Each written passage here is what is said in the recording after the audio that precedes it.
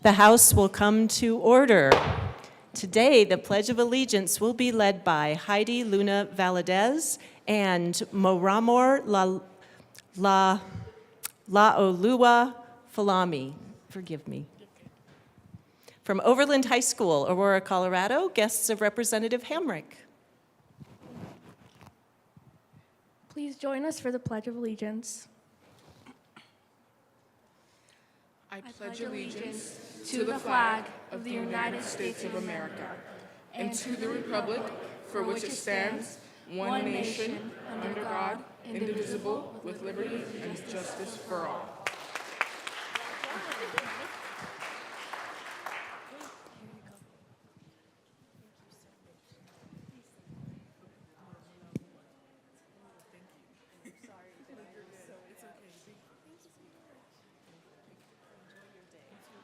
Mr. Schiebel, please call the roll. Representatives Amabile,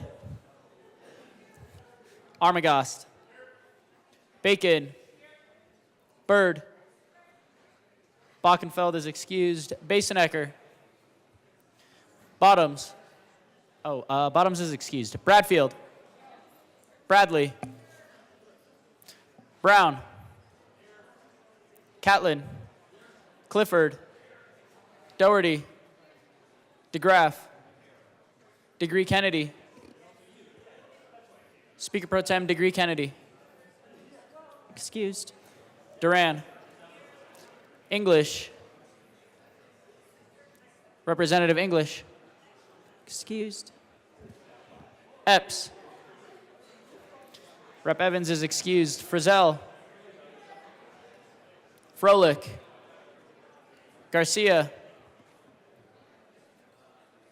Representative Garcia, Excused.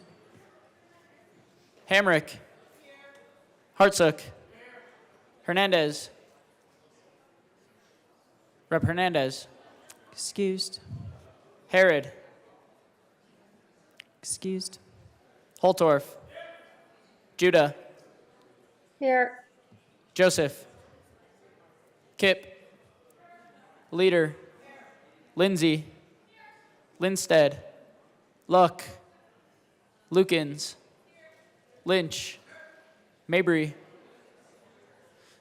Representative Mabry, Excused. Marshall, Rep Marshall, Excused. Martinez, Here.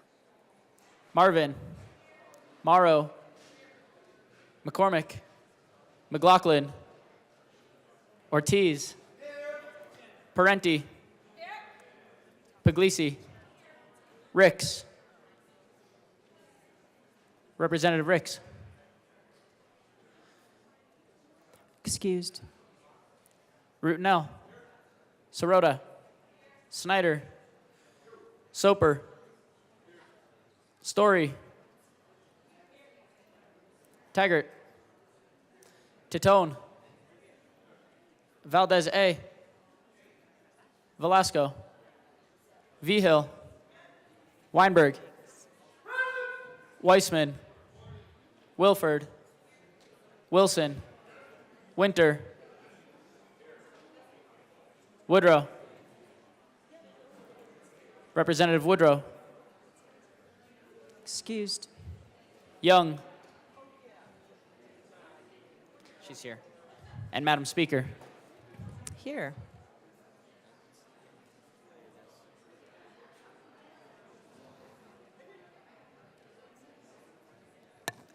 With 54 present, 11 excused, we do have a quorum. Representative Catlin. Thank you, Madam Speaker. It's an honor to serve with you. Representative Catlin, it is an honor to serve with you. Thank you, ma'am. Members, whoa. Boy, that came out, didn't it? Members, you all have heard that old saying, another day, another dollar. Well, I think in the Capitol building, we ought to change that to another day, another donut. Because everywhere I go, somebody's got donuts. There they are. And we pay for that after we get home. So I think I'd rather have another dollar today rather than another donut. But anyway, Madam Speaker, I move that the Journal of Tuesday, April 23rd, 2024 be approved as corrected by the Chief Clerk. Very well done. Members, you've heard the motion that the journal be approved as corrected by the Chief Clerk. All of those in favor say aye. Aye. All those opposed, no. The ayes have it. The motion passes. For real. Members, we're going to do a few announcements and introductions. Representative Hamrick. Representative Hamrick. Thank you, Madam Speaker. It's a pleasure to serve with you. And a pleasure to serve with you. I am so excited to introduce people from my high school, the high school that I spent 32 years teaching at, these amazing students. These are students from Overland High School. They were recipients of this year's John Lewis Award from the Center for Civic Education, awarded to one school across the country each year to help them participate in the national finals for the We the People mock congressional hearings in Washington, D.C. Overland is one of only 5 schools to ever represent Colorado at the national finals in its more than 35-year history. Please give it up for Overland High School.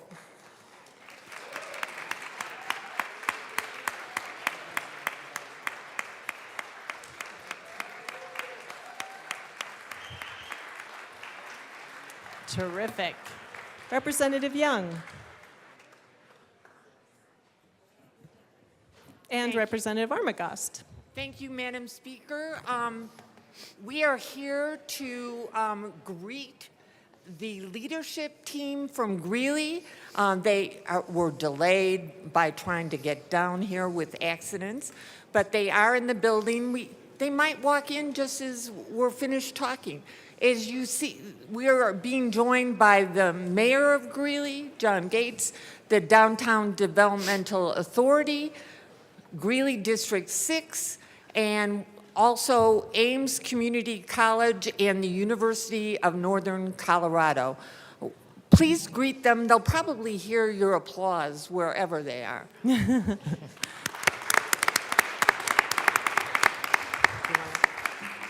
Representative Armagost. Thank you, Madam Speaker. Yeah, it's great for me to be able to represent Greeley. It's my old stomping grounds growing up in Greeley. Great community. It's amazing to see how much it's still continuing to grow and prosper and growing strong. Greeley's doing very awesome and innovative things, and I'm proud to represent it. Thank you. Wonderful. Madam Majority Leader. Thank you, Madam Speaker. I move to proceed out of order for consideration of resolutions. Seeing no objection, we will proceed out of order for consideration of resolution. Madam Majority Leader. Oh, I lost her. Madam Majority Leader.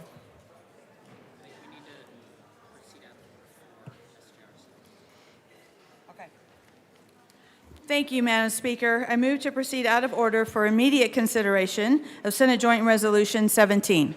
Seeing no objection, we will proceed out of order for immediate consideration of Senate Joint Resolution 17. Mr. Schiebel, please read the title to Senate Joint Resolution 17. Senate Joint Resolution 17 by Senators Will and Roberts, also Representatives McLaughlin and Lynch, concerning the Colorado Legislative Sportsman's Caucus and in connection therewith, designating April 18th, 2024 as Sportsman's Day. Representative McLaughlin. Yes, I move SJR 2417 to the Committee of the Whole, please. And I ask that the mission statement be read. Excellent. Mr. Schiebel, please read the mission statement. The stated mission of the Colorado Legislative Sportsman's Caucus, a nonpartisan caucus formed in 2002 by the 63rd General Assembly, is to preserve and promote the traditional rights of American citizens to hunt, fish, and pursue outdoor activities, ensure that America's sportsmen and women have reasonable access to public lands to enjoy outdoor pursuits, protect the investment of sportsmen and women in wildlife and fisheries management by safeguarding the integrity of user fee trust funds, support efforts to enhance multi-use habitat management for wildlife and fisheries, recognize the importance of hunting, fishing, and other outdoor activities to our nation's economy, support the maintenance and growth of outdoor-related industries and activities, and work as a collaborative partner with the agricultural community in providing and protecting wildlife habitats. Representative Lynch. Thank you, Madam Speaker. You know, this group is really the very first conservationists, and you can't go shoot them if they're not alive. So you gotta keep them alive to go hunt them. I'm just saying. Honestly, this group is really passionate about our outdoors. You know, I often say from right here in the well that nobody comes to Colorado to just hang out in another city. They come here for all the beauty that our state offers that is really, truly exceptional in this nation. And we need to do whatever we can to prop this group up. It is a wonderful, wonderful group of folks. I hope you were all able to come out and experience some of that wild game that we had a couple days ago. Due to the calendar, we're a couple days, well, actually the Senate had this, I think, on that day, so we'll blame it on the Senate. But once again, a great group, and we need to do whatever we can to honor them. Representative McLaughlin. Thank you. Our sportsmen are a big part of Colorado, and we just want to make sure that they know how appreciated they are. Thank you. Excellent. Seeing no further discussion, the motion before us is the adoption of Senate Joint Resolution 17. Mr. Schiebel, please open the machine and members proceed to vote. Representative Martinez, how do you vote? Yes. Representative Martinez votes yes. Representative Woodrow, how do you vote? Yes. Representative Woodrow votes yes. Representative Judah, how do you vote? Yes. Representative Judah votes yes.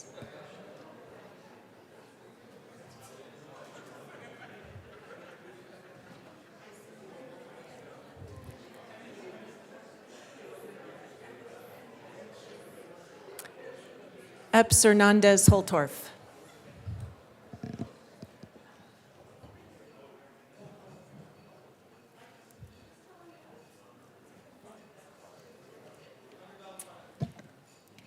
Yeah, I'm tempted. Representative Holtorf, we should make that what? $15? $20. Yeah, none of that. Mr. Schiebel, please close the machine. With 57 ayes, 0 no, 8 excused, Senate Joint Resolution 17 is adopted. Co-sponsors.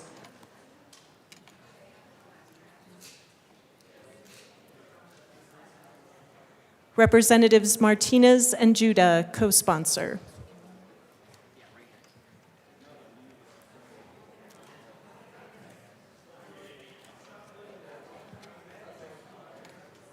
Please close the machine.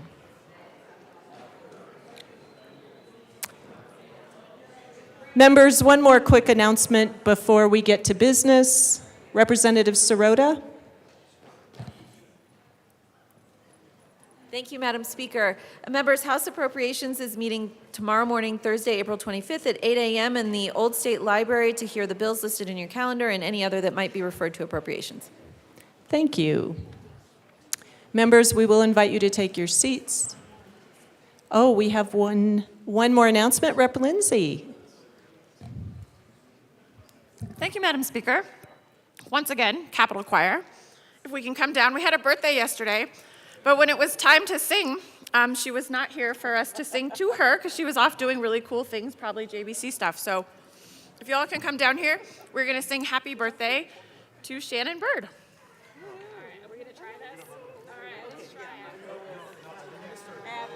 Birthday to you. Happy birthday to you. Happy birthday, dear Shannon. Happy birthday to you. Woo! Happy birthday. Very well done.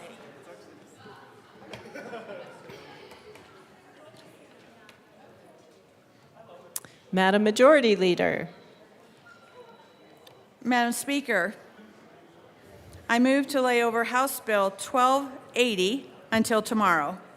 House Bill 1280 will be laid over until tomorrow, April 25th. Mr. Schiebel, please read the title to House Bill 1308. House Bill 1308 by Representatives Frizzell and Lindsay, also Senator Gonzalez, concerning provisions to facilitate the effective implementation of programs for affordable housing and in connection therewith, adding annual reporting requirements by the Division of Housing concerning applications for affordable housing programs and money in and issued from the Housing Development Grant Fund, creating a process for reviewing and approving applications for all affordable housing programs by the Division of Housing, making modifications to the city housing law to allow a city to own or lease and manage, operate, or maintain or contract for management, operation, and maintenance of housing projects, and specifying the requirements for an application and annual reports for purposes of a property tax exemption for a community land trust or nonprofit affordable homeownership development for property that has been subdivided. Yeah, right? That's a bill title.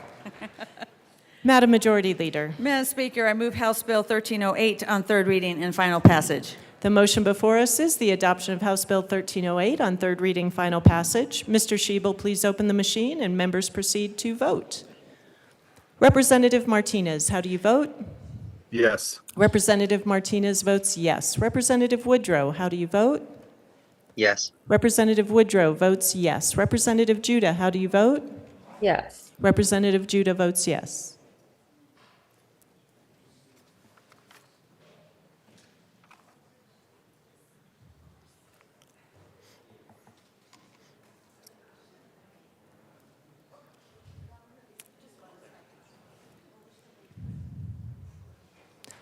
Please close the machine. With 50 aye, 8 no, 7 excused, House Bill 1308 is adopted. Co-sponsors.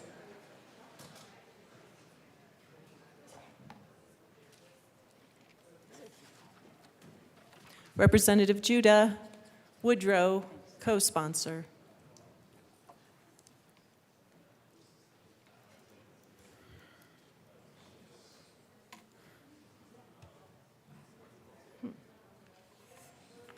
Please close the machine. Mr. Schiebel, please read the title to House Bill 1438. House Bill 1438 by Representatives Mabry and Judah, also Senator Roberts, concerning the implementation of certain affordable prescription drug programs and in connection therewith making appropriation. Madam Majority Leader. Madam Speaker, I move House Bill 1438 on third reading and final passage. The motion before us is the adoption of House Bill 1438 on third reading, final passage. Mr. Schiebel, please open the machine and members proceed to vote. Representative Martinez, how do you vote? Yes. Representative Martinez votes yes. Representative Woodrow, how do you vote? Yes. Representative Woodrow votes yes. Representative Judah, how do you vote? Sorry, yes. Representative Judah votes yes.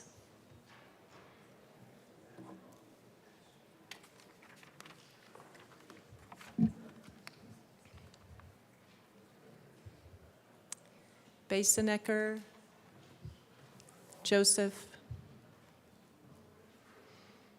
Please close the machine. With 45 aye, 14 no, and 6 excused, House Bill 1438 is adopted. Co-sponsors. Representative Martinez, Representative Woodrow, co-sponsor.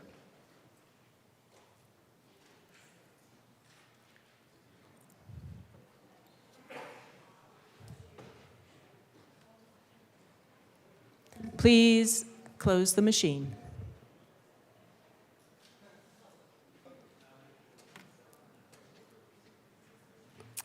Mr. Schiebel, please read the title to House Bill 1437.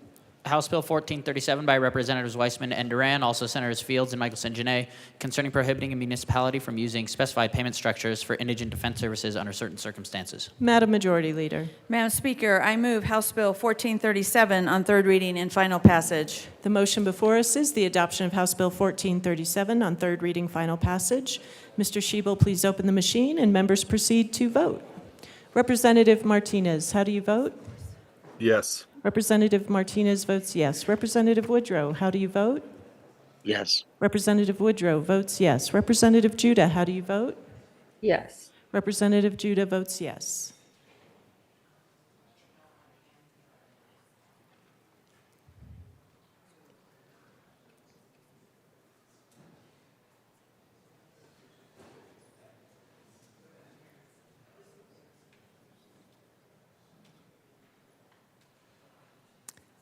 Please close the machine.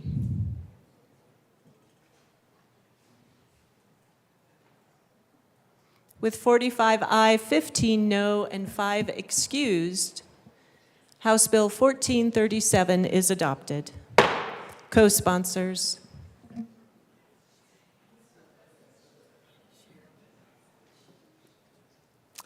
Representatives Woodrow and Judah, co-sponsor.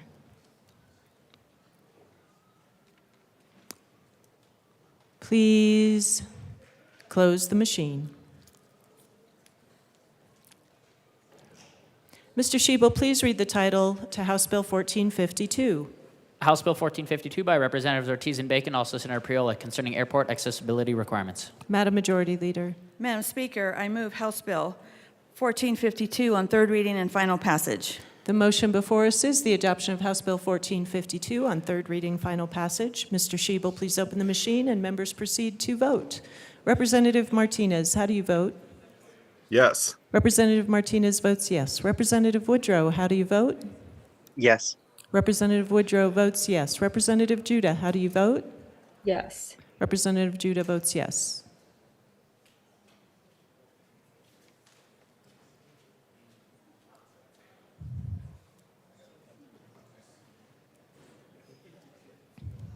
Please close the machine.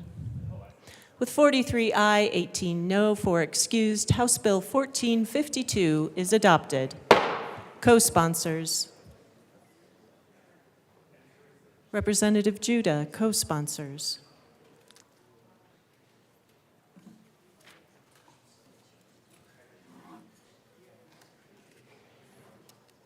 Please, Representative Martinez, co-sponsors.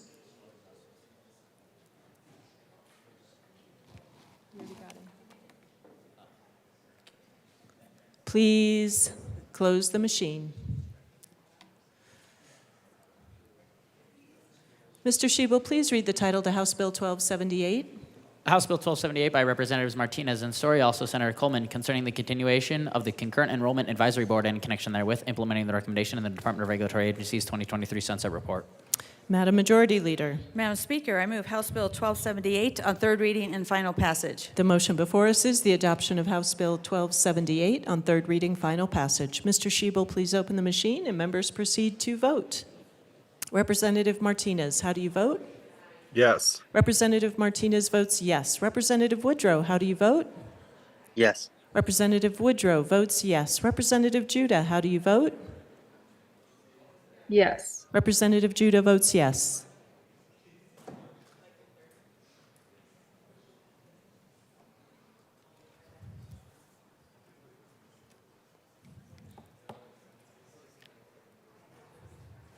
Garcia Hernandez.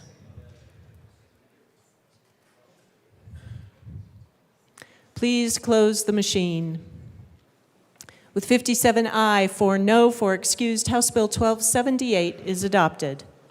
Co-sponsors.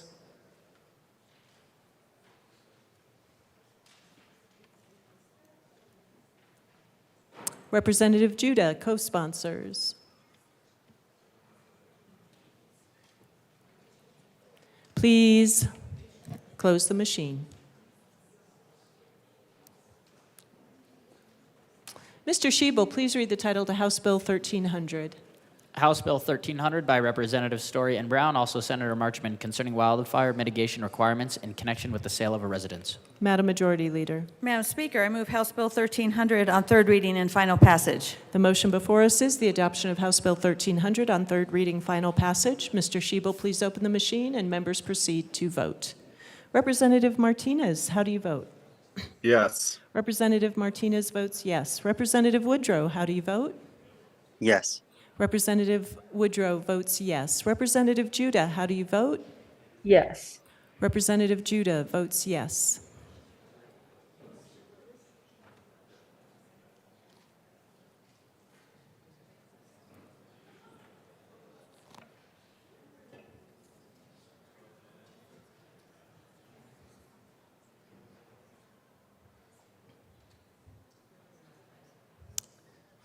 Leader,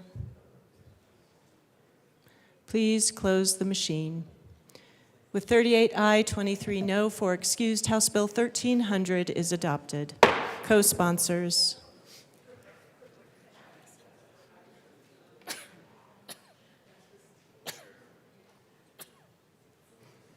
Representatives Judah and Woodrow co-sponsor.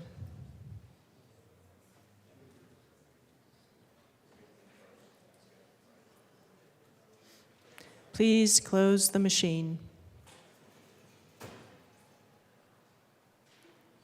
Mr. Schiebel, please read the title to House Bill 1384. House Bill 1384 by Representatives Burton Sirota, also Senators Enzinger and Kirkmeyer, concerning applying for federal grants related to certified community behavioral health clinics. Madam Majority Leader. Madam Speaker, I move House Bill 1384 on third reading and final passage. The motion before us is the adoption of House Bill 1384 on third reading, final passage. Mr. Schiebel, please open the machine and members proceed to vote. Representative Martinez, how do you vote? Yes. Representative Martinez votes yes. Representative Woodrow, how do you vote? Yes. Representative Woodrow votes yes. Representative Judah, how do you vote? Yes. Representative Judah votes yes.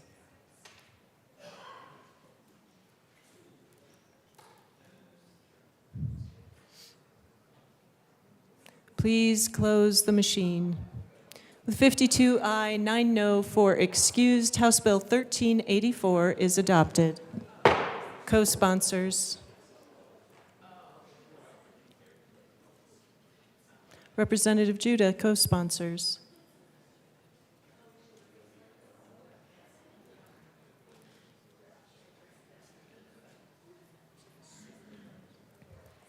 Woodrow. Rep. Woodrow, co-sponsors. Please close the machine. Mr. Schiebel, please read the title to House Bill 1173. House Bill 1173 by Representative Valdez, also Senator Priola, concerning streamlining the process for permitting electronic motor vehicle charging systems. Madam Majority Leader. Madam Speaker, I move House Bill 1173 on third reading and final passage. The motion before us is the adoption of House Bill 1173. I'll pause. Representative DeGraff. Thank you, Madam Chair. There's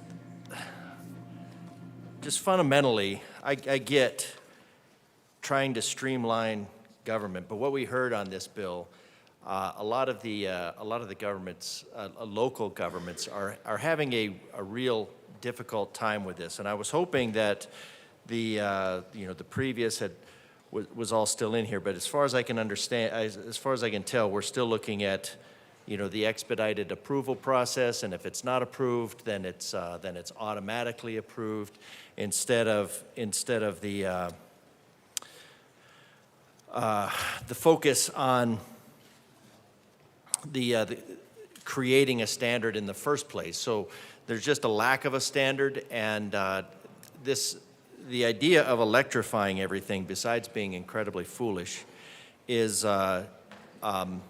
it creates a large burden on the electric grid in the areas. So there's a lot more to be considered here, as opposed to just running a wire underground someplace, which in that alone has a lot of problems around it. Even if you want to or a lot of issues around it. Even if you want to just run something benign like a pump for a goldfish pond, but this is significantly more than running a pump for a goldfish pond. So you can't just tell somebody that they're going to magically put up or ask for a permit to put up something that is incredibly dangerous. These inherently, these stations with the high number of electrons going through there, the amperage and the voltage, etc., these are incredibly dangerous. And if they are done wrong, they start fires. There's a lot of problems around the stations besides the foolishness of the EV itself. So I think this needs to be a no. And there needs to be these municipalities should not be held to a standard that really doesn't exist. And I don't even know if it can exist, given the unique the unique work around each and every one of them. So if I were a municipality, I think I would just be, with this bill, I would be more inclined to just say no. And that creates another problem altogether. Just deny it on spec. So, yeah, I kind of hope that's what happens with this bill, just because I think this puts a demand on the municipalities. It makes the assumption that they're just not doing this. They're not doing this work just because they don't want to.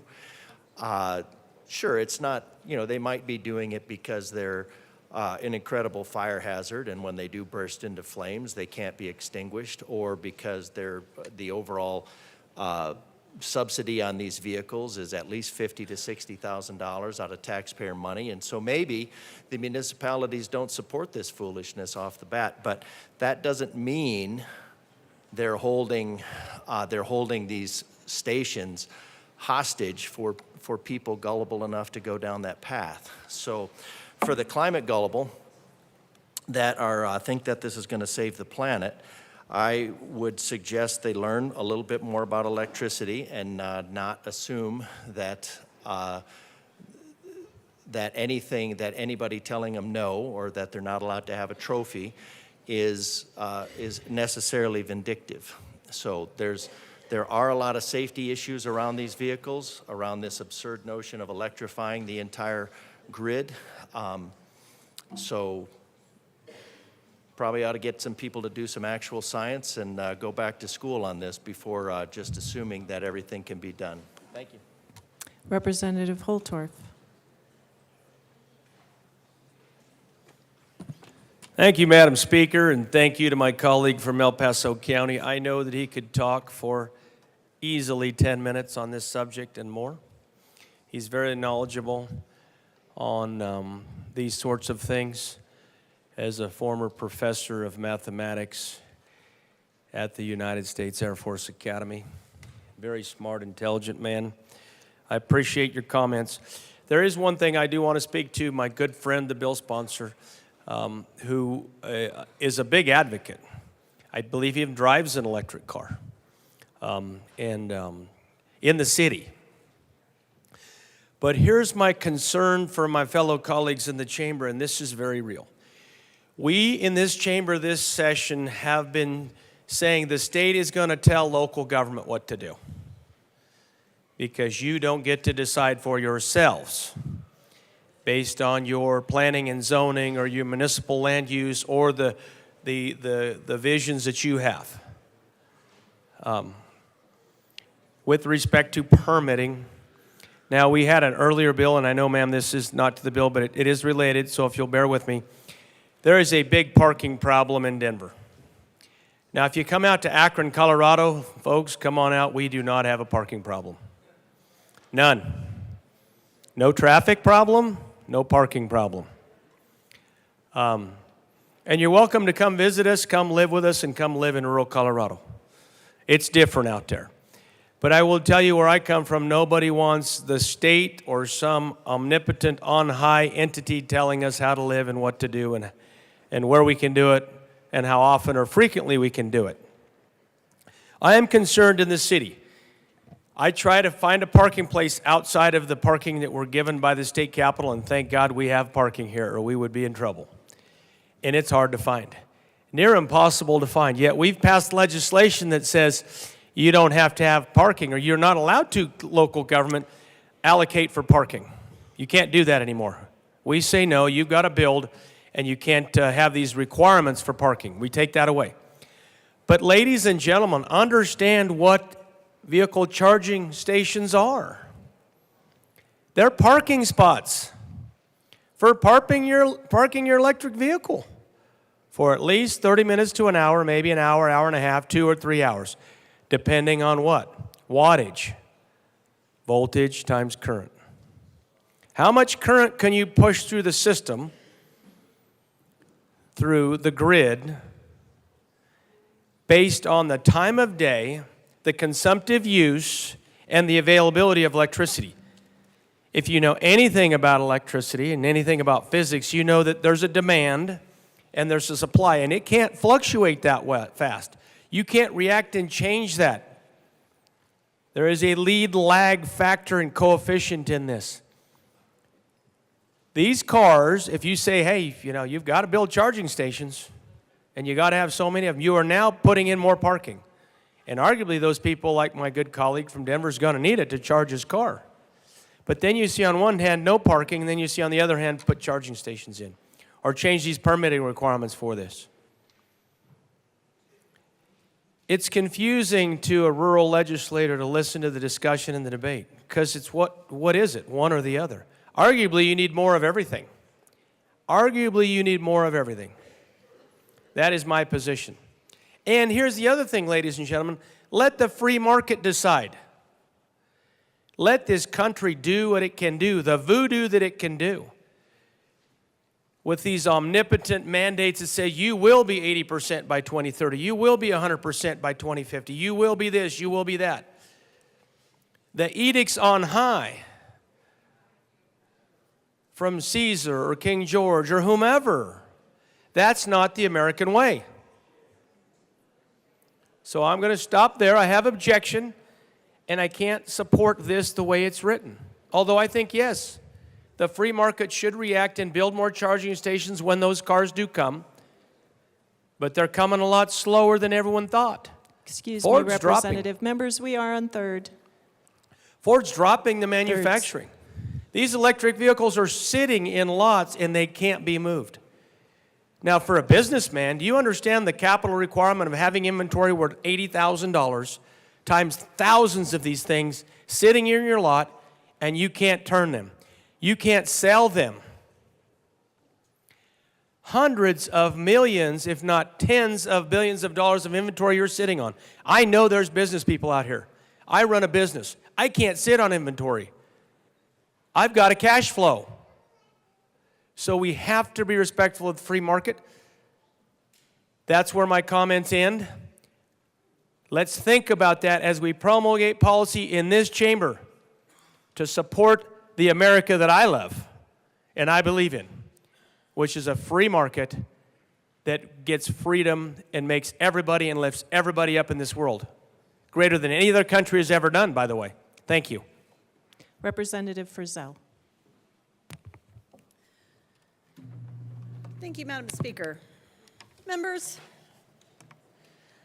I rise in opposition to this bill. This is an unfunded mandate on our counties, municipalities, and utilities. Nothing more. This is the state's heavy hand driving what should be free market decisions. I get that we want to electrify the state. I get it. But there's the old cowboy saying, you can lead a horse to water, but you can't make him drink. I have in my town these EV charging stations popping up all over the place. We used to have more, but they weren't being used, so they got pulled out. That was expensive. You know, I think that we always need to think about what we are doing here. What are we voting on? What kind of policies we are setting forth from this building? This policy to require permitting standards that cities and counties may not be able to accommodate. Have you actually talked to them? Have you actually had that conversation? Because if you had, you would hear that they have concerns. We need to be partners. In this building, in these chairs, we need to look at ourselves as partners with local government, not dictators. And what we are doing is dictating again. I have a feeling I may be saying that a few more times before we're done here over the next couple of days. I ask for a no vote. Representative Luck. Thank you, Madam Speaker. I rise in objection in opposition to this bill. I serve counties where there are 4,000 folks in the entirety of the territory, and many of them live in houses that are connected to propane or use old-fashioned fire. They're cabins that people would come to in the summer, and they don't even have some basic utilities. The idea that we would tell all of these counties that they have to work on this, that they have to expend time to deal with this topic when it may not even be on the list of things to do, much less on the priority list of things to do, I find objectionable, especially since there's nothing, as I understand it, in statute that precludes a county from taking these steps to begin with. So if this is an issue in your county, and you don't think that your county has a proper permitting process, then encourage your county commissioners to take this up and to increase it on that priority to-do list. But for those of us who have counties that this isn't even contemplated as an issue, and they have limited resources, let them expend those limited resources dealing with the issues that are actually impacting their communities, as opposed to dealing with the bureaucratic paperwork that this body imposes. Assistant Minority Leader Winter. Thank you, Madam Speaker. I rise in opposition to this bill. Like my good colleague from Douglas County said, this is just one more unfunded mandate on small and rural counties. I mean, counties 20,000 or more must adopt an ordinance. And that makes it really tough. We've talked about in other legislation here when we talked about, the high density parking and the other things that we spoke about is a lot of the cities and local towns that I represent, they work really hard on setting up plans and ideas on how they want their communities to grow, where they want them to grow, and what is expected of those communities as they grow. They take all this time and effort in doing studies and stakeholder meetings, and then a lot of the legislation that we pass here directly affects those things. So I think, taking a step back, we need to look at these things as we move forward. It is an unfunded mandate. For most of the counties in my district, they don't even have the infrastructure to be able to put these chargers in. It's lagging, it's not there. Our infrastructure is old and outdated. And on the other hand, it's not a good fit. It's that old saying, round peg in a square hole. And what makes that hard is, and I've said it numerous times up here, I understand that there's places in the state that want to move forward with certain ideals and ideas, and then there's some places in the state that aren't even ready. Maybe they want to, but they're not even ready. And adding one more unfunded mandate and more language that says shall and must is just really hard for me as a legislator to get behind. So for those reasons, I will be a no vote. Thank you. Seeing no further discussion, the motion before us is the adoption of House Bill 1173 on third reading and final passage. Mr. Schiebel, please open the machine and members proceed to vote. Representative Martinez, how do you vote? Yes. Representative Martinez votes yes. Representative Woodrow, how do you vote? Representative Woodrow votes yes. Representative Judah, Yes. how do you vote? Sorry. Yes. Representative Judah votes yes.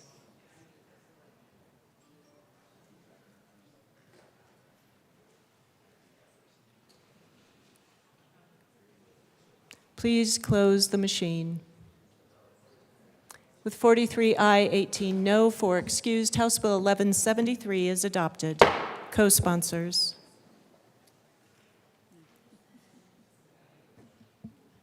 Representative Woodrow, co-sponsors. Representative Judah, co-sponsors.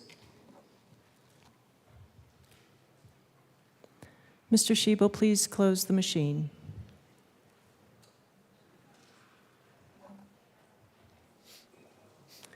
Mr. Schiebel, please read the title to House Bill 1050.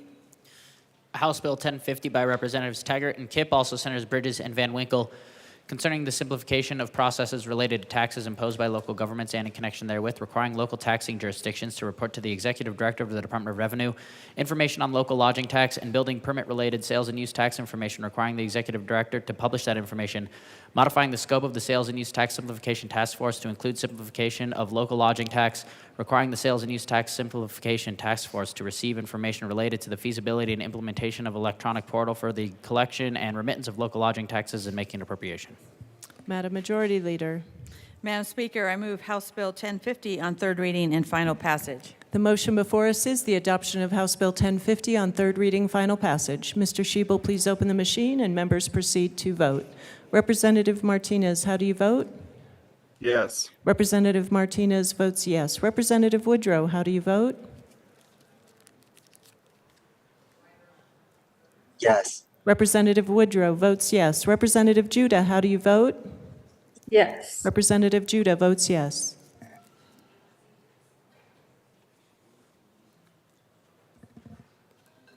Please close the machine. With 61 ayes, 0 no, 4 excused, House Bill 1050 is adopted. Co-sponsors.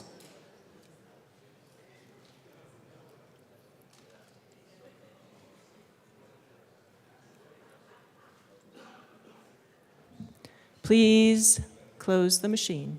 Oh, Representative Woodrow, co-sponsors. Please close the machine.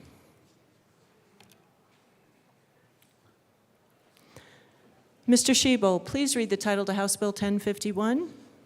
House Bill 1051 by Representatives Basenecker and Morrow, also Senators Gonzalez and Priola, concerning the regulation of businesses that obtain a permit from the Public Utilities Commission to tow motor vehicles and in connection therewith making an appropriation. Madam Majority Leader. Madam Speaker, I move House Bill 1051 on third reading and final passage. Representative Woodrow.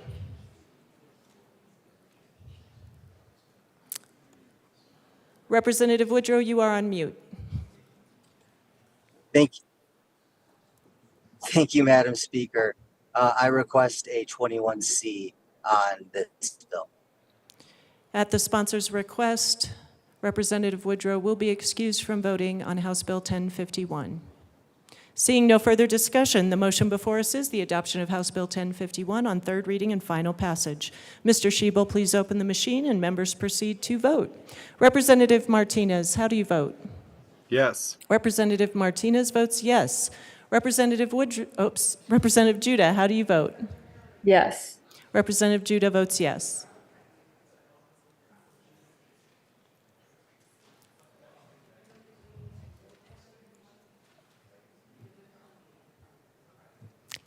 Please close the machine. With 45 ayes, 16 no, 4 excused, House Bill 1051 is adopted. Co-sponsors.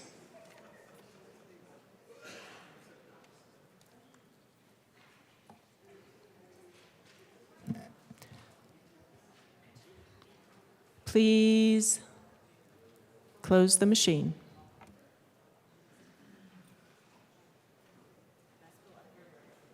Mr. Shebel, please read the title to House Bill 1327. House Bill 1327 by Representatives Bradley and Duran, also Senator Mullica, concerning the continuation of the regulation of physical therapy practice and in connection therewith, implementing the recommendations contained in the 2023 Sunset Report by the Department of Regulatory Agencies. Madam Majority Leader. Madam Speaker, I move House Bill 1327 on third reading and final passage. Mr. Shebel, the motion before us is the adoption of House Bill 1327 on third reading, final passage. Mr. Shebel, please open the machine and members proceed to vote. Representative Martinez, how do you vote? Yes. Representative Martinez votes yes. Representative Woodrow, how do you vote? Representative Woodrow votes yes. Representative Judah, how do you vote? Yes. Representative Judah votes yes.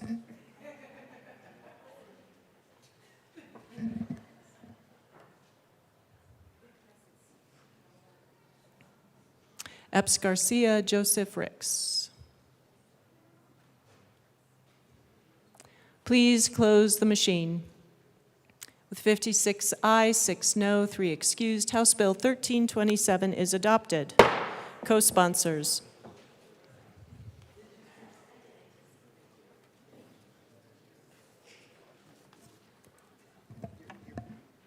Please close the machine.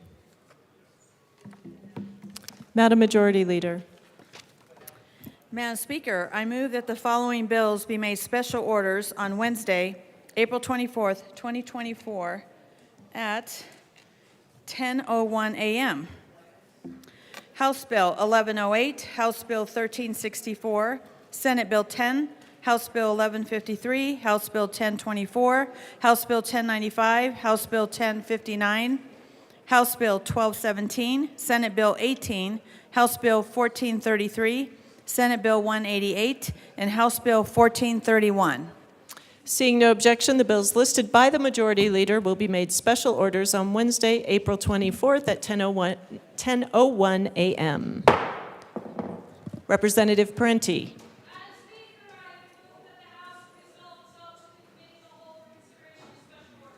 Members, you have heard the motion. Seeing no objection, Representative Parenti will take the chair.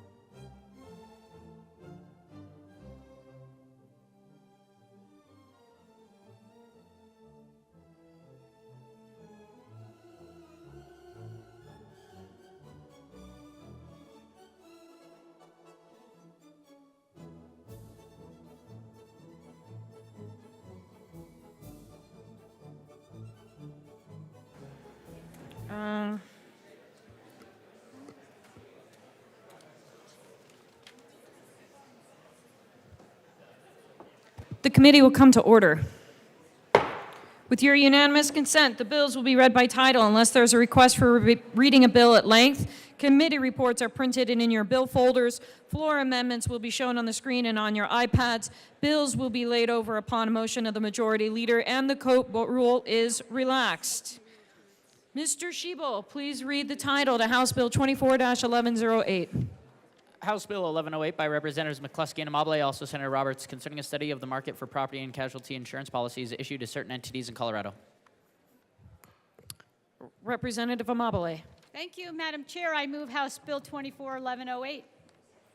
And I think that's it. I have two committee reports. Okay. And the Appropriations Report and the Business and Labor Committee Report. To the Appropriations Committee report.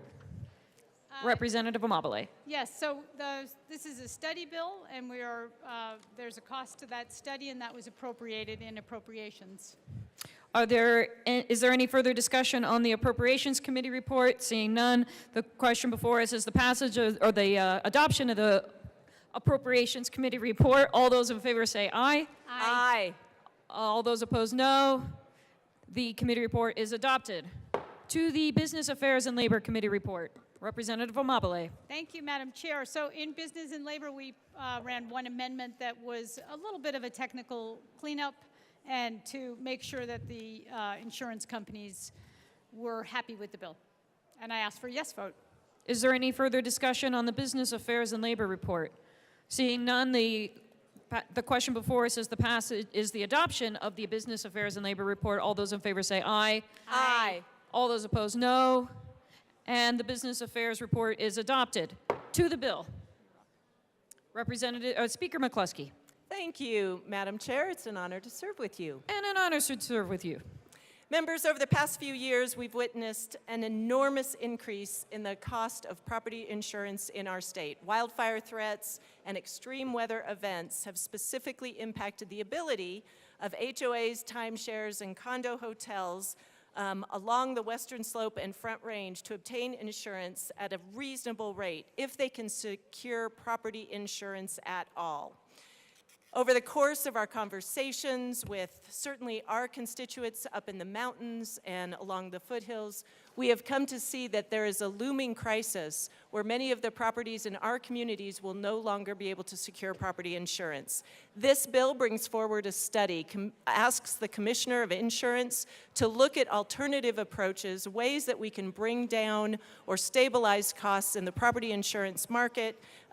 We certainly need to take this time and do it right. With that, I urge an aye vote. Representative Amabile. Thank you, Madam Chair. I'll just add that having insurance and the ability to get insurance affects every aspect of the real estate market, and that is a crucial part of our economic vitality, and that's why this is so important. I ask for a yes vote. Is there any further discussion? Representative DeGraff.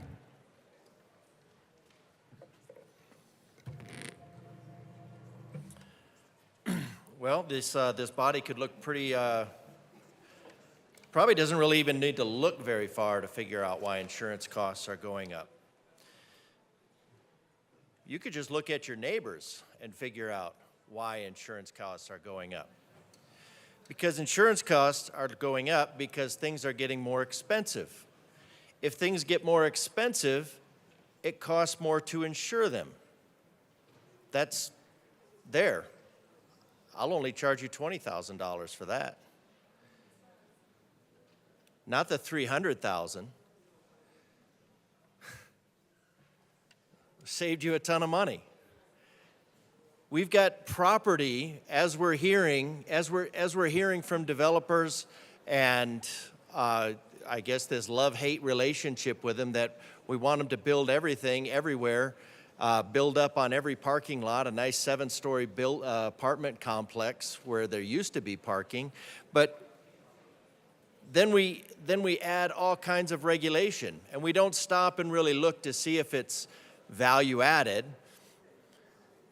Then you go through and do a bunch of nonsense like requiring electrical charging stations, and then you say, well, you have to be able to allow them. Keep it to the bill, Representative DeGraff. It's a study bill. Thank you, Madam Chair. I'm speaking to the bill because there's things like requiring landlords allow EVs to park in the garage that have a deleterious effect on the cost of insurance. There's lots of costs on insurance because that continue on after the good intentions leave this room. So you have regulation after regulation, sometimes counter regulations that get in the way of each other. And this adds, we're told, about 25% to the cost of a house, to the cost of a home. So, but that 25% has to be covered. You might require a new home to have all kinds of really, really inefficient, high-efficiency stuff. It's kind of an oxymoron, but that goes on a lot. That you have to have a super high-efficiency furnace that will never pay for itself, and it will never meet it'll never offset the energy requirements that went into it. I spent a lot of time looking at this. A furnace of high efficiency to get a small rebate costs $5,000–6,000 more. You get a $500 rebate. It just doesn't pay for itself. And then the funny thing is, when you do that sort of thing, then you have to introduce leaks into your house through an air exchanger, in order to not have all of the health effects of having a completely sealed house. So just those kind of conflicting regulations where instead of having an air exchanger, maybe you have a little bit leakier house. Maybe instead of having a furnace that's going to be Representative going out all DeGraff, the are we time. still talking about insurance studies? Yes, ma'am. We're still talking about insurance because ultimately these are examples of costs that go into a home that are being required out of rooms like this.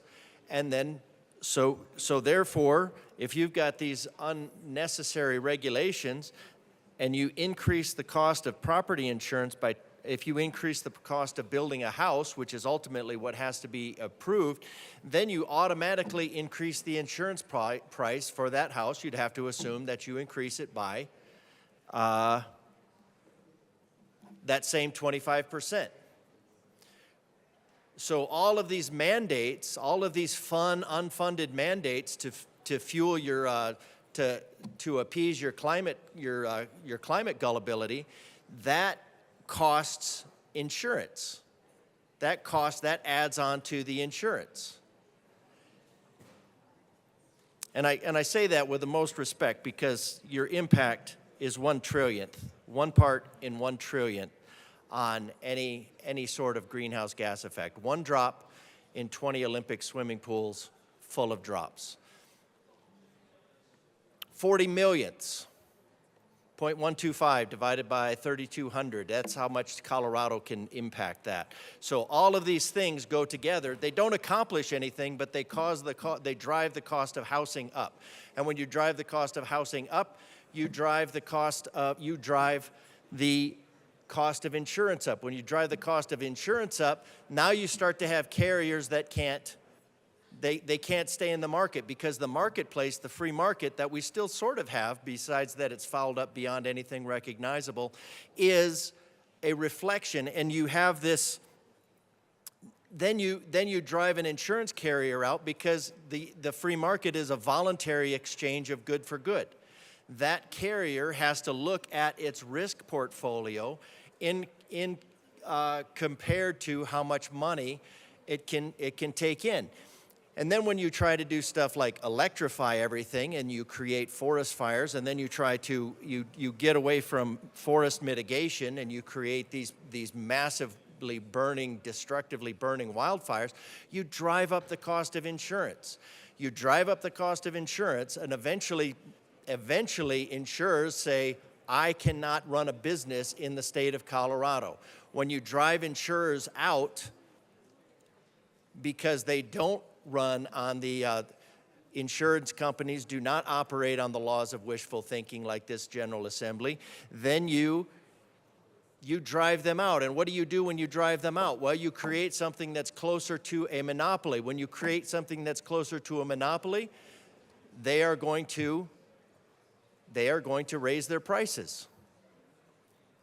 So it's what goes on in this room that is ultimately what is driving up these policies. And then you also look at the energy costs. I forgot to mention the energy costs. You're driving up the cost of energy. Why? Climate superstition. Representative Graff, let's keep it to the insurance study.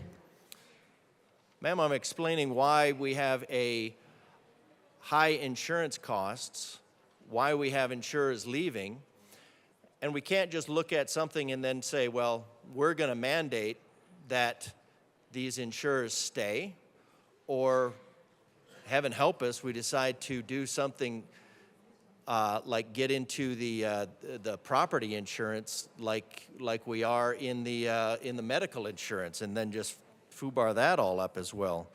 So energy costs are up. Property and regulation requirements are up. Property tax, that probably doesn't really do so much to it since that's just static. But all of these costs drive up the cost of property. And when you drive up the cost of rebuilding a house because the energy to build it is more expensive, the energy to get the materials there is more expensive, all of these things, they make the building more expensive, they make the replacement cost more expensive, and if you make the replacement cost more expensive, what you're doing is you're going to make insurance costs more expensive. If you make insurance costs more expensive and somebody can't make any money because they can't charge a decent fee, because people eventually, the market, what they'll do is they'll just say, I can't afford insurance. I can't even get insurance. It's just not available. Well, who made it not available? This room made it not available. So it's very hypocritical to spend $300,000 out of Colorado's money when they're already paying $25,000 to try to sate an insatiable appetite of the Colorado legislature. And then to say, well, people are responding to these costs. The other thing that these insurance costs have to do, they have to cover their employees here in Colorado. All their costs are going up. Everything is going up. So you want to cause every single factor of these businesses to increase in cost because those employees have to get to work. Those employees have to have a house for themselves. All of these things. So you really don't need $300,000 when you can just look in a mirror and figure out why insurance costs are high, why insurance companies are leaving. Excuse me, Representative DeGraff. Members, it's getting a little loud. Thank you. Please proceed. And to basically try to look the other way from what is your fault, sticking the voters of Colorado with another bill for $300,000. Now I know in the case in the overall scheme, $300,000 compared to $43 billion for the making about a $25,000 bill for the family of 3.5. $300,000, it's wafer thin. This room, this building is why costs are going up.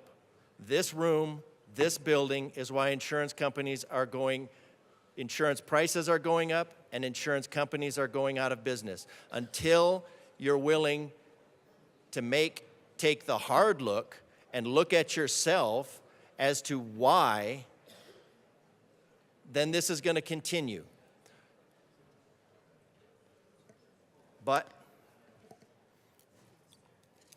this is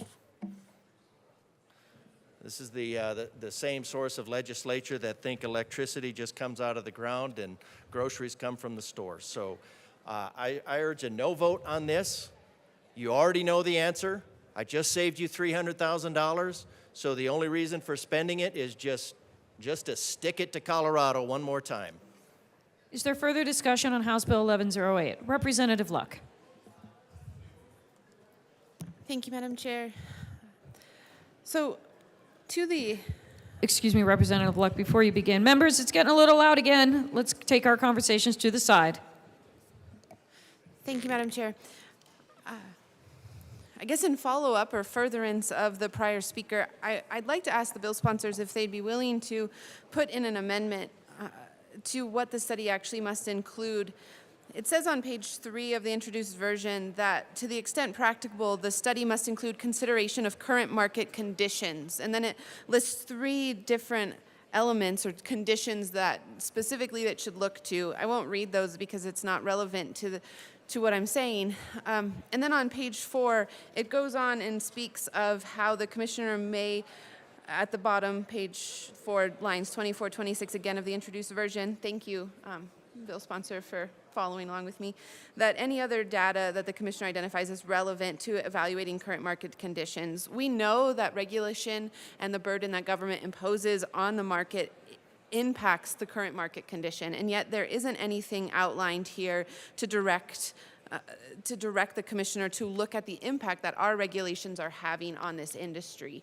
And so I would like to know if the bill sponsor would be willing to delineate that the current market conditions can also include a look at the regulatory space as they relate to the ways these insurance policies are changing or are being done in our state.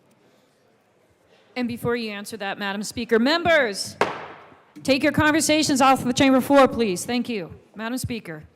Thank you, Madam Chair, and thank you, Representative, for the question and the suggestions. I do believe that when we look at the items listed under current market conditions, like the availability of coverage and the affordability of coverage, we've identified some of the components that would be within our framework of the different types of insurance programs that could be available. I certainly think regulation is all a part of that. I don't know that it has to be called out separately, particularly given, I think, kind of broad statements over both of those items does allow for that to be, as part of the consideration. Representative Luck. Thank you, Madam Chair, and thank you for that response. I guess in my mind, the way that I read this is that the commissioner is being focused in on the insurance providers themselves and not on the broader context within which those insurers are operating. And over the last couple of years especially, this body has adopted new laws and statutes, and thereby the department that oversees these insurance companies have promulgated new rules that impact on the ways that these insurance companies are able to operate in that market. So they're not operating solely. We are influencing price. We are influencing action by the laws that we have passed in this chamber over the last couple of years. And I don't see and hear what you're saying. I'm glad it's being put on the record that the commissioner can look at that and should be looking at that larger, broader context. But the way that I read this is that the commissioner is supposed to be looking at the insurers themselves or those companies themselves as they're interacting, and not on these outside forces that are acting upon them and informing their decisions. Speaker McCluskey. Members, keep it down. Thank you, Madam Chair. And I would also offer, I appreciate Representative Luck, the conversation, and we worked very closely with our insurance carriers through this entire process, because they too are, I think, not only willing, but encouraged by the idea of a study where we can go look for and try to identify alternative paths or parallel paths in how we address the extraordinary events that are happening in the state of Colorado and how we should be insuring them. I would be concerned about any additional language here, since we had worked so closely with them. And I, at this point, appreciate that input. I have a lot of confidence that with their partnership, we are going to be considering all of those impacts. Is there further discussion on House Bill 24-1108? Seeing none, the motion before us is the passage of House Bill 1108. All those in favor say aye. Aye. All those opposed, no. The ayes have it. The bill is passed. Mr. Schiebel, please read the title to House Bill 24-1364. House Bill 1364 by Representatives McCluskey and Bacon, also Senators Bridges and Lundin, concerning measures to support education-based workforce readiness. Speaker McCluskey. Thank you, Madam Chair. I move House Bill 1364 and the Education Committee report and the Appropriations Committee report. To the Appropriations Committee report. Thank you, Madam Chair. Members, we did pass an amendment in appropriations to add funding to this effort. Unfortunately, there was a typo, and so I move L006 to the Appropriations Committee report. And ask that it be displayed. And ask that it be displayed. Thank you. Forgot.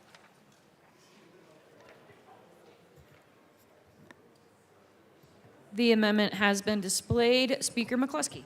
Thank you, Madam Chair. As you can see, it should have been $767,405 instead of $797,405. I'm glad we caught this. Saves us $30,000, and I ask for an aye vote. Is there further discussion on Amendment L006? Seeing none, the motion before us is the adoption of Amendment L006. All those in favor say aye. Aye. All those opposed, no. The amendment is adopted. To the Appropriations Committee report. Seeing no further discussion, the motion before us is the adoption of the Appropriations Committee report as amended. All those in favor say aye. Aye. All those opposed, no. The Appropriations Committee report as adopted is, or as amended, is adopted. To the Education Committee report. Representative Assistant Majority Leader Bacon. Thank you. In the Education Committee, we just brought a few amendments to provide clarification around administrative rules and actually some of the components to what we would include In the study and recommendations or requests, if you will, from CDLE, the purpose of this bill is primarily to create a longitudinal data study. So we had to be sure we had some additional insights from the agencies. And with that, we urge and I vote. Or Madam Speaker. Speaker McCluskey. Thank you, Madam Chair. I just want to add one small thing. It was very important to us that we recognize the interests of our rural districts, so we did run an amendment to be sure that rural districts were clearly identified in the bill. Is there further discussion on the education report? Seeing none, the motion before us is the adoption of the Education Committee report. All those in favor say aye. Aye. All those opposed, no. And the Education Committee report is adopted. To the bill. Assistant Majority Leader Bacon. Thank you, Madam Chair. House Bill 1364 is a labor of love that was put together after the completion of a very important study and task force that myself and Madam Speaker were able to promote and put forward a couple sessions ago. The question that was before us is to figure out how we can streamline or connect all of our concurrent programs or our credential-seeking programs, or if you will, concurrent programs means how can one earn also college credits. And one of the major recommendations from the task force was that we actually do need to figure out what it is that all of we are offering by way of programming. But another major recommendation was that we need to be able to streamline our data across agencies to understand what students are engaging in, to understand the impacts of what they're engaging in. And so that has now been manifested in what we call a longitudinal data study. And so we're really excited about this because in order for us to make efficient decisions and in order for us to make impactful decisions, we need to be sure that our agencies are talking to each other, and we need to be sure that we are able to pull our data together across agencies, again, to determine those efficiencies and impact. And so we're talking about what does it mean to make investments as early as ECE all the way up to concurrent enrollment. And so that means let's look at data from CDE, let's look at data from the early childhood, let's look at data from as much as we can around higher ed. And to my colleague who has served how many years in the military, we know that metrics are key. So this would require an investment, but without it, we cannot make substantive moves forward. And so with that, I urge an aye vote to really set us up for success across our programming. Speaker McCluskey. Thank you, Madam Chair and members. This may be the bill I'm most excited about this year. Certainly want to thank my co-prime, Assistant Majority Leader Bacon, because we've been on this journey now for years. As a state, we have a very rich history in the number of post-secondary and workforce readiness programs that we offer in the 11th and 12th grades of our high school and even beyond into those early years of college. In that space we call the big blur. You know, these programs allow high school students to earn college credits, in-demand industry credentials, as well as work-based learning experiences, all that help inform their career and educational paths forward. In the state, we have created programs that support these opportunities, things like early college, concurrent enrollment, P-TECH, and other programs that help students succeed, the School Counselor Corps and the Rural Co-Action Grants. These experiences enrich our students' abilities, understandings of what it means to go out into the world and live the Colorado dream. This bill is really exciting because not only are we working on a study to help better identify costs for these programs, how we can make sure every school in this state provides these opportunities, but also a longitudinal data system that is going to help inform how we do all of this work better. A dream I know for those of us in the public education sphere and a hope we've had for years. There was some additional conversation after we ran the bill through Education Committee, and to that end, I move L004 to House Bill 1364. And ask that it be properly displayed. Madam Chair, thank you for your kind reminder. Being on this side of the mic, I keep forgetting.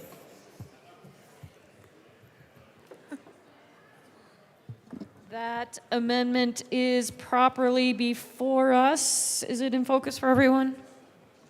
I can't tell. Please proceed. Speaker McCluskey. Thank you, Madam Chair. This amendment is coming to us from local education providers. It makes it very clear that the cost of the study would be informed by interviews and informations provided by our school districts. We wanted to be sure their voice was heard. This will not implement CDE's implementation or the fiscal note. It's just to lift up and make sure our school districts are heard and a part of the process. It also asks the governing board to consider the date the data is available and the timeline of these reports. This will help us produce and share data when it can be most impactful in making our decisions. And we've also added language around data sources and including disability status. We had inadvertently left that out of our overview of demographics, and a very important component. I ask for an aye vote. Is there further discussion on Amendment L004? Seeing none, the motion before us is the adoption of Amendment L004. All those in favor say aye. Aye. All those opposed, no. The amendment is adopted. Is there further discussion on House Bill 1364? Representative Hartsook. Thank you, Madam Chair. This was a great bill that we heard in committee. It also passed out of committee unanimously. And I thank the sponsors. I mean, some of the amendments that they've brought were the very specific questions I was asking. And as the Assistant Majority Leader very adroitly pointed out, I'm always asking and harping on metrics.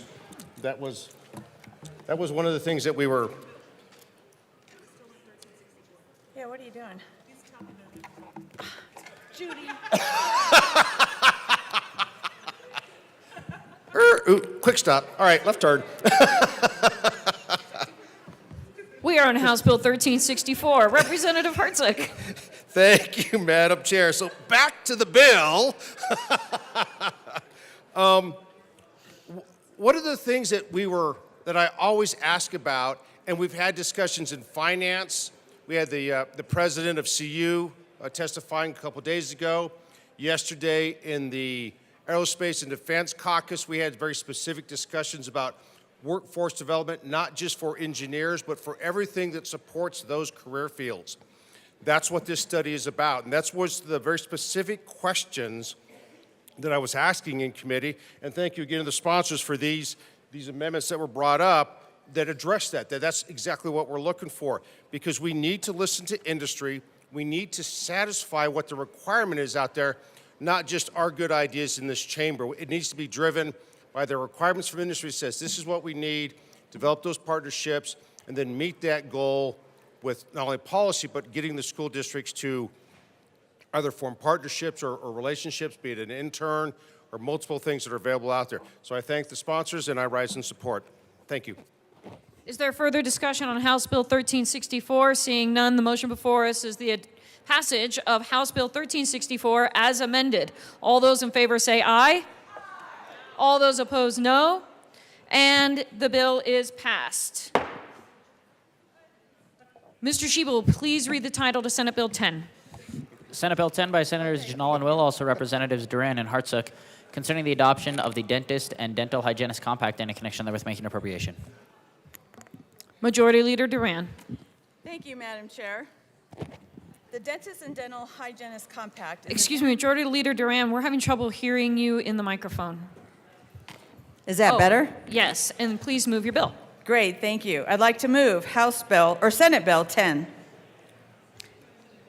To the bill. Thank you, Madam Chair. The Dentist and Dental Hygienist Compact is an interstate occupational licensure compact. The compact enables licensed dentists and dental hygienists to practice in all states participating in the compact, as opposed to them obtaining an individual license in every state they want to practice in. By signing onto the compact, Colorado will promote workforce development and strengthen labor markets in these critical professions, expanding access to highly qualified practitioners and improving health outcomes for Coloradans. And with that, I ask for a yes vote. Representative Hartsook. Thank you, Madam Chair. And to the bill this time. As was pointed out, this is a great bill. The beauty to this thing is it facilitates, especially in the military, families that are moving here, if they're working in the dental business, and they've got a license in another state that participates, they come in here and they go straight to work. So again, this is another bill in that workforce development that feeds the pipeline, keeps families going, and we request an aye vote. Thank you. Is there further discussion on Senate Bill 10? Seeing none, the motion before us is the approval of Senate Bill 10. All those in favor say aye. All those opposed, no. And Senate Bill 10 is passed. Mr. Schiebel, please read the title to House Bill 24-1153. House Bill 1153 by Representatives Garcia and Wilford concerning continuing education requirements for physicians. Representative Garcia. Thank you, Madam Chair. I move the Health and Human Services Committee report to the Committee of the Whole.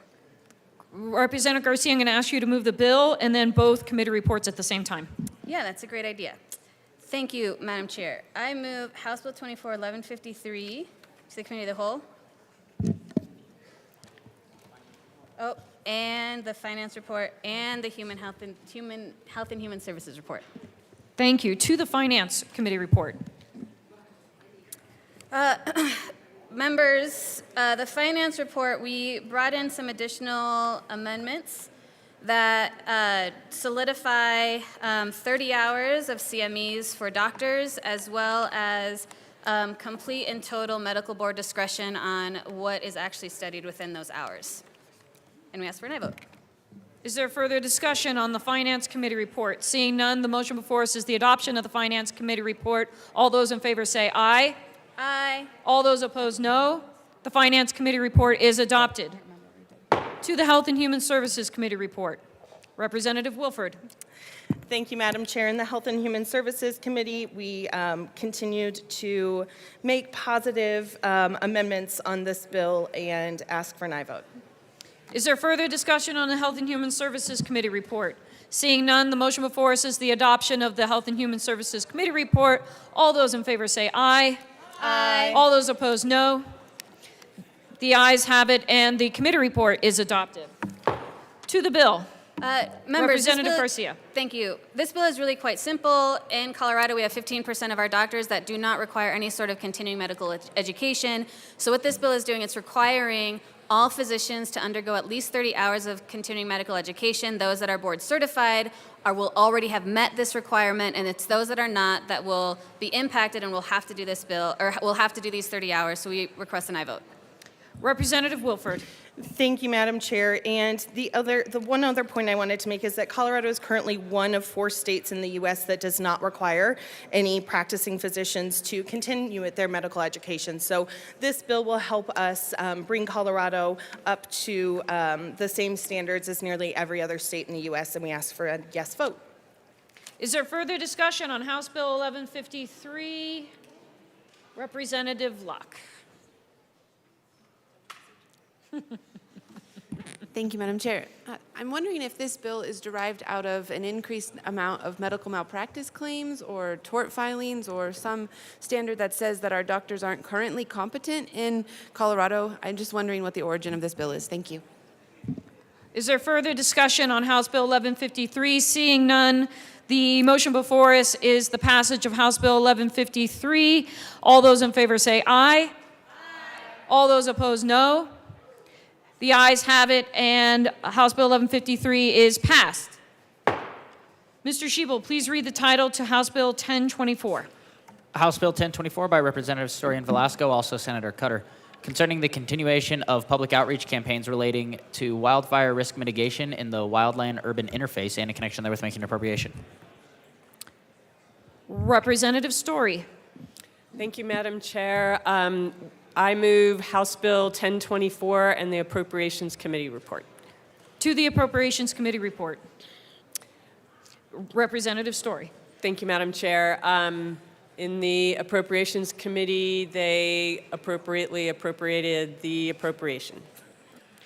Is there further discussion on the Appropriations Committee report? Seeing none, the question before us is the adoption of the Appropriations Committee report. All those in favor say aye. Aye. All those opposed, no. And the Appropriations Committee report is adopted. To the bill. Representative Velasco. Thank you so much, Madam Chair. We urge a yes vote on this bill. It's just a continuation of a campaign that... Excuse me, Representative Velasco. Members, can you keep it down, please? Thank you. Please proceed. Thank you, Madam Chair. This campaign has really helped share the messaging around fire-wise communities.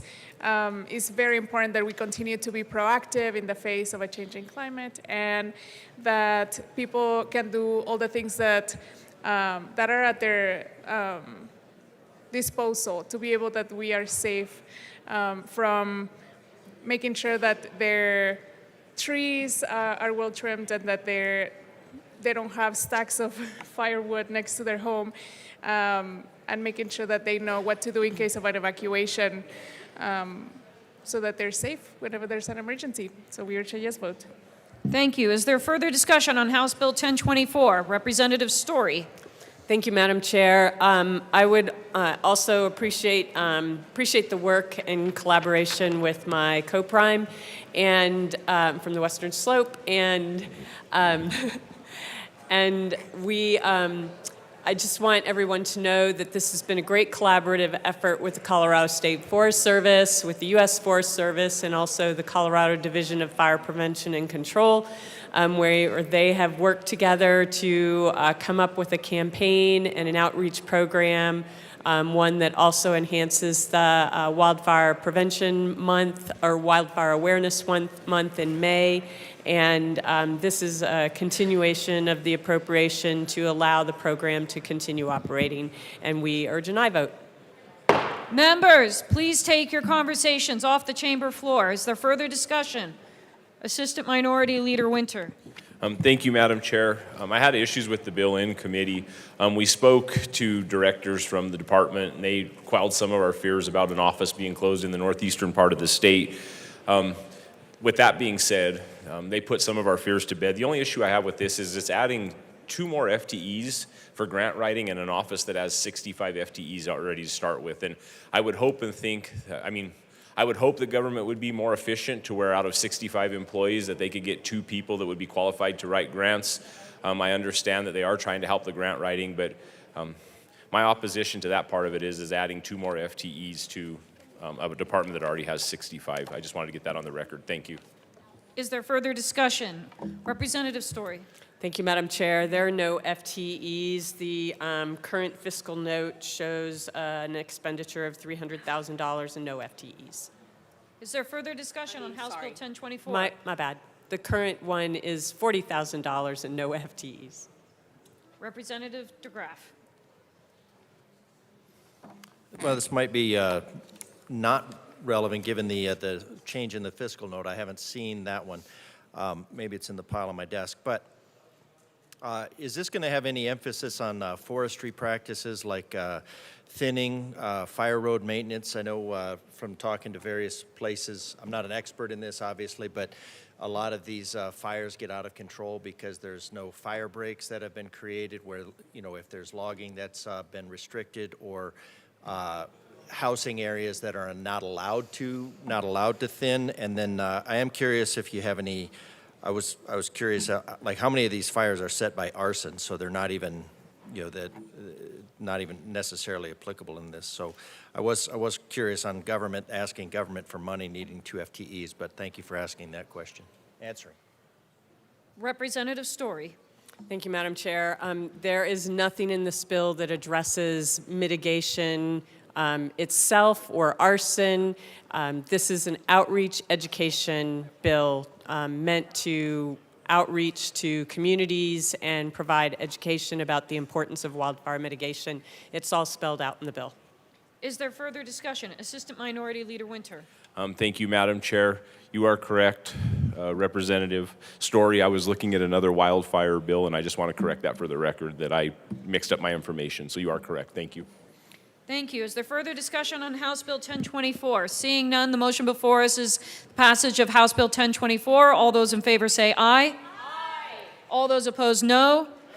1024 is passed. Mr. Schiebel, please read the title to House Bill 1095.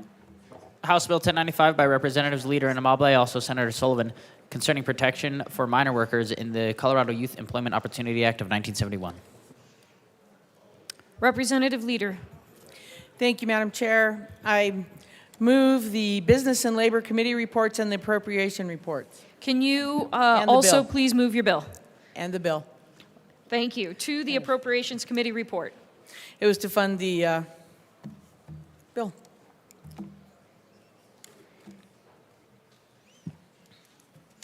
Representative We asked for Leader. a yes vote on the appropriations report. Representative Amabile.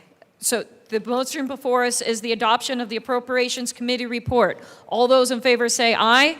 Aye. All those opposed, no. The Appropriations Committee report is adopted. To the Business Affairs and Labor Committee report. Representative Leader. Thank you, Madam Chair. We added a couple amendments on here in conversation. In order to implement CDLE, we would have to create rules and hire staff.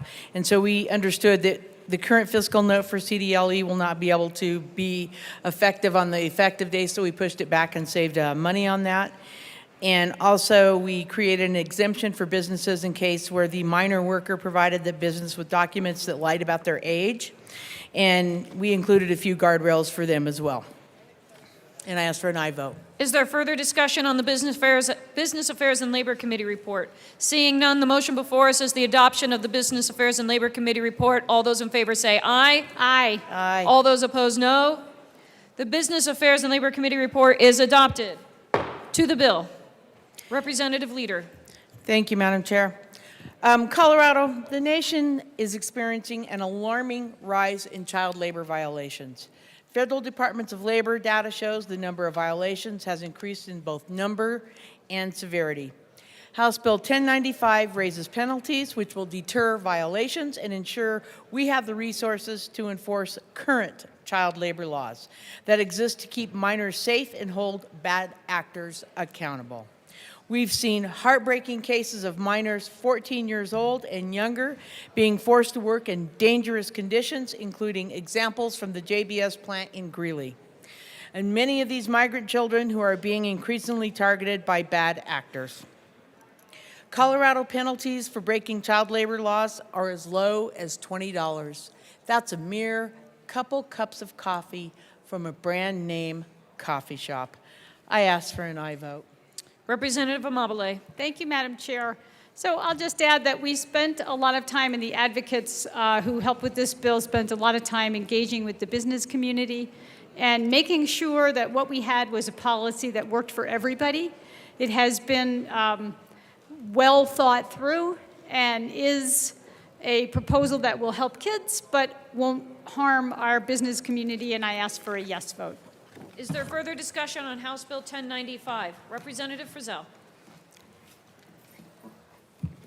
Thank you, Madam Chair. You know, I really appreciate the bill sponsor's intentions with this because we all want to keep our precious children safe. We don't want them in work environments that could compromise them in any way, shape, or form.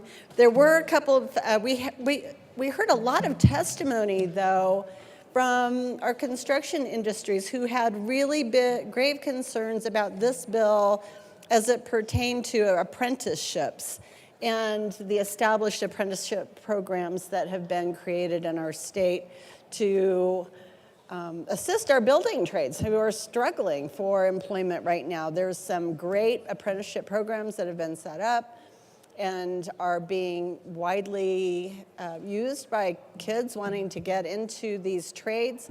And even the subject of babysitters came up. So if I could ask the bill sponsors to speak to that a little bit, because that was a big concern when it came to this bill. And again, wanting to keep our kids safe and making sure that they are in an environment that makes sense. But this was a big concern. Representative Amabile. Thank you, Madam Chair. So it is already in law that there are ways to get exemptions so that kids can work hours above and beyond what's in the bill. And they do have to go and apply for that. And that's in law, and we felt that that was sufficient and important so that we keep kids safe, that we keep kids focused on their schoolwork, so that we make sure kids get adequate sleep and all of those things. That pretty much sums it up. Representative Leader. that pretty much sums it up. There's exemptions in there now. We love apprenticeships, all apprenticeships for kids. They're in there right now as protections. They just have to file paperwork to let them know which children are working, and we even got it to where they can put up to 10 names on a paper. Representative Holtorf.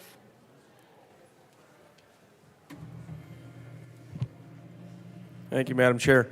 I just want to ask the bill sponsors a question about rural Colorado and our rural work environment and youth working in their family farms, ranches, during school, after school. It's really important that we understand that things in the city and urban areas are not the same as things in the country. Not to take up a lot of time, but to my bill sponsors, I want to tell them one of the most amazing experiences I had as a young boy. I was about 8 years old, maybe in 3rd grade, and my dad said, when you get home from school, get on that Heston 1200 swather and go out to that 40 and lay down that field of sorghum. And so I got home from the school bus, went and got my work clothes on, and I got on that swather. And I trailed that thing, roaded that thing out to the field, and I sat there and I laid down hay, and it was one of my proudest moments in my youth. I was there till about 10 o'clock that night, and I made the most perfect windrows. I cut the corners like a champ, and my mother and the whole time was, what's going on? When I came in and I roaded that swather back in after 10 o'clock, one of my proudest moments of my life, my mother said, what are you doing? And I said, I'm doing exactly what I wanted to do and what Dad told me to do. Now, some people might say, oh, that's child abuse. How dare you? Or how could you possibly do that? Or how could a child ever be told to do that work? Let me tell you something. I've never forgotten that evening in my life. I laid down 40 acres of hay at 8 years old, and I operated a complex machine as good as anybody. My daddy taught me how to do it. You talk about a sense of pride and accomplishment. Those lessons are invaluable. And I learned more about that evening than I could have learned in a month of Sundays or an entire month of schoolwork. So I want to make sure that rural Colorado is exempt and protected so we can do that. So please explain to me how that happens. I wasn't in the business committee. I told everybody in this chamber that's one of the committees I wanted, and leadership wouldn't give it to me. So I need to answer that question so I can see if I can support that. I still want to know why leadership wouldn't give me that committee, but I think I know why. Representative Lynch. Thank you, Madam Chair. We can talk about that later. So I want to share the same concern that my colleague from Akron has. We were very sensitive to that in committee, and this bill does make sure that farm and ranch operations are excluded. I want to also talk a little bit about some really neat things that we learned in committee. So you get to learn about different programs around the state through testimony. And one of them, and we were concerned about this, and I believe that the bill sponsors have answered that question, but there are some great programs out there for teaching the trades to kids. So this is outside of the swather and the 40 acres. This is these are programs that are really far along that promote our youth in getting employment that is not necessarily out of books, but out of working with your hands. And so during committee, we got to hear about those. It was some really neat programs, and I feel comfortable that we've got this. I mean, nobody wants kids to be subject to not getting what they deserve when it comes to work. I grew up myself, same deal, started working at a very young age, and I was concerned, honestly, through this bill that you would create a scenario where a kid could turn around and sue their parents because they didn't treat them right.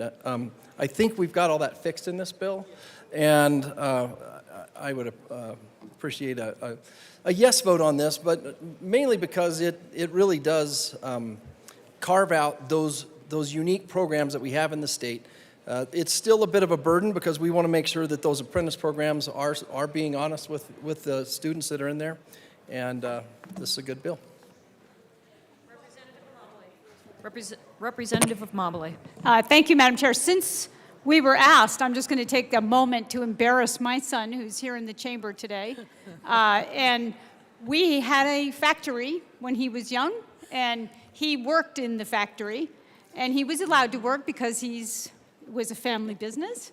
And one day he said to me, "I'm going to call the child labor people and complain. I don't feel like being here anymore today." And I said, "Go ahead." Anyway, he didn't call, and they did work, and yes, that's all covered under current law, and this bill doesn't change anything about current law. As for an aye vote, if it's still legal now, it's still legal under this bill. Thank you. Representative Holtorf.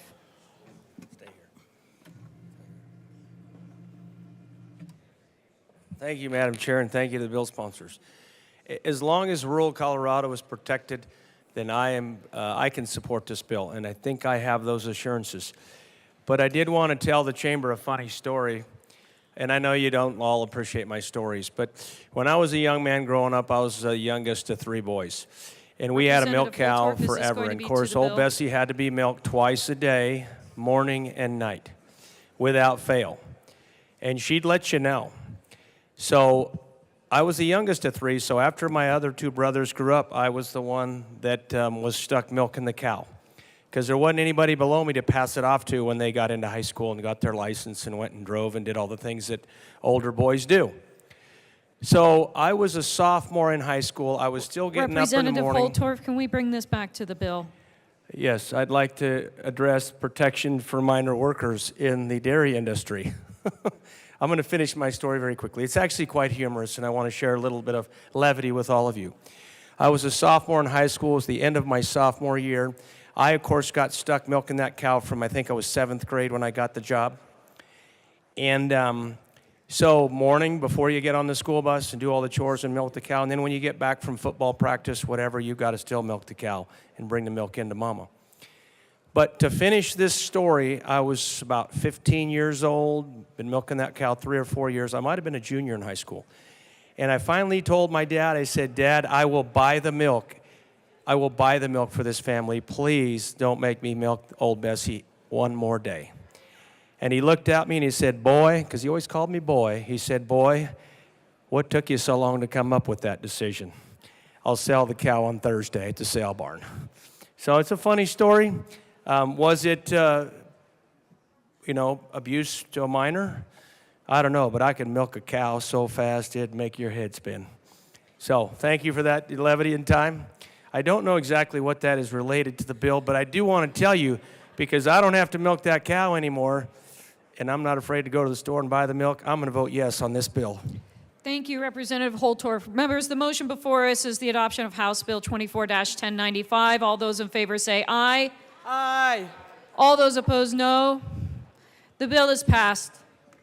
Mr. Shiva, will please read the title to House Bill 1059. House Bill 1059 by Representatives English and Ricks, also Senator Hansen, concerning compensation for state elected officials and in connection therewith, creating the Independent State Elected Officials Pay Commission and modifying the amount of per diem allowed to members of the General Assembly for expenses incurred during sessions of the General Assembly.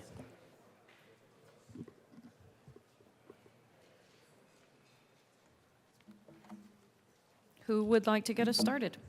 Representative Ricks. Thank you, Madam Chair. I move House Bill 1059 and the Business and Labor. I think you mean the State Civic Military. The State Civic, Military Veterans Affairs Committee report. To the State Affairs Committee report. In the committee, we heard the bill, and did we have any amendments? And we heard the bill, and the bill passed out of committee. Is there further discussion on the committee report? Representative Frizzell.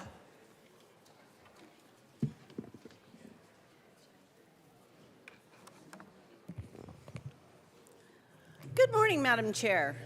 Good morning. Members, I have several amendments to the committee report this morning.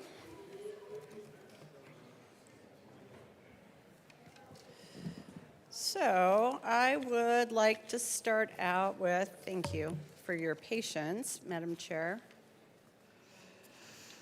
and members. I would like to move Amendment L006 to the State Civic, Military, and Veterans Affairs Committee report for House Bill 1059 and ask that it be properly displayed. That is a proper motion. Just give us a moment, please.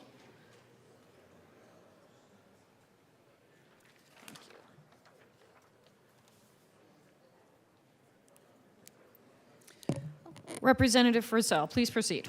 Thank you so much, Madam Chair. Members, in looking at the bill, I had some concerns on the composition of the committee, and this particular amendment makes changes to that. It,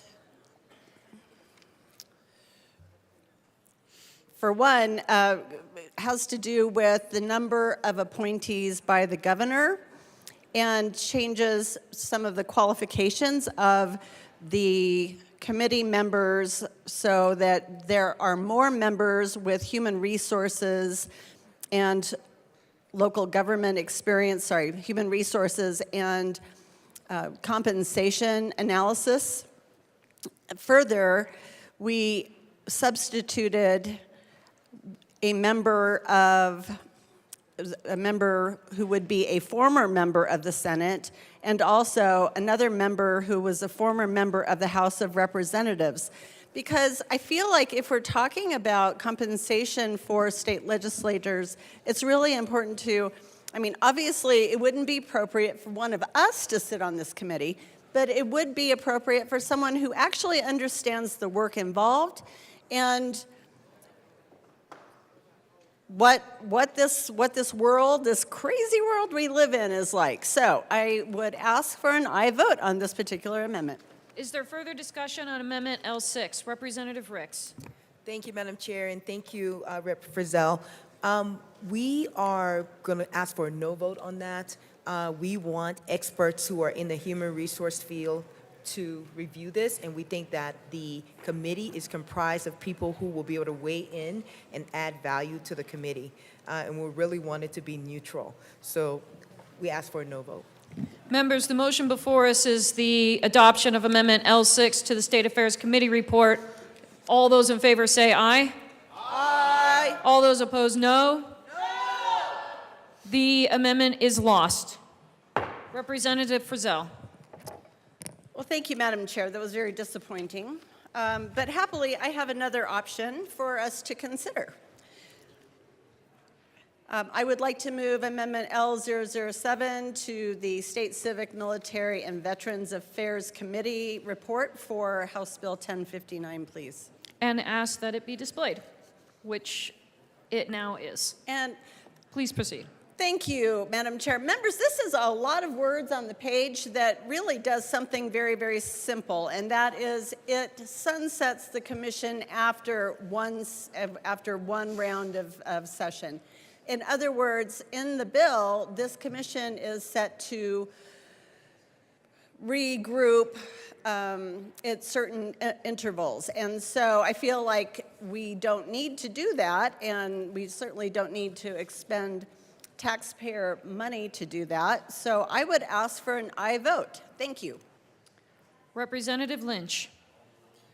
Thank you, Madam Chair. You know, the way the economy is changing around here so quickly, I mean, something like this makes a lot of sense, where we get in, get out, and try to keep up to speed. And if we keep going back and having to relook this, I see what's going to happen is we're going to, well, now we've got to raise it again, we've got to raise it again, we've got to raise it again, and I think we do this once, we sit on it for a while. It's a bad look for us in this chamber to be constantly messing with our pay. I think we make that determination once and then we move on. This is a great amendment. Vote yes. Is there further discussion? Representative Ricks. Thank you, Madam Chair, and thank you, Rep. Lynch, Rep. Frizzell. We're going to ask for a no. What we want is for this committee to reconvene every 4 years when it's time to look at compensation, and we think that is a really good amount of time in between so that if things change in the market, we are able to anticipate it and be able to address things and issues that are going on that are current. So we ask for a no vote. Is there further discussion? Members, the motion before us is the adoption of Amendment L7 to the State Affairs Committee report. All those in favor say aye. Aye. All those opposed, no. The amendment is lost. Representative Frizzell? Thank you, Madam Chair. Well, I'll try one more time on the committee report. So members, we've seen several ballot measures referred by this body this particular session. I suspect we may see more. And I would like to add this particular matter to that list. And the reason is I have an amendment that will, and I'll actually just go ahead and move it so you all can look at it with rapt attention. I would like to move L008 to the State Civic, Military, and Veterans Affairs Committee report for House Bill 1059 and ask that it be properly displayed. The amendment is displayed. Please proceed. Thank you, Madam Chair. Members, this is a very simple amendment. What it does is it removes the commission part of the bill and requires any salary changes to be approved by the voters of Colorado. I think this is a really important matter. I don't believe that it is appropriate for us, while we sit here under this golden dome and impose fees and through a variety of other measures, lower TABOR refunds, and yet ask for a salary increase every 4 years. It's just not, it's not appropriate. So members, I ask for an aye vote to refer this matter to the voters. Thank you. Representative Lynch. Thank you, Madam Chair. Once again, this is a contentious issue where we're talking about messing with the salary of legislators that are elected by voters. I think if you want good political cover on this, it's a good idea to involve the people that will ultimately say, hey, you did a good enough job, we think you need more money, or, yeah, you didn't do such a great job, we don't think you need any more money. I think putting that question removes it from this body and allows us to reference the voters. I think this is a great amendment. Vote yes. Representative English. Members, we ask for a no vote on this amendment.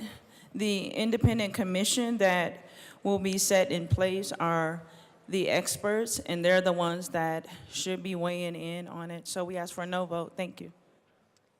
Representative Taggart. Thank you, Madam Chair. It's an honor to serve with you. And an honor to serve with you, Representative Taggart. I rise in support of this amendment. This bill goes against my philosophies about serving in this legislature, and I think it goes against the philosophies of our forefathers. This is a part-time job. Excuse me, Representative Taggart. Members, can you keep it down, please? Thank you. Please proceed. I know I serve in this legislature to give back for everything that has been given to me over my lifetime. I do not look at this as something that the state owes a significant amount of money to me. I'm here to serve on a part-time basis at a modest compensation and then get back to my normal life. I feel like this bill steps over and starts to push us in a direction that this is a full-time job and that we should be compensated as a full-time job. We have an inherent conflict of interest here, an inherent conflict of interest. I realize it doesn't go into effect, some of it, until 2026 and the compensation until 2027. but we're here to serve on a part-time basis. We should not be here to, in fact, raise our compensation. That goes against every principle that I have about serving my constituents. So this amendment strictly removes it from us and says if our constituents feel strongly that we should be compensated more, so be it. But we should not be doing this through an independent commission. Thank you. Representative Lynch. Thank you, Madam Chair. I just want to be real clear that, I mean, the professionals will come up with what that rate is. All this does is just says we're going to get that approved from voters. At the end of the day, you know, that is really who we report to, and that is really who should make the call, whether we get a pay raise or not. Now, that determination of what is fair for that would probably come from some experts, but to not call the voters the expert on this that really bugs me. I really think that if we're going to increase our salary around here, it definitely needs to be voted on by the voters. This is a great amendment. Representative Frizzell. Thank you, Madam Chair. Members, I think this is a really important conversation to have, and I'm not sure how well everybody's read the bill, so I'm not going to read the bill, but I would like to point out to you the specific composition of this commission. As amended through the committee report, which is actually what we're trying to talk about here, the governor shall appoint 3 members as follows: 1 person with personnel management and human resources, 1 member with expertise in agricultural leadership, and 1 member with local government experience. Further, the President of the Senate shall appoint 2 members with expertise in large business and organized labor. Tell me how organized labor has greater experience or greater feedback than the citizens of the state of Colorado. Tell me. Further, the Speaker of the House shall appoint 2 members who are part of the Minority Chamber of Commerce or business leadership organization and has experience with small business. I'm paraphrasing. The Minority Leader of the Senate shall appoint a member who has expertise with salary surveys and total compensation analysis. Finally, we're getting somewhere. Finally. The Minority Leader of the House of Representatives shall appoint a member who has a large nonprofit leadership experience. Again. Representative Frizzell, I just want to ask, are you reading from the bill or the committee report? I am reading from the committee report. Okay. And the bill.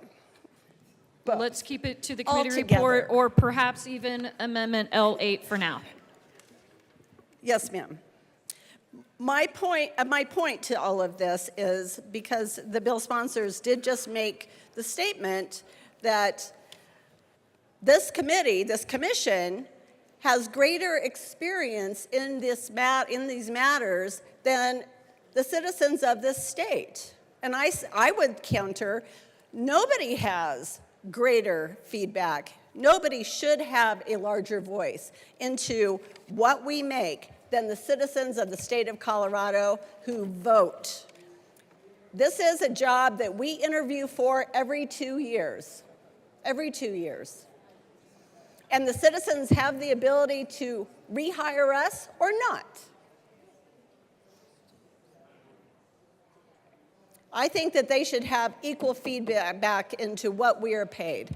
I ask for your aye vote. Is there further discussion on Amendment L8? Representative DeGraff. Thank you.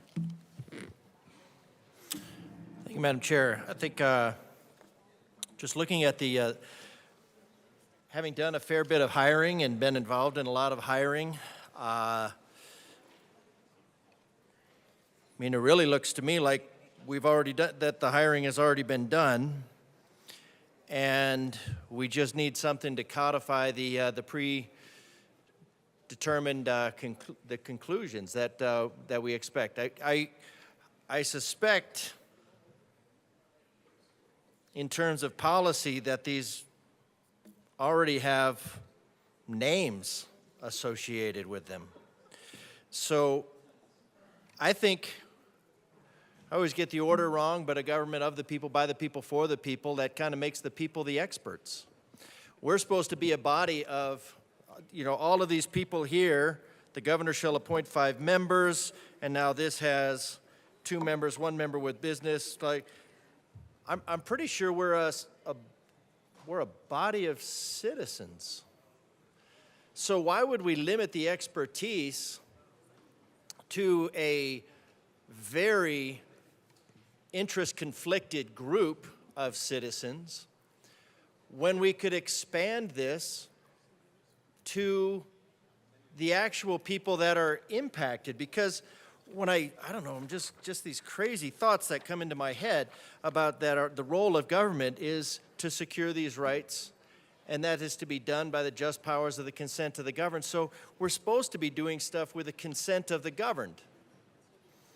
We're supposed to be governing with the consent of the governed. We're actually supposed to be representatives of the governed. So it is kind of funny to me when all this time that, like our parking spaces say legislators, and I think it's accurate because I think most of this, what goes on in here is not representation, but actual just legislation. Not representation of, but legislation to or at. Let's keep it to the language of Amendment L8. Thank you, Madam Chair. But the point of this Amendment L8 is to take this decision out away from the hands of the people that it would benefit, and let the people of Colorado decide and say, hey, do you think these people are worth their salt? Do you think what they're doing to you is actually meritorious of a 25% raise? Now, I would think that given all of the awesomeness that goes on in here, that the body should be thrilled with the opportunity to put this before the people, that they would say, yes, just because we don't have the ability to raise our wages based on,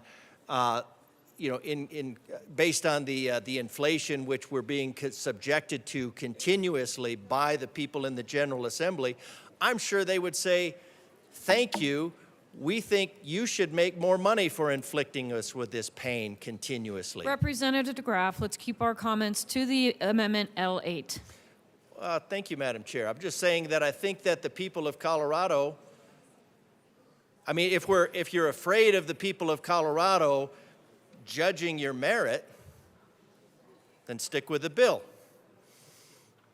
If you think you're actually representing the people of Colorado and doing them a favor, vote for the amendment. I'm going to vote for the amendment because my job here is to represent the people of Colorado, all the people of Colorado, not the ideologies, not the special interests, but the people of Colorado. So I'm going to be a yes on this because, now, yeah, I'm going to be a yes on this. I think the people of Colorado ought to weigh in on it. Members, excuse me, Representative DeGraff. Please proceed. Oh, I thought you needed to say something. That was fine. I thought you were done. Oh, thank you. So I think the people of Colorado ought to weigh in on this. I think I don't think that the General Assembly should be afraid to have their work judged by the people of Colorado. Ostensibly, we are doing the work, and they should understand that we are impacted by inflation, that our purchasing power, that everything in the state that we touch, the price goes up, and we shouldn't, and the General Assembly should not have to bear the responsibility for the rise in costs that it creates. So I think the people would understand that, and I think they would agree that just because this body makes the problems doesn't mean that it should bear the responsibility or the pain of those problems. Is there further discussion? Representative Soper. Thank you, Madam Chair. Members, I rise in support of this amendment. I believe it's important that the people weigh in if our salaries are going to be increased. But there's also a larger concept that we must talk about, which is, quite frankly, going back to the founding of our country, back to 1789, our founders had this very conversation about whether or not members should be paid for their service. And Benjamin Franklin was one of the members who fiercely fought for not paying members. That you should be so dedicated to your public service that you not accept one dime from the public treasury. And that's actually a very noble viewpoint on public service. That you're so passionate about representation that you're willing to come here and to fight for the people that you represent without taking one dime. But if we are going to be compensated, then it must go to the people. The people must weigh in, and they must be able to say yes or no to any compensation or any increase in compensation. And that's why this amendment is so crucial. Now, did the founders live up to what Benjamin Franklin was advocating for? Well, those of you who are scholars of history know that, in fact, they did not. The founders did approve a $6 stipend per day when the First Continental Congress was meeting, even during the American Revolution. Many people have said that the money was probably not worth much more than the paper it was printed on. But that being said, they did recognize that there is this healthy balance of we also want to encourage people who are not landed gentry being able to serve in an elected capacity as well. And it's that balance that we've struck. But the people still need to weigh in on this. Otherwise, it's really easy for us, as members of the House of Representatives who control the power of the purse, to be able to grant ourselves all that may exist in the Treasury. And our constituents would be shocked and appalled if that were to happen. I urge a yes vote on the amendment and a no vote on the bill. Thank you. Assistant Minority Leader Winter. Thank you, Madam Chair. I also rise in support of this amendment. Like my colleagues before me, I think this is something that should be given to the people to decide. There is legislation passed in this building constantly that affects them, affects their bottom lines, affects their business, affects the industries that they work in. And not only should they have the say based on the fact is they're the taxpayers, it's their purse, it's their dollars. They should be able to decide if they want to add a line item in their checkbook register. But also I think it's a good check and balances of do they think that we are doing a good job? And I don't think there's anything wrong with that. I mean, true representative government is representing the people. I think this gives an opportunity to keep that check and balance between the people and its government and its elected officials. Once again, I will say, we promulgate legislation out of this building that affects our constituents, and they should be able to weigh in whether they want us to have a raise or spend more money on a raise for ourselves. So with that, I urge an aye on the amendment, and I will be a no on the bill. Representative Bradfield. Ladies first, Representative Weinberg. Ladies. Thank you, Madam Chair. I, too, would like to tell you that I support this amendment. I, too, believe that if we are to have any raises, it comes through the approval of the citizens of this state and not through our hand. So please say yes on this amendment.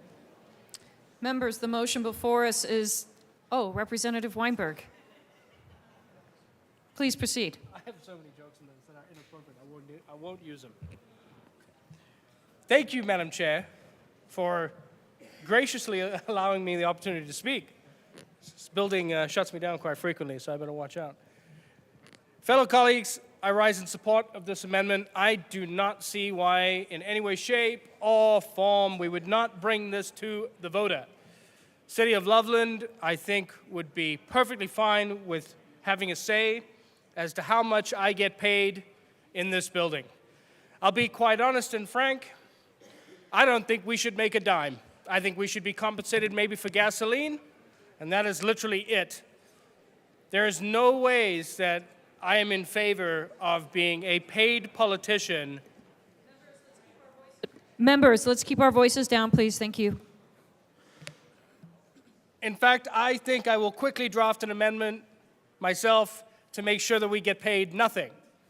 And I truly rise in support. I think this is good legislation, smart amendment being brought forward that would make a bill with good intention better. The voters are who we are beholden to, and I believe they should always have the say as to what we make in this building.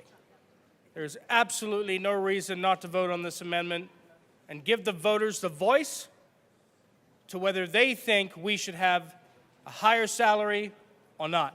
Again, I rise in support, and I urge everyone to do the same. Is there further discussion on Amendment L8? Seeing none, the motion before us is the adoption of Amendment L8 to the State Civic, Military, and Veterans Affairs Committee report. All those in favor say aye. Aye. All those opposed, no. No. The amendment is lost. To the committee report, is there further discussion? Seeing none, the motion before us is the adoption of the State Civic, Military, and Veterans Affairs Committee report. All those in favor say aye. Aye. All those opposed, no. The committee report is adopted. To the bill. Bill sponsors. Representative English. Madam Chair, I move Amendment L002 to House Bill 1059 and ask that it would be displayed. That is a proper motion. Please give us a moment.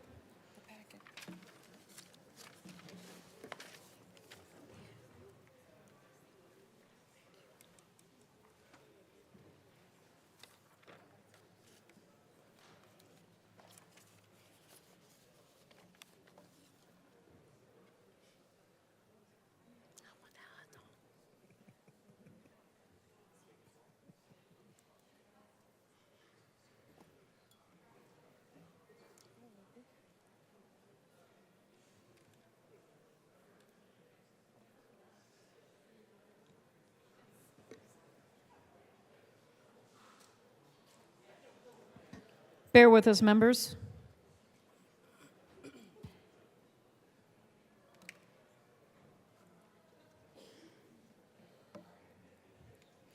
Thank you for your patience. Please proceed. Representative English. Thank you, Madam Chair. This amendment is a few technical corrections and also placing in the bill that this particular commission that we will be assembling to weigh in on this cannot actually lower the legislator pay based on their recommendations. Is there further discussion? Seeing none, Representative Holtorf.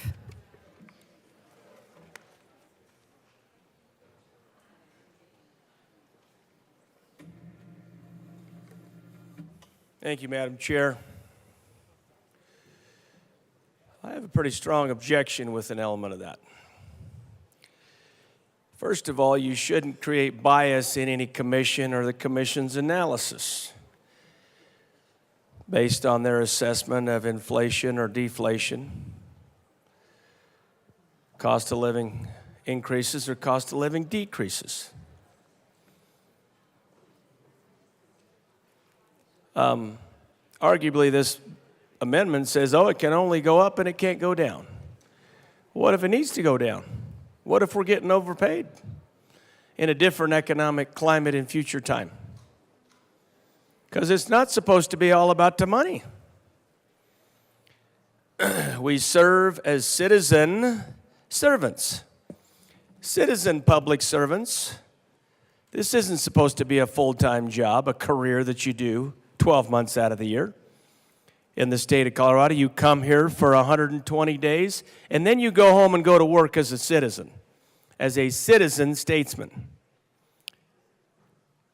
Let's be clear, that's what the Constitution and the intent in this state, that's how it was written, and that's the intent. Is my interpretation of it is very clear. They didn't say serve 12 months, they didn't say serve 6 months, they say serve 4 months, 120 days, and take care of the state's business and then go back whence you came and go back to work, wherever you came from. I have an objection with this line that says, oh, it can't go down. Now, you know I like to tell stories, and I'm going to tell one now. One time I was talking to a grain broker, and I do feed cattle for a living. If you like beef, I like you because you like the best product, protein product in the world. I might still like you if you don't. But I had a corn broker one time tell me, oh, corn prices are never going to go below $5, so just get used to it. It'll never go down. And I said, well, you're a damn fool.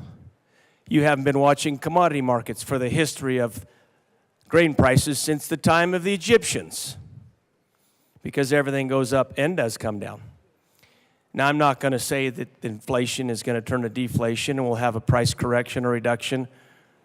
I'm not going to say that in 5 to 6 to 8 years we'll have an implosion of the economic market in this country because of unstable and unmanageable forces, and we'll have a Great Depression, and all the metrics will correct themselves and change and go down, although some people might make those predictions. But I will say this, what goes up can go down, and oftentimes should go down in any market, including labor markets and labor prices and labor wages and rates, depending on the value of currency and coin, and many other economic factors that most of us can't even begin to understand, including me. But I will tell you, I have strong objection with this amendment and what it implies. It has an inference and an implication, and I don't think it's right. I don't think it's right. You actually tell on yourselves what you do, where I'm from, and I don't think it's right. So I will raise my objection to that language. I will ask that that language be stricken from this amendment because I don't think it's right. Thank you. Representative Epps. Thank you. Thank you, Madam Chair.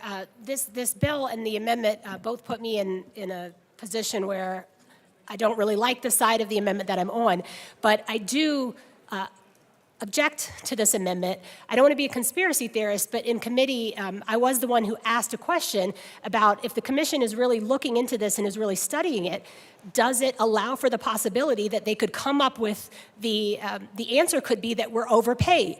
And they said no. And so I think it is undeniable that for the amount of work that most folks do and the time it takes away from their other work, that we are underpaid. But it's not any semblance of a real commission or a task force if that part of the answer is predetermined. So I want to be clear that in opposing this amendment, I do fully support the sponsors. I think we decided last week that it's not impugning if you're speaking positively to their motives. I understand where they're going and I agree with them, but it's just too philosophically inconsistent to say we're having a commission, but we already know that they can't come up with a result where the answer is decreased. I have lots of ideas about how we could better be appropriately paid for our labor, particularly our staff aides and otherwise, but I can't support something that starts with the conclusion that the answer has to be a higher number. It just takes out a level of credibility and transparency that I think really undermines the work we're doing here. And so for those reasons, I would be a no on this amendment. Further discussion, Representative Taggart. Thank you, Madam Chair. Letter B of this amendment completely goes against the principles of research. Research is supposed to be objective. Research is not supposed to be subjective. There are two things that are problematic here. First off, we hire an independent group, which I'm not in agreement, by the way, with the participants in that independent group, but be that as it may, we hire an independent group that are supposed to be objective, and then we throw a bias into the research. A bias.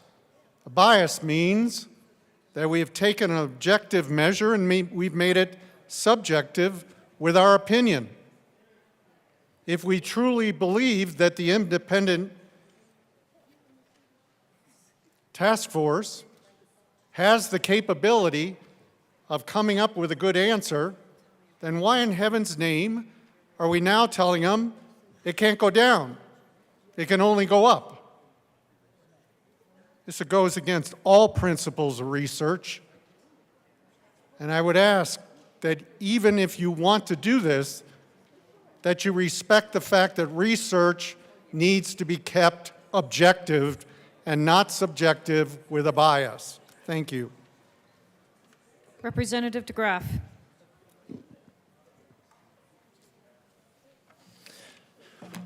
Thank you, Madam Chair. I agree with my colleague, definitely, that what we're talking about is inserting a bias into this process. The process comes with a predetermined conclusion that the body needs more money.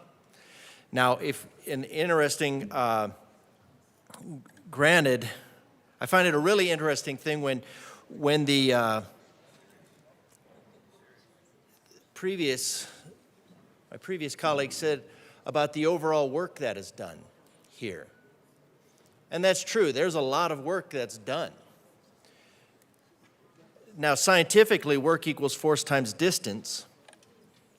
There's a lot of force, not a lot of distance, and sometimes there's distance in the wrong direction, which would be negative work. But mostly, this room is a lot of force. So I did look it up. It is of the people, by the people, for the people, so I had that right. It's not of elites, by bureaucrats, to the people. Representative DeGraff, to the amendment, please. Thank you, Madam Chair.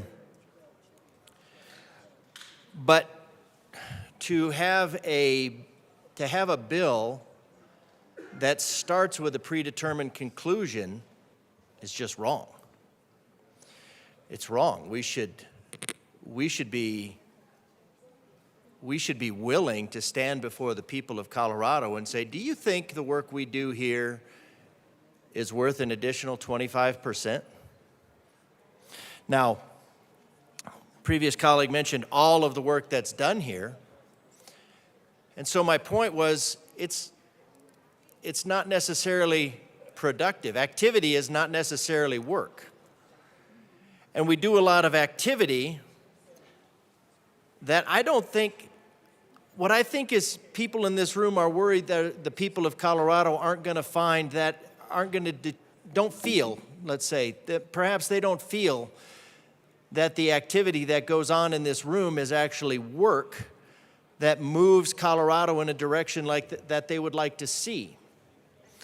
I think what the people of Colorado and the legislators in this room, as opposed to the representatives in this room, are afraid that the people of Colorado would say, no, the activity that you do in this room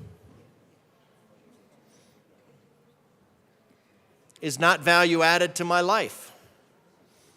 And whether that's legislation that infringes on their life, liberty, pursuit of happiness, or cutting snowflakes, those are all things that the people of Colorado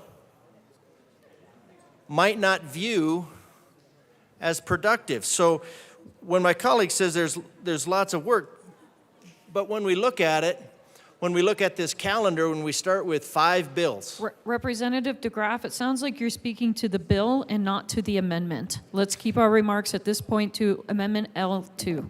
Thank you, Madam Chair. My point is, you have to have the ability to go, for the citizens of Colorado, the citizens of Colorado should be making this determination. We are. This is also not the subject of Amendment L2.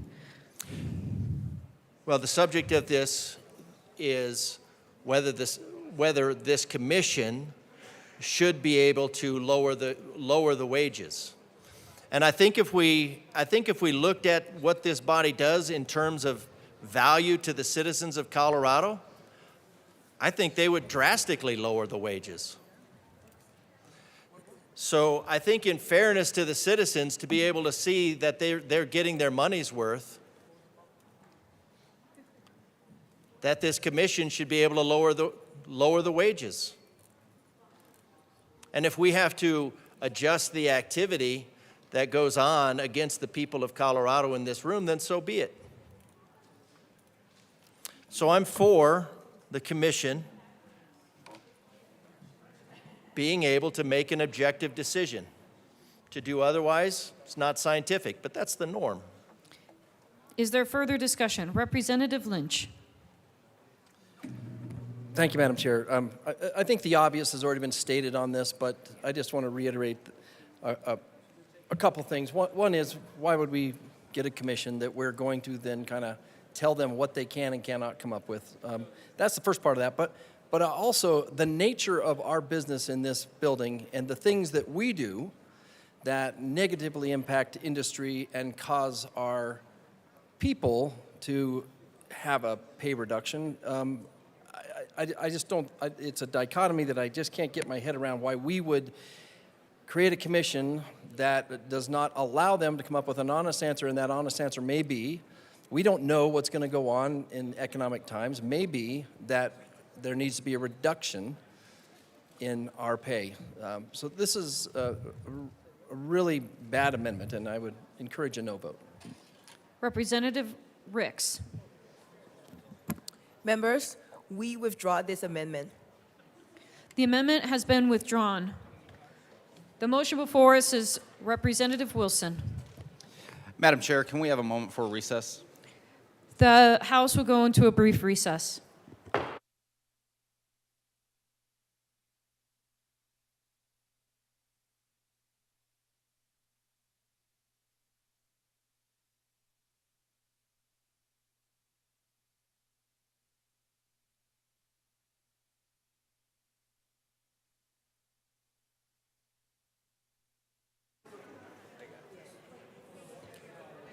The House will be back in order. Representative Holtorf, the motion before us. Thank you, Madam Chair. Go ahead. There's some good work being done over here. And so in the meantime, I'm going to talk a little bit about the bill compensation for state elected officials. I believe we are on. And the amendment. We are on the bill. Oh, we're on the bill now. Okay. Thank you. Thank you for guiding this conversation. It's very important that we understand a few things about the work we do here. And restrictions or limitations with respect to compensation. Now, we know we are in a very difficult economic time with significant inflationary forces. I'll only speak to a few of them, not more than 10. How about housing and rent? The rent in the city, $2,000 to $3,000 for a modest apartment. $3,000 to $5,000 if you want the deluxe luxury apartment unit. Unprecedented highs in the inflation factor. And people say, yes, that's why we need more compensation perhaps in any sector. But it isn't always high, and it does go up and down based on market forces. But right now it's high. And there's things that have been done, self-inflicted wounds, I call them, that have caused this. How about regulations, permitting, fees? City and County of Denver, permitting fees, the length of time to get a permit, subcontract permits, plumbing permits, electrical permits, inspections. Representative Holtorf, I do appreciate what you're trying to do, but let's try to keep it to the topic of the bill. Thank you. So people might say, well, we need more compensation for that. But those things aren't permanent. We can talk about energy costs and fuel costs, and anybody that watches any commodity market, and I do. As a cattle feeder, I have to watch the price of corn every day, every week, because it's the primary input in cattle feed. Also other commodities like protein. But they go up and they go down. They're not always the same and they're not always fixed. And they don't always just go up, up, up, up, up. So that's one of the primary reasons. There need to be consideration, bilateral consideration, up and or down. You can't impart that bias in any commission or study. If I walked into a commission like that and volunteered and was asked to be on this commission and I saw this, was a restriction, I probably would say, you know what, I'm not doing this job. Because the fix is in. You've already rigged the outcome and tied the hands of those commissioners for a predetermined outcome. And that is BS. BS, where I'm from, Representative in eastern Holtorf. Colorado. Yes, ma'am. Just want to make sure that we keep our remarks as civil as possible. Yes, ma'am. And we don't want that. We want open, objective, transparent, bilateral consideration, free thinking, commissioners who can. Are you guys ready? Okay, thank you. Anyway, I'm done talking about this. I've been asked to step aside, and I think it's appropriate at this time to step aside. Thank you. Representative McLaughlin.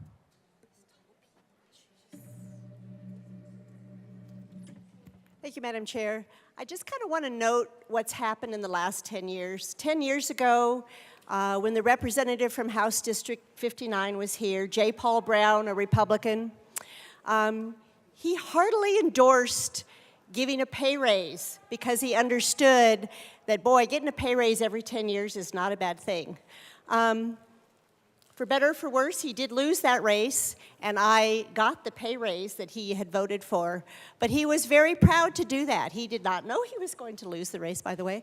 But it's okay to give pay raises every 10 years. It's not like, we're coming here, we're doing a lot of work in here, and no, we don't want to work for free, but we do need to have something that we can pay rent and maybe buy food and things like that.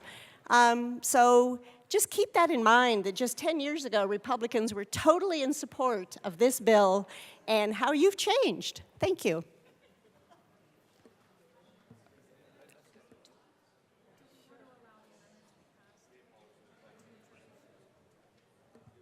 Representative English. Thank you, Madam Chair. I move Amendment L012 to House Bill 1059 and ask that it be displayed.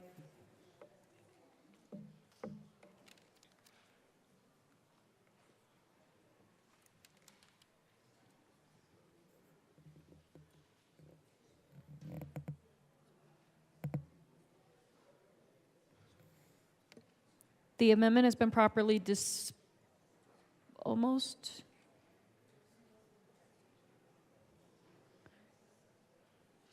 I think that's good enough. The amendment has been properly displayed. Please proceed. Thank you, Madam Chair. We essentially just remove the piece that the pay would not be lowered out of the previous amendment that was just withdrawn, because it's really not likely that it will be lowered, and just left the designations as they are. Thank you. Is there further discussion on Amendment L12? Seeing none, the motion before us is the adoption of Amendment L12. All those in favor say aye. Aye. All those opposed, no. The amendment is adopted. To the bill. Further discussion. Representative Frizzell.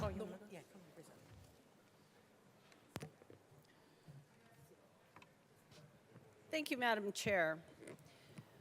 So, members, I've thought that this is a really good opportunity to introduce another topic to this bill.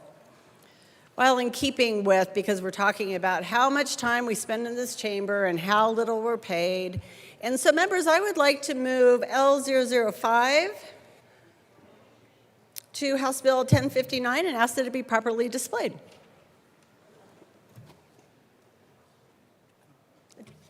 That is a proper motion. Please give us a moment.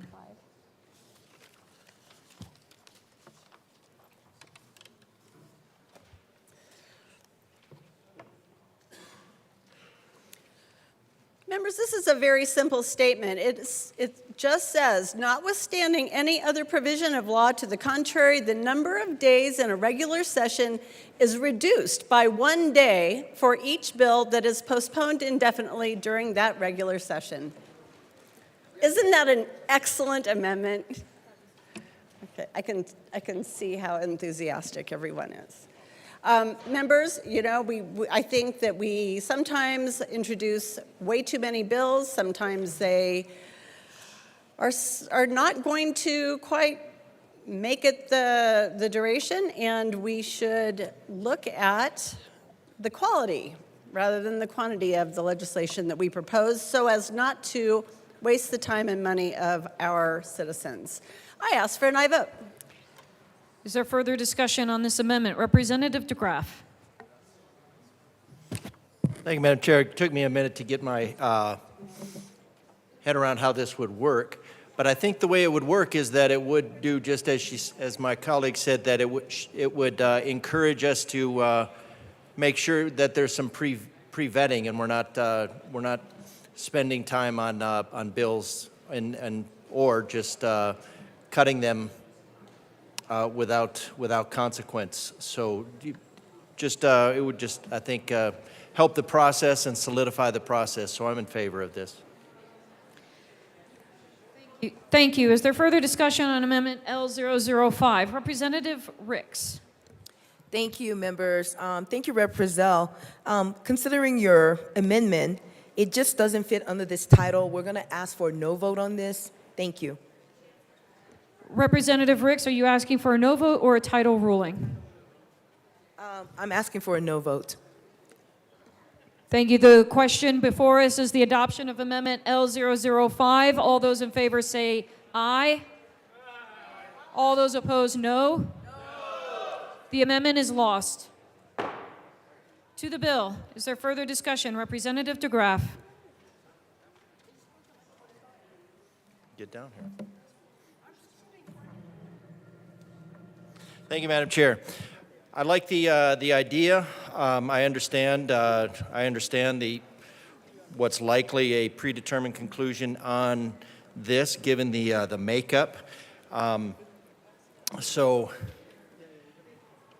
But we can't deny what happens here in this legislation costs money. And Colorado, I don't have any of my constituents saying, take my money. I have constituents that are saying, like, I need some money back. I need some relief from this government activity. I don't need more of it. So in that regard, I got to get this sorted out. They didn't come out.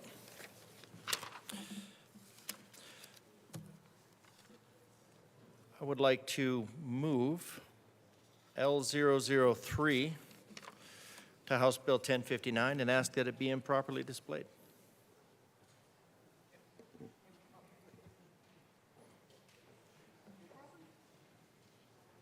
I said what I said.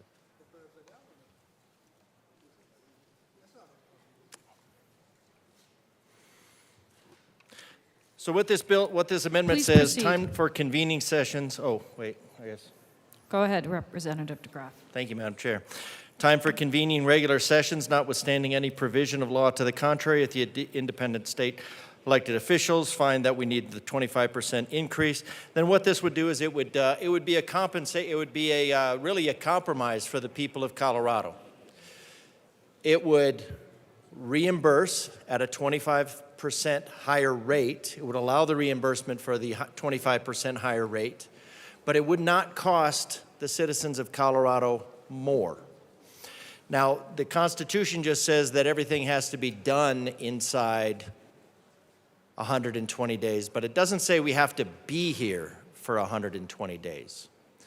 So what this amendment would do is it would recognize that the people of Colorado have had their pockets tapped by the Gold Dome, and they need some relief. So while this wouldn't save them any money, it would not cost them more money. And it would actually, so I think this is a good amendment to recognize that the citizens of Colorado don't have more money. And recall that the citizens of Colorado don't just get to vote themselves a pay raise and put together a small commission of their friends that make a determination that they should be paid more. Nobody else in Colorado is having that consideration. So if we're going to take that away from the people of Colorado, I think we should at least recognize that they are the ones impacted, and so this would work for us as well, because the compensation would be 25% higher, and it would also allow 25% more. It would reduce the time spent here by 25%, which would allow us to get back to productive work in the economy of Colorado. So I think this is a good amendment. It's a good compromise with the people of Colorado. If this General Assembly needs more money for the work that it does, so be it. But if that is the case, then that work should be lessened so that it does not further burden the budget and the people of Colorado by millions of dollars. Is there further discussion on Amendment L3? Representative English. Members, we ask for a no vote on this amendment. Thank you. Members, the motion before us is the adoption of Amendment L3 to House Bill 1059. All those in favor say aye. Aye. All those opposed, no. No. The amendment is lost to the bill. Representative Lynch. Representative Lynch. Thank you, Madam Chair. Okay, so we're back to the bill here. You know, God bless the sponsors. Nobody wants this bill, right? This is where you are going to make a determination whether we get more money or not, and that can't be anything but hard work. So I do appreciate them addressing an issue that, you know, probably needs to be addressed. But what this really comes down to, and let me be very clear for the throngs of people that are watching, we do get pay raises here, and that's tied to inflation, that's tied to some other factors. So it's not like it's a stagnant figure. It's not like proportionally we have not been, had our salary increase. Since I've been here, it's gone up.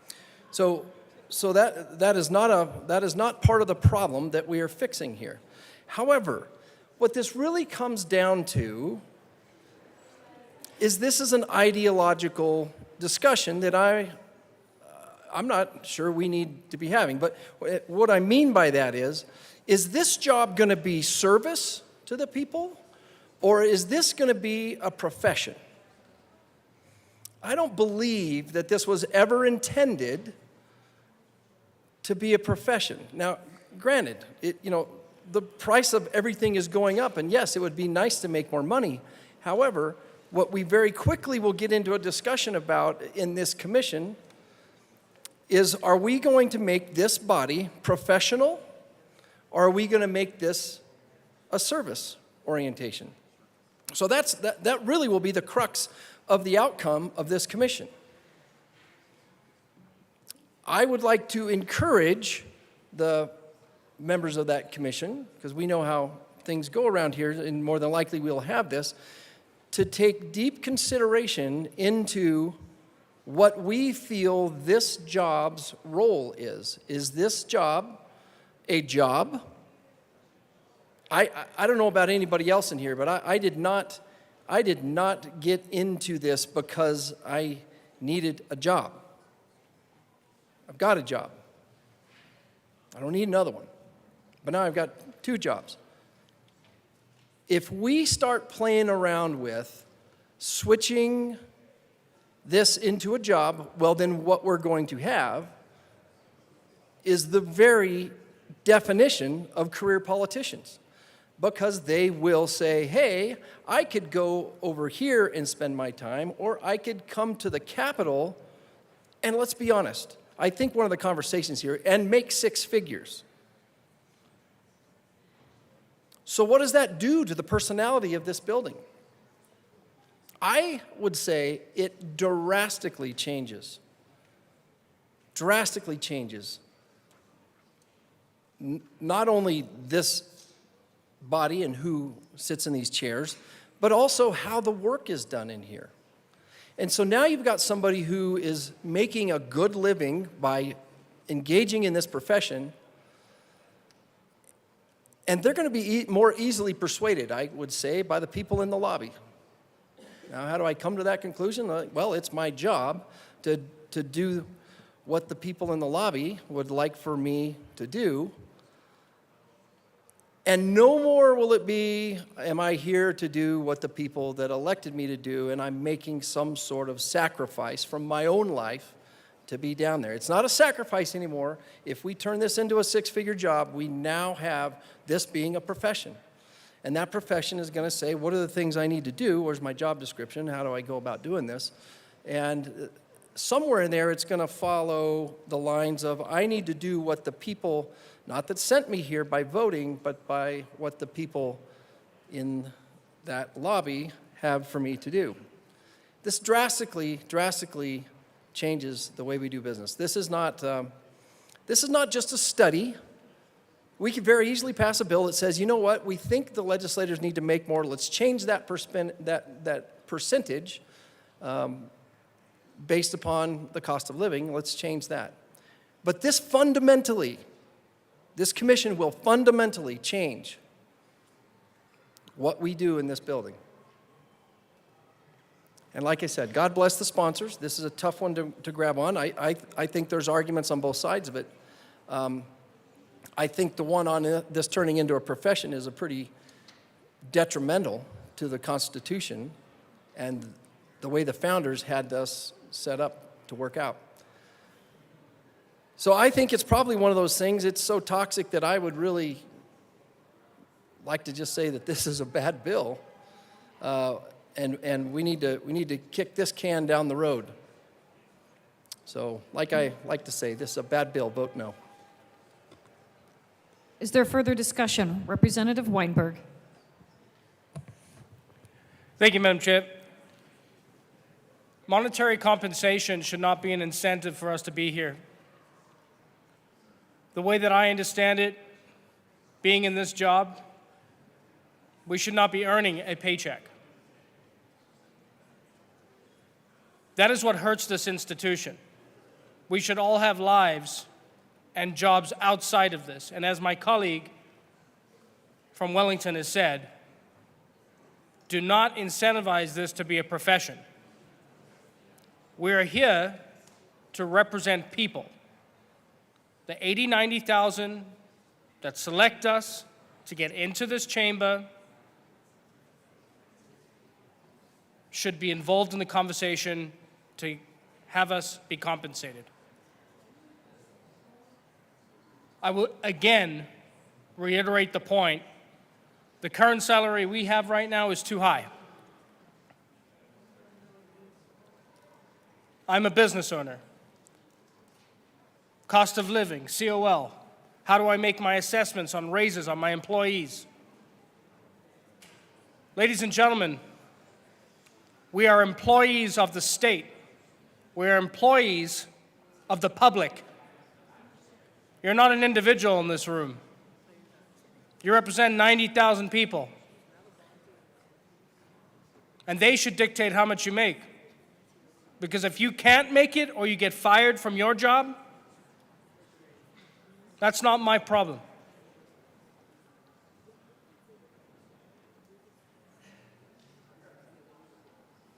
Fiscal responsibility is one of our duties. Being able to fiscally sustain ourselves while we are for 120 days in this room. That is a core principle for this country. I'm a firm believer that the Founding Fathers never once intended to be compensated at a high rate to do this job. That is why land donated in DC is built on a swamp, was to deter people from even wanting to be a part of this. In fact, furthermore, that if you did want to do this, it's so bad that you want to get in and get out. It is service to the people. Oftentimes, I feel that's forgotten. With bills like this, having a say to compensate ourselves is wrong.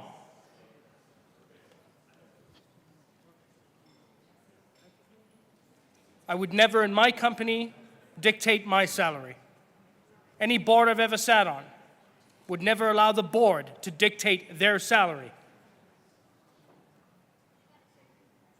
It has to go to who they're beholden to. And whether we like it or not,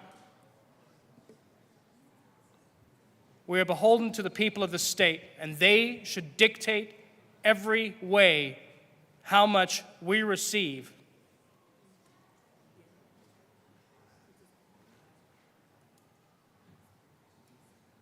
My final point is I truly believe this is a bill that goes against a foundation of the country.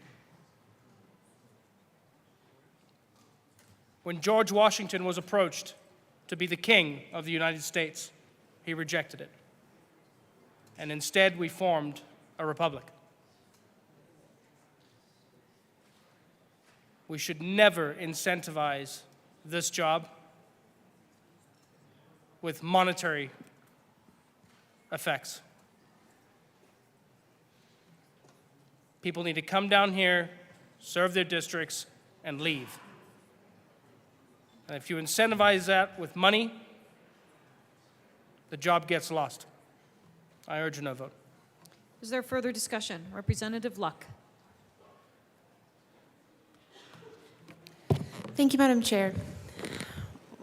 From what I've heard of this conversation, we haven't really focused much on pages 13 and beyond, on looking at the governor and the Secretary of State, Lieutenant Governor, the AG, and the Treasurer, these other state offices that this commission will be impacting. And actually, just in reading this, I was really curious and was wondering if the bill sponsors know the legislative history or the history behind the tying of these state elected official salaries to other salaries. So for instance, the governor's salary is 66% of the Chief Justice of the Supreme Court salary. The lieutenant governor receives 58% of the judges of the county court in Class B. The attorney general gets 60% of the chief judge of the Court of Appeals' salary. The secretary of state gets 58% of the judges of the county courts in Class B. And the state treasurer gets 58% of those same judges. I'm just wondering, do you guys know what the conversation was around that particular decision to tie? Because our current salaries are also tied to county commissioner salaries. And so I'm just wanting to know if you guys know why prior legislatures tied it in that way to other government officials within Colorado. The bill sponsor is shaking her head no, that she doesn't know. That to me is a really interesting part of this conversation. If right now our state level government is being tied at a lesser amount to the other officials, right? And officials at other branches or levels of government, I think that we should pay heed to that. There's some anchoring, there's some connecting that I think has value when we talk about setting salaries. If we as a body say that doing the county commissioner's job is this much, it's of this value to the state, to the people of Colorado, and I hear and can respect the comments of the prior speaker about us not needing a salary and where that comes from, but I also recognize that a man is worth his wages, and that in order to do good work, you often have to make sure that you are being paid a livable wage, so you're not so worried about trying to live that you're not doing to the best extent the job before you, right? You can't abdicate those responsibilities because you're seeking out other funds. So there is a tension here that I recognize.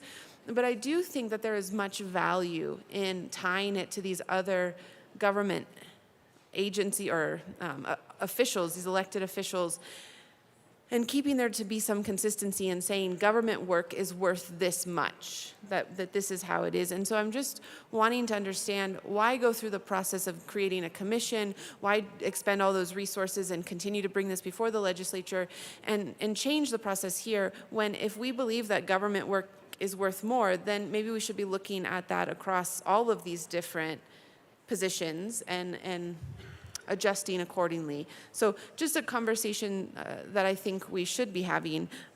I haven't fleshed out my arguments, my thoughts fully on that, so I'm genuinely just curious as to how other people feel about the ways that it's currently appropriated, and then the value of dismissing that and moving into this other system. Is there further discussion? Representative DeGraff.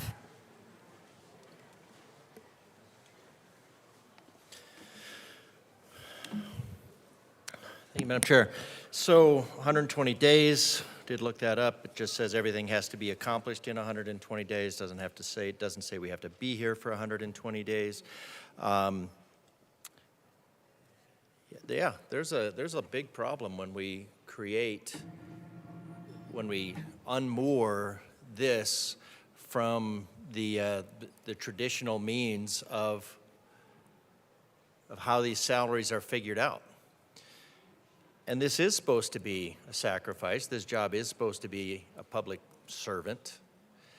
And I think it does merit. I mean, you do have expenses, but this is beyond. It's a wage, especially with per diem included. It's a wage beyond, mere sustenance. And it's a year-long wage. About what is it? About $3,000 a month, year-round. So it's not nothing. And we're only in session for now. Granted, there's a lot of other stuff that we do during the year, but in 5 years, when we looked at this before, when we talked about the budget, in 5 years, the cost to the average family has gone up about $10,000. So that means every day we're in session, every bill we pass ends up costing the citizens of Colorado more money. And then for costing the citizens of Colorado more money, we want to charge them more money and not give them a say in whether that money is well spent. Normally, to me, that is not taxation with representation. That's just taxation. This bill is just taxation. I think we ought to. So if we're not going to go neutral on saving Colorado money with a predetermined, what is likely a predetermined conclusion, with likely a predetermined board members, then I think we ought to perhaps consider decreasing the mischief that we do to the people of Colorado. So with that, I'd like to move L004 to House Bill 1059 and ask that it be properly displayed. Members, there is an amendment before us.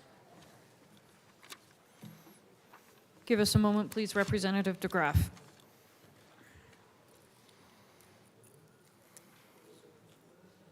Thank you so much. Thank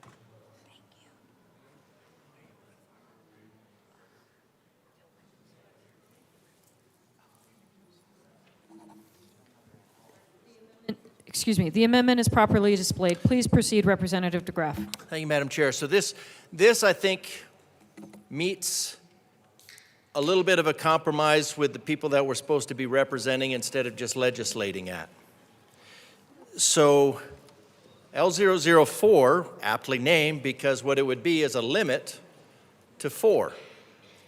So there was a complaint heard earlier about the amount of work that's being done, that we have to do so much work. We have to do so much work that we should be paid more. So all this would do is say, all right, let's limit that work to 4 bills each. Because right now we start with 5 bills, and then there's all the other various ones that get into the hundreds. And for all the conversations that I've had with the people of Colorado, I like to ask them, it's like, how many bills do you think 100 people can do in roughly 100 days? How many pieces of legislation that's fully thought out? And usually I get around 10 or 12. High end would be about 50. And I don't want to say it's funny, because it's not.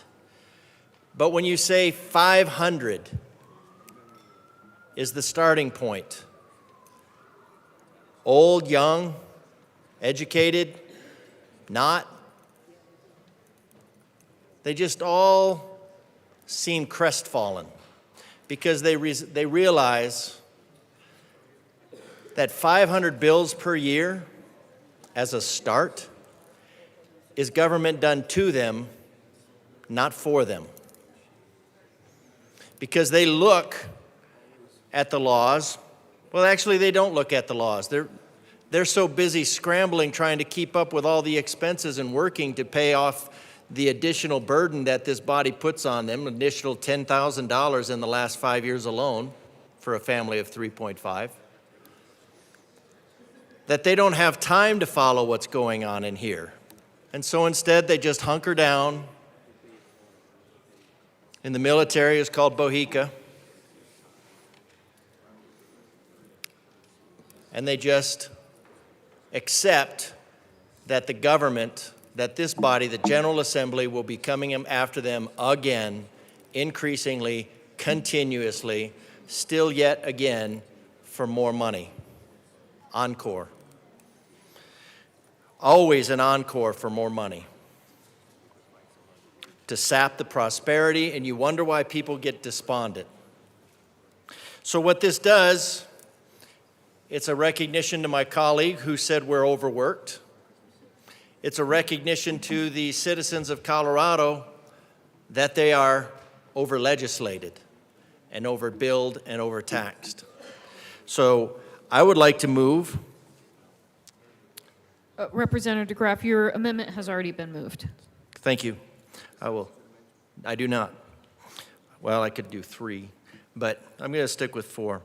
So I would like to, since that would be a 20% decrease, to go along with a 25% increase in pay, and that we would limit ourselves to 4 pieces of legislation, as opposed to piling more and more on the people of Colorado, because there is that last straw. So I ask for an aye vote on this to recognize that the people of Colorado are not an endless font of money. Representative English. Thank you, Madam Chair. Madam Chair, I asked for a title ruling. A title ruling has been requested. The committee will stand in a brief recess.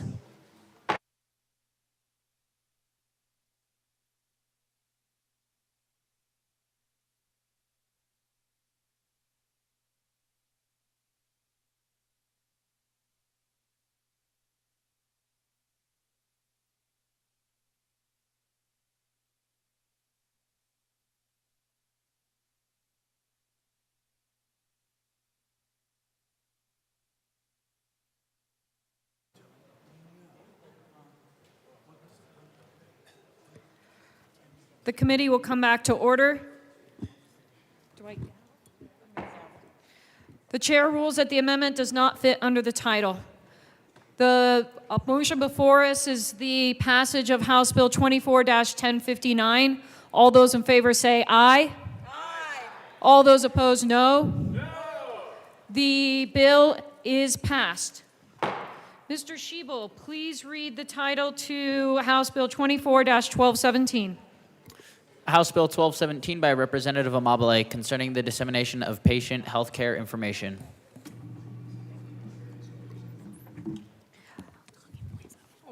Who's going to go first? Representative Amabile. Thank you, Madam Chair. I would like to move the House Bill 1059, the House Bill appropriation. 24-1217, Representative Amabile. Sorry. Thank you. Okay, I would like to move House Bill 24-1217 1217. And you have two committee Health reports. Committee report and the Appropriations report. To the Appropriations Committee report. We ran an amendment that took several different pieces of the bill out in order to reduce the appropriation. And I ask for a yes vote.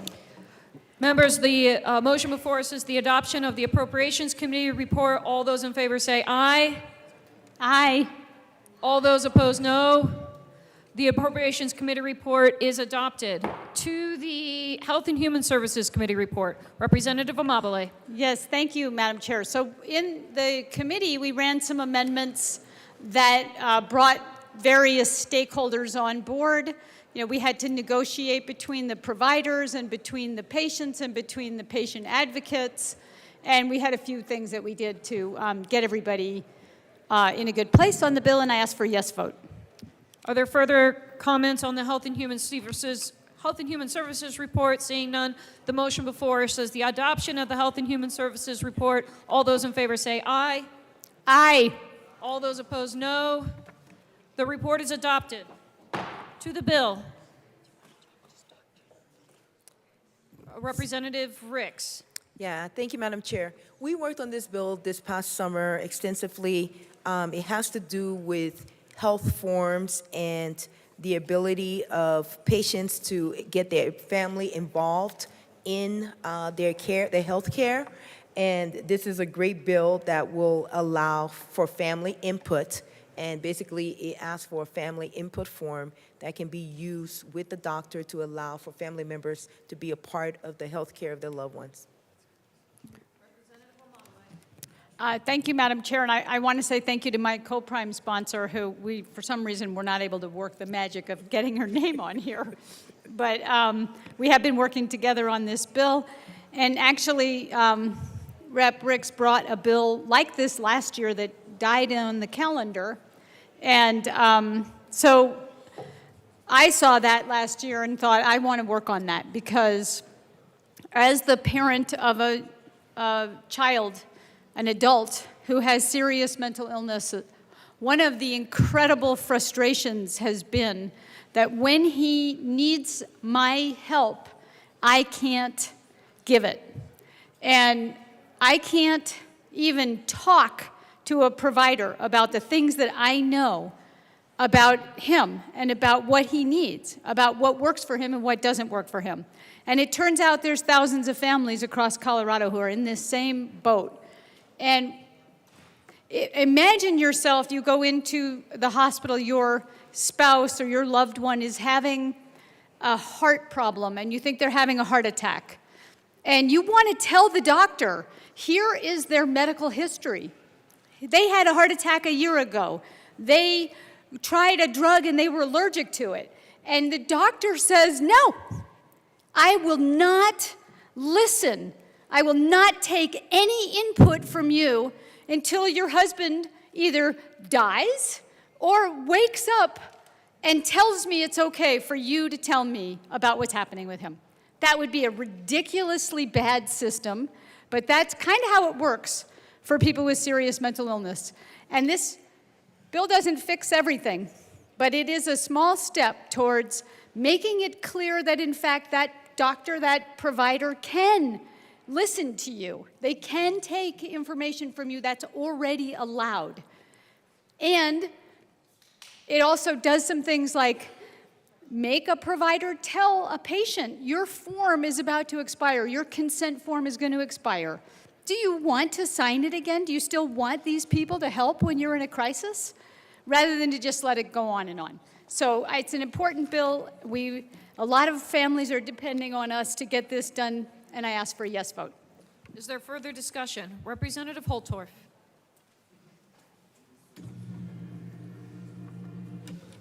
Thank you, Madam Chair. We heard this in Health and Human Services Committee.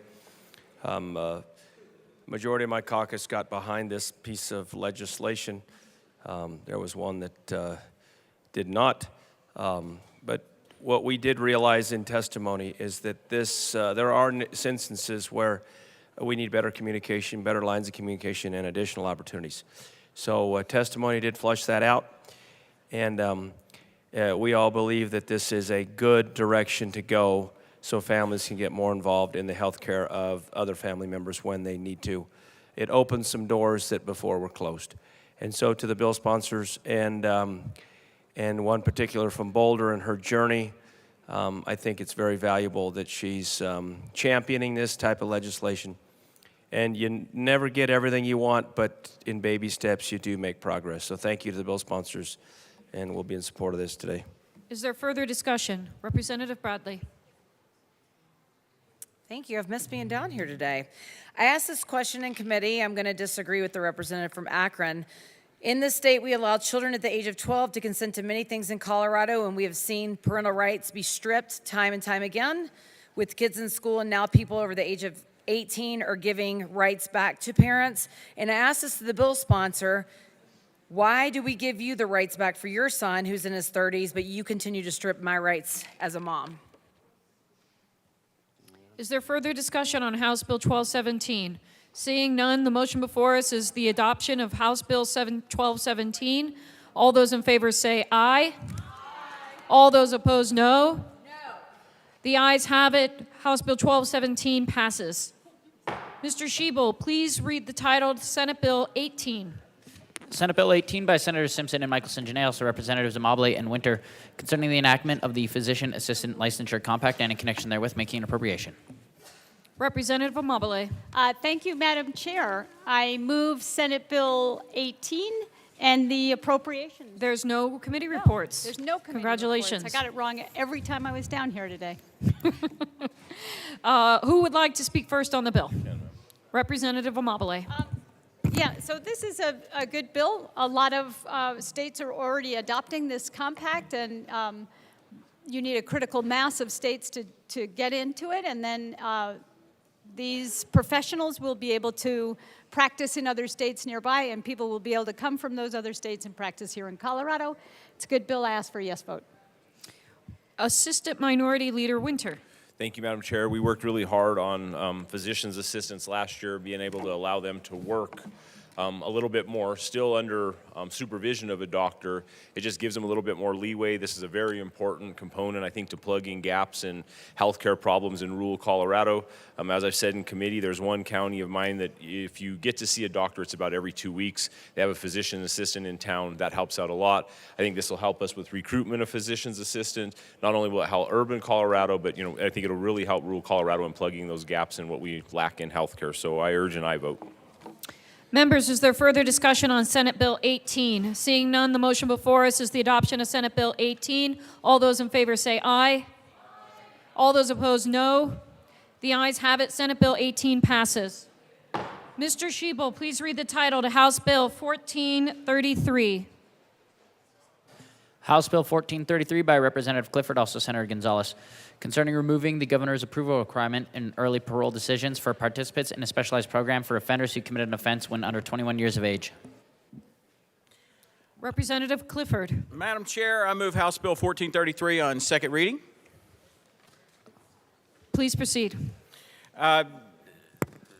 Members, this bill is about taking the governor off a very specific parole board. This is not all parole decisions.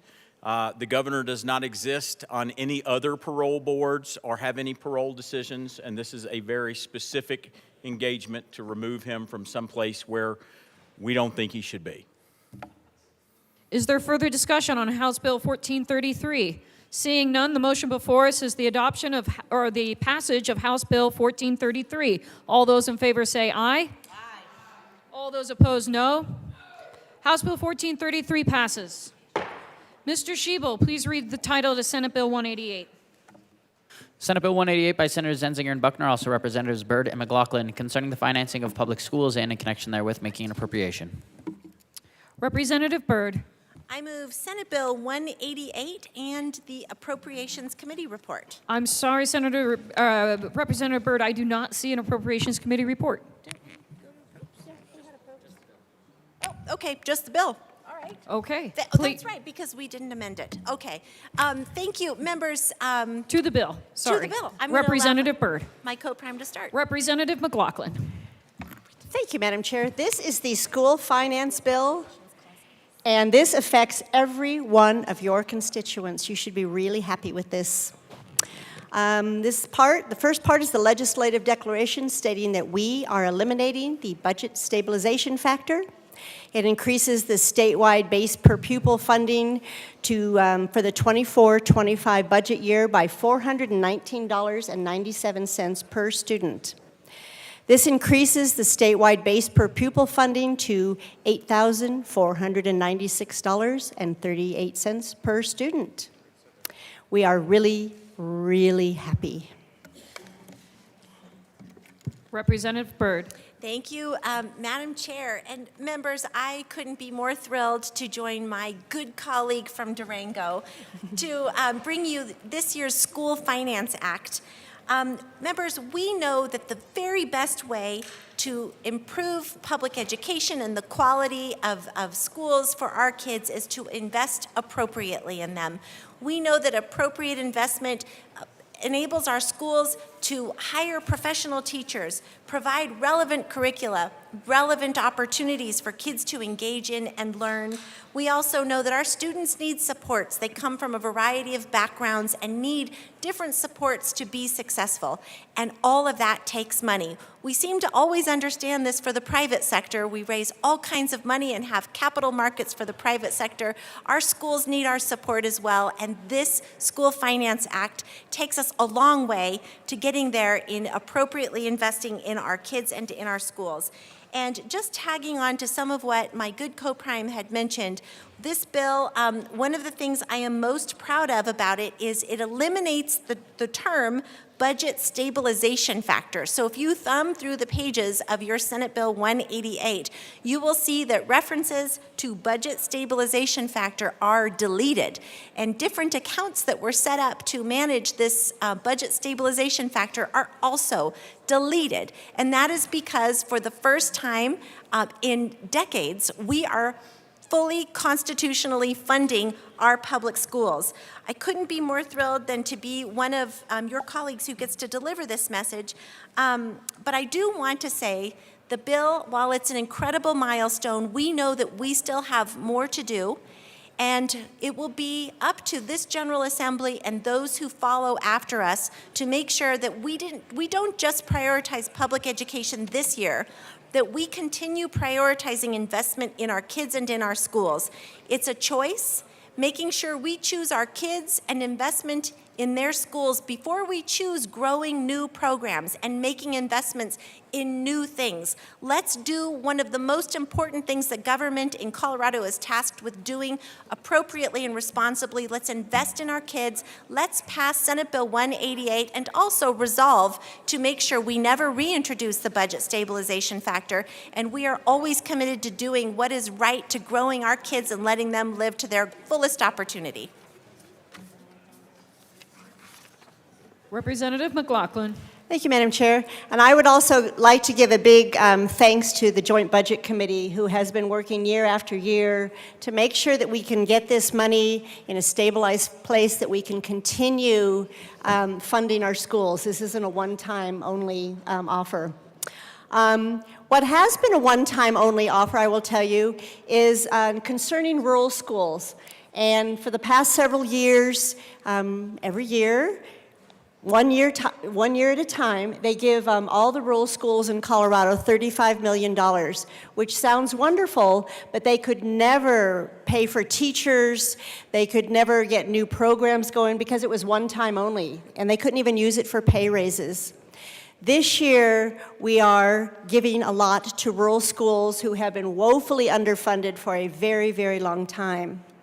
Small rural districts will be getting $470.75 per pupil, or $100,000, whichever is greater. And large rural districts will receive $177.80 per pupil, or $100,000, whichever is greater. This gives these small schools the opportunity to hire more teachers, to give the teachers that they already have pay raises. I have to tell you that as an English teacher, I had to teach math once, and I don't know what happened to those students, but it couldn't have been good. We need math teachers. So I'm really excited about doing this, and I hope all of you support this and support all the schools in your district. Thank you. Minority Leader Puglisi.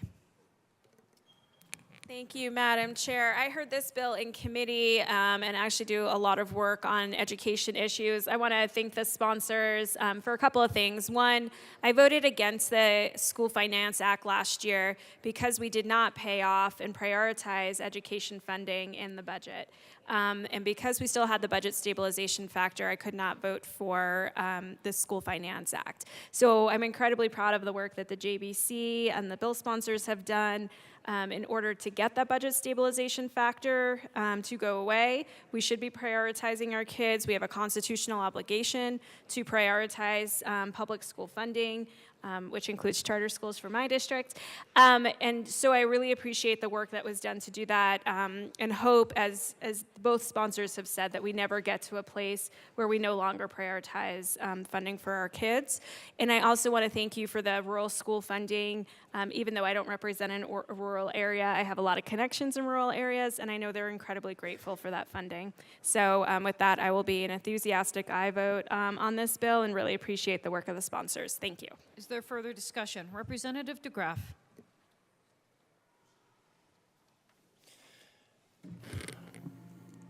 Thank you, Madam Chair. I like that it's the schools are funded according to the Constitution. Finally, I don't know what we've been doing for the last 14 years or so that it's not, because it's not like we haven't been adding funding, or we've been adding spending, but then not paying off something that is required to be paid off constitutionally. So that we're finally getting rid of this budget stabilization factor, which really shouldn't have been a factor in the first place, is a little bit questioning for me.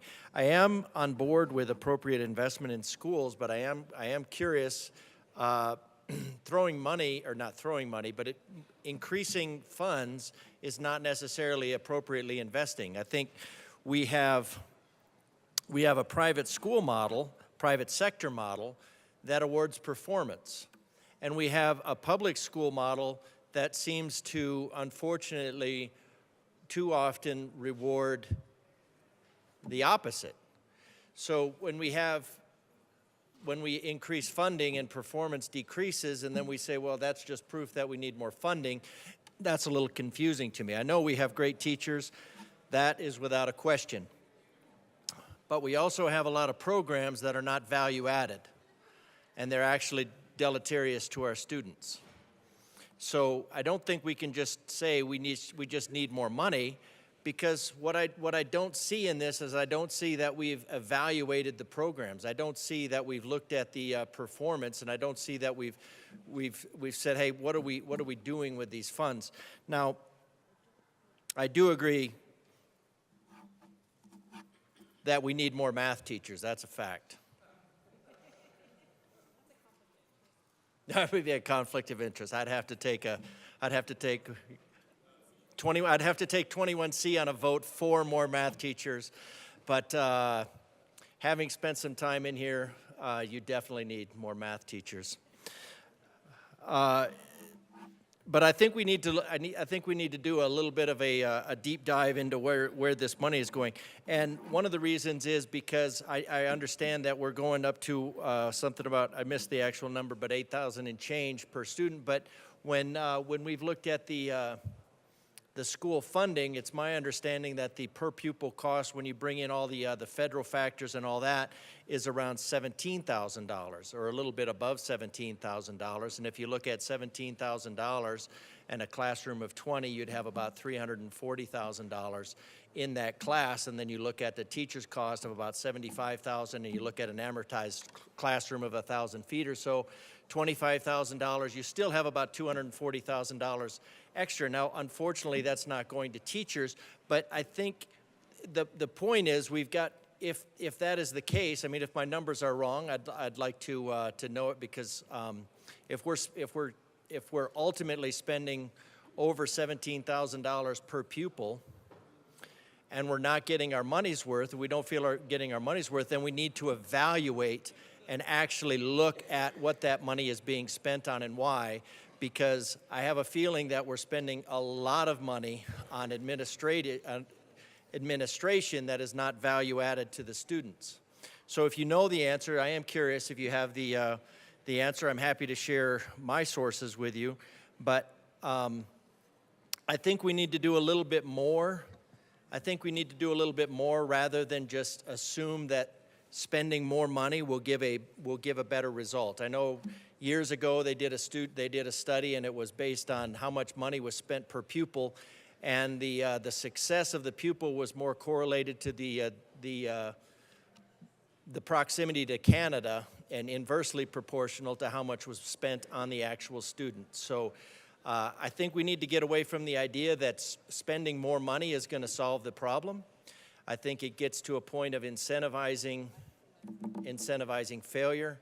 I'd hope we could take a deep dive and somehow look at some of these programs, because right now we have parents that are leaving the public school, which of course costs the public school, and then taking on that additional burden of they're taking on that additional burden of homeschooling or private schooling, and we are so there's a disconnect between the parents, what they're seeing out of the schools, and the funding for the schools. That's all I'm saying. I'm not saying that teachers are overpaid. I don't think they are. But I think our priorities are messed up. I think we need to look at it. I think we need to be doing some looks at why parents are leaving the schools, what direction school funding or what direction school is going, and not just make the assumption that more money will fix the problem. Seeing sorry, Representative Bradfield. Thank you, Mr. Chair. My team at middle school, we always had this saying, we who have done so much for so long with so little now can do the impossible with nothing. And that's where education and classrooms have been for many years, doing something with nothing, with very little, with teachers who aren't even getting enough of a salary to live in the city that they are teaching in. It's a big, big thing that we have brought down. Representative Byrd is calling it eliminated, but brought down the budget stabilization factor. That's big. That's really big. But there is so much more to do, and there is so much more to get caught up. So when you think of teachers, please think of this phrase, which we said so often and was so true. We who have done so much for so long with so little can now do the impossible with nothing.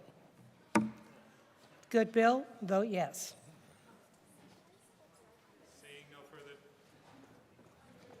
Seeing no further discussion, the question before us is the passage. Yeah, it's on. Seeing no further discussion, the question before us is the passage of Senate Bill 188. All those in favor say aye. Aye. All those opposed, no. The ayes have it. The bill passes. Mr. Schiebel, please read the title to House Bill 1431. House Bill 1431 by Representatives Lukens and Armagost, also Senator Winter F., concerning the creation of a program to provide stable housing assistance for survivors of abuse and in connection therewith making appropriation. Representative Lukens. Thank you, Mr. Chair. I move House Bill 1431 and the Appropriations Committee report. To the Appropriations Committee report. Representative Lukens. Thank you, Mr. Chair. In the Appropriations Committee report, we just brought a J amendment to change the existing clause to identify the Office of Economic Security. We ask for a yes vote. Seeing no further discussion, the question before us is the passage of the Appropriations Committee report. All those in favor say aye. Aye. All those opposed, no. The committee report passes. To To the bill, Representative Lukens. Thank you, Mr. Chair. Today we bring before you House Bill 1431, Stable Housing for Survivors of Abuse Program. This bill creates a stable housing support for survivors of domestic or sexual violence program in the Department of Human Services, and it directs the Department of Human Services to contract with community-based advocacy organizations to provide short-term assistance payments to survivors of domestic or sexual violence for stable housing. We ask for a yes vote. Representative Armagost. Thank you, Mr. Chair. So, colleagues, this is something that's important when we're talking about the removing somebody from the cycle of abuse. There's the criminal justice aspect where we're keeping the abuser away from their victim, but we need to focus even more so on this aspect. The criminal justice system doesn't have all the tools they can or should have to protect the victim from their abuser. This bill will help get the victim away from their abuser. This is something that keeps them from getting back into that cycle of abuse, where they can get away. They aren't drawn back in by guilt and other means of abuse. They are actually able to get away, start their own lives, get their power and self-being back, and become some of the better people like those that we know and love here. So this is a good bill, and I encourage a yes vote. Seeing no further discussion, the question before us is the passage of House Bill 1431. All those in favor say aye. Aye. All those opposed, no. The ayes have it. House Bill 1431 passes. Madam Majority Leader. Thank you, Mr. Chair. I move the committee rise and report. The committee will rise and report.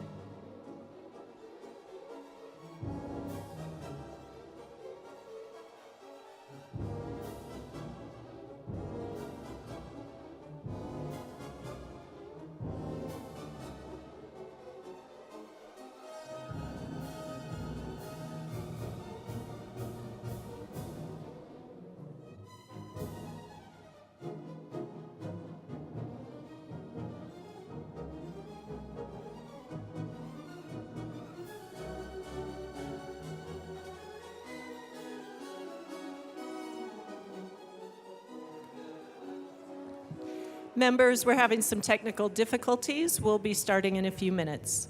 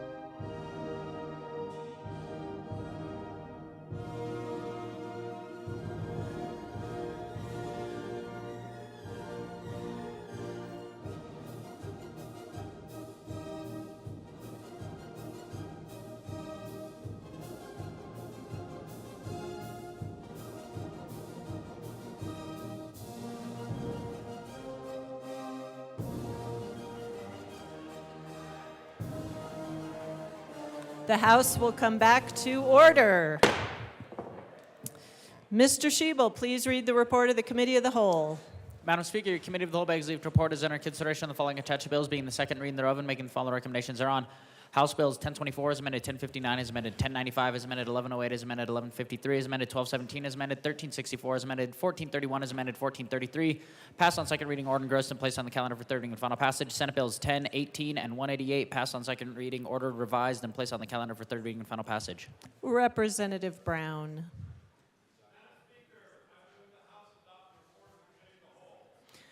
You have heard the motion. There is an amendment at the desk. Representative Weinberg. Mr. Schiebel, please read the Weinberg amendment to the Committee of the Whole report.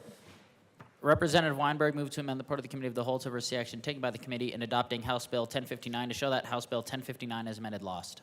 Representative Weinberg. Thank you, Madam Speaker. I move the Weinberg amendment to the report of the Committee of the Whole and ask that it be displayed.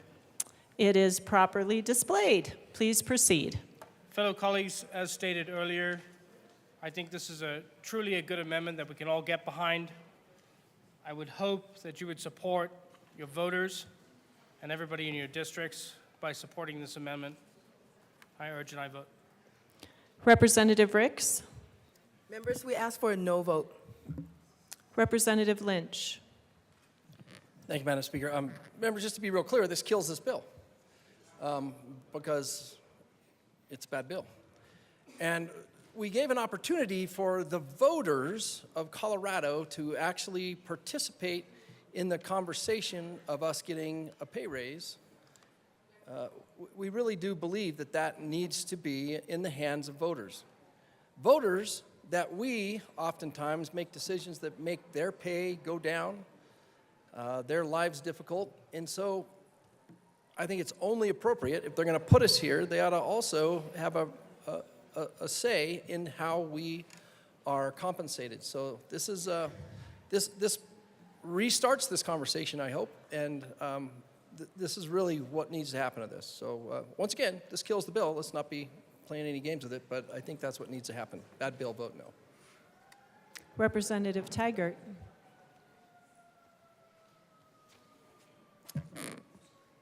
Thank you, Madam Chair. Oh, it's not Madam Chair, Madam Speaker. I'm sorry. No apology necessary. It's a privilege to work with you. And a privilege to work with you. Members, I'm very concerned about this bill, and I spoke during the amendment phases of this bill. We have an inherent conflict of interest here, and I understand we put it out, part of this to 2026, and we put part of it out to 2027. But we should not be touching a piece of legislation that has anything to do with our compensation. And in fact, you will find that there are ordinances with municipalities, mine being one of them. This has to go to a ballot in our city. It absolutely has to go to a ballot. We put that amendment forward,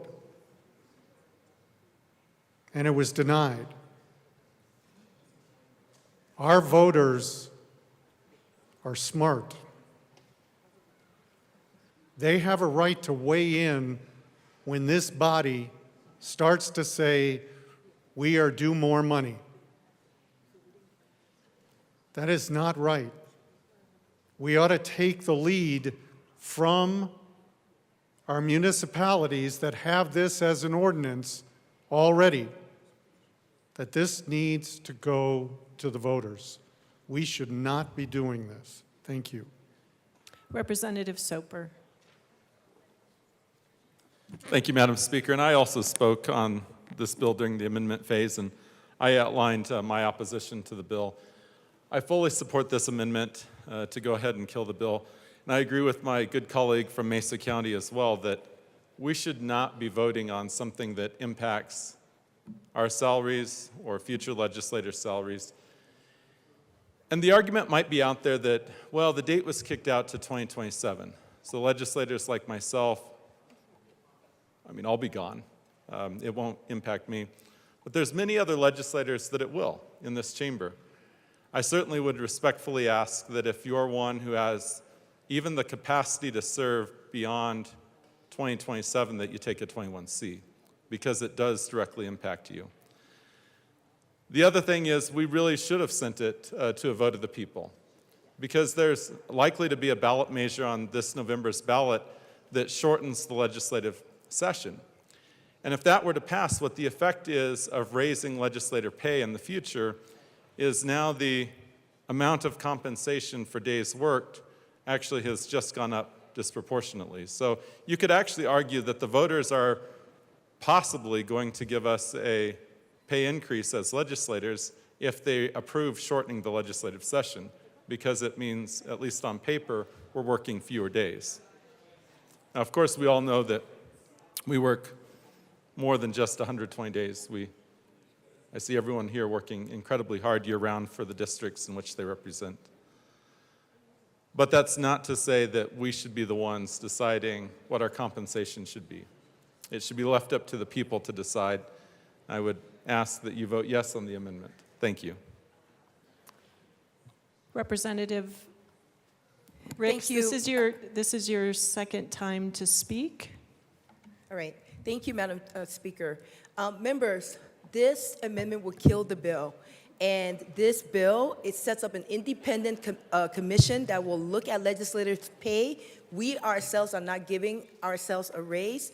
This is going to take place where the commission will sit in 2025. By 2026, they'll come back with a report. And the State House, the whole General Assembly, will have to vote on whether or not we accept their recommendation or not. We ask that you vote against this amendment so that this bill can move forward and go on to the Senate, and then we can hear from an independent commission. That is the best way to do that. Over 50 states have looked at legislative pay, and the 20 states that have this commission in place look at it as an independent commission that can make these decisions. So we ask you to vote against this bill. Vote no. Seeing no, Representative Weinberg. Thank you, Madam Speaker. General Assembly 74, I appeal to you. I appeal to you for all of your members in your district. For the first time in 2 years, in one session, I come down here not only appealing to my city or my county, Larimer and Loveland. This is a conflict of interest, in my opinion. We cannot pass legislation in this building that has us at the forefront of the effect. Specifically our salaries. And that's what this building does, is pay us. More importantly, the taxpayer of this state pays us. This, first and foremost, would put the taxpayer in front of this bill. The people we represent, the people that elect us, the people that appoint us, the people we represent should be put in front of this bill. And this amendment does that. It is not the job or duty of us in this chamber to decide how much money we wish to receive in our bank account once a month.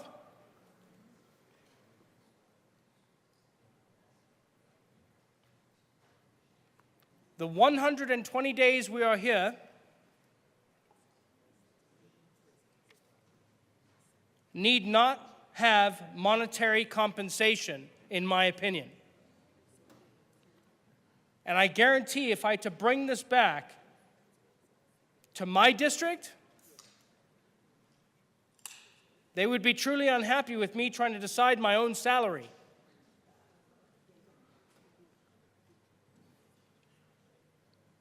Understand what you're trying to do. Decent legislation has nothing to the effect of how much I need to earn in this building. It's the progress I make for the people in my district. And monetary compensation is not something that should be incentivized for politicians. I spoke to this when we were in the amendment phase, and I'm going to reiterate the point again. There is a reason DC was built in a swamp.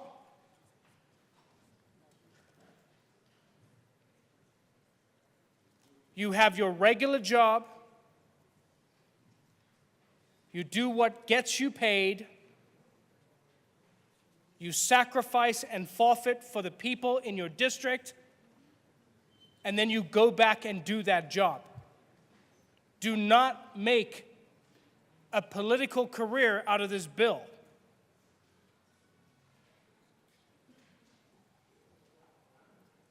In my humble opinion, being a politician should be the worst job when you're in the minority.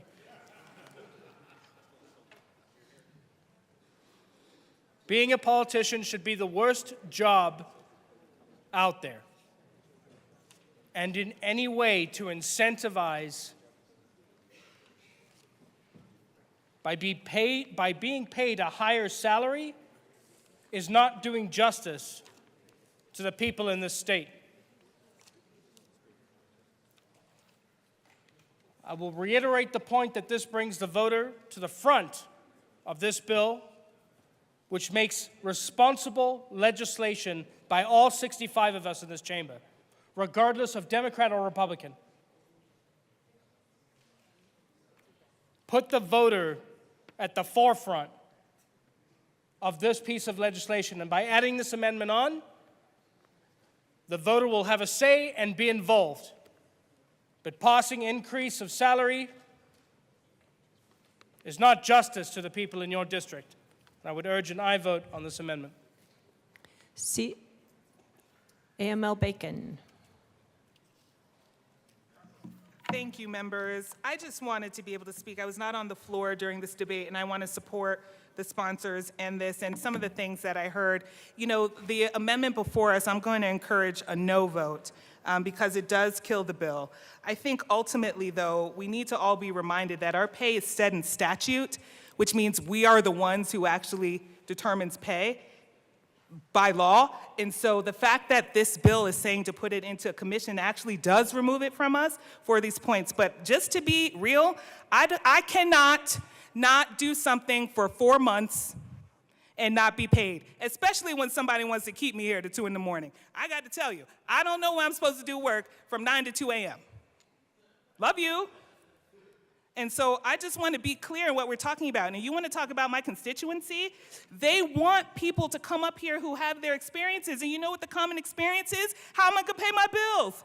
And so the truth of the matter is, there are people who are not running for office because they cannot afford to take care of their children, they cannot afford to pay their mortgage, and to ask people to not work and not get, and we're not even talking about what we get paid, just paid at all for 120 days. We all know the reality of that. I hope we do. I hope we do. Because if we cannot pay people to come up here, only those who can afford not to be paid are the ones that can legislate, right? And so I do care on behalf of my district. I don't want to be here, and I'm joking, right? But when sorry, love you. But when I first ran, I was on school board and here. And you know why? Because I could not find somebody who could afford the salary. I mean, I love my district. But that's what they said to me. We are okay that you're in 2 seats because we know you have the skill sets and can do it. And real talk, I have not financially recovered. Don't nobody need to know all my business, but we're family. So I just hope we just come back to that, because I know there were a lot of amendments and whatnot. I want to thank the sponsors. It is hard. It is a political question. But our communities have asked for people who can come up here and represent them. And if we're going to talk about how hard it is to pay child care, we also need to recognize that's real too. When we had these questions for other areas, city council, how many people do we know run for county commission and city council because of this very issue? So we can't act like it's not real. And if we want people up here to help make decisions, we got to be real life as much as we talk about property tax, God bless all of us, God bless all of us, that people need to be able to do it. We are not asking, and I don't think this commission is gonna try to get us paid more than, because quite honestly, in the private sector, I can negotiate my salary. We can do that. We can't do it here. So thank you for this little bit of moment. That citation is CRS 22307, compensation of members, reimbursements of expenses as set through statute. Thank you. Representative Weinberg, and to be clear, members, you are allowed to speak twice on a motion, but the mover of the question may speak more than twice, but still no more than 10 minutes. Representative Weinberg, this is your third time to speak. You have 4 minutes and 52 seconds left. Thank you, Madam Representative Speaker. Weinberg. Just want to address the comments from my good colleague, which I respect, and I respect the bill sponsors wholeheartedly. We all have things to do when we come into the room, and this is something my district feels strongly about, which is why I'm here. And quite honestly, which is why this is not thirds and a second, so keeping with tradition. I heard communities being involved. We'll involve the communities. This changes the statute. This literally changes the statute. The coding that was read out loud is now being changed to alter the definition of how we do get paid, which is why I'm here fighting against this bill. I have 2 children. I have a 6-year-old and an 8-year-old. I didn't come in here as a single parent or a single father or a single person with no job. I'm relatable to everything that you're talking about. I had to make this work. Yes, this is a salary change, but I make it work.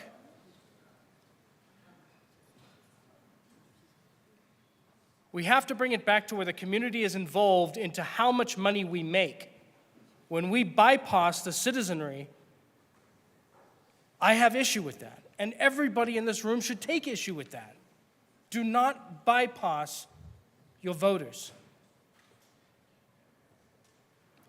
They are the determining factor whether we sit in here or not. They are the determining factor whether we stay here or not. They are the determining factor, ultimately at that point, with how much we should get paid. Not you, not I, but our voters. Representative Luck. Thank you, Madam Speaker.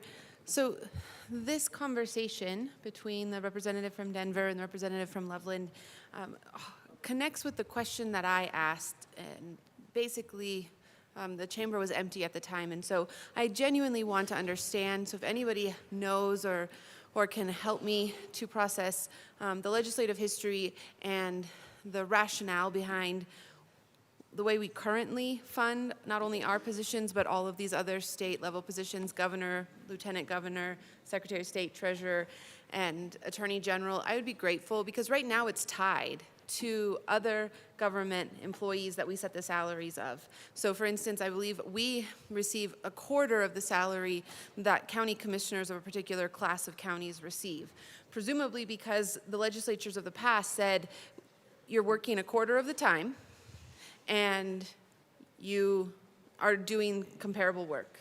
And so why is that insufficient? And if somebody could just help me process through that here at the well or offline, I'd appreciate it. Thank you.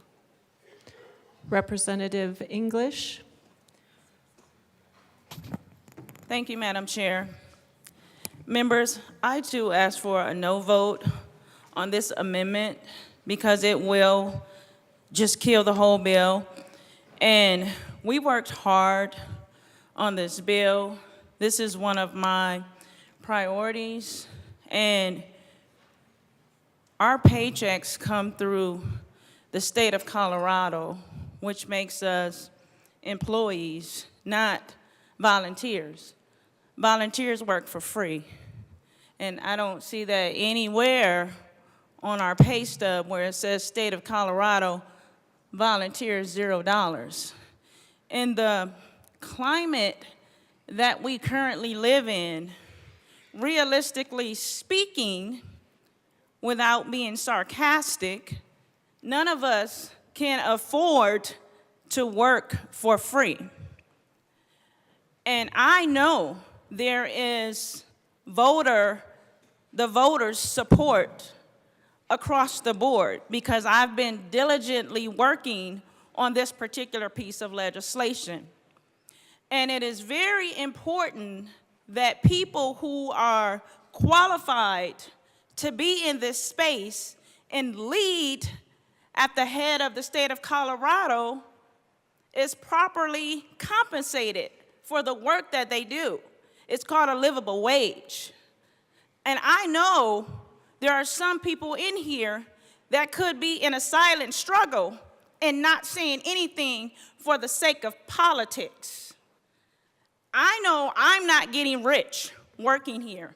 I love my community. I love to serve the people of the state of Colorado. I absolutely love my job. Sometimes it's tough in here, but it is what it is. That's what we signed up for. But at the end of the day, this is the right thing to do, and it makes sense. We're here always fighting for pay raises for the people. I look at myself as the people, and we are not giving ourselves a raise. If we were giving ourselves a raise, it would not be an independent commission that's being established. This is not something that's new.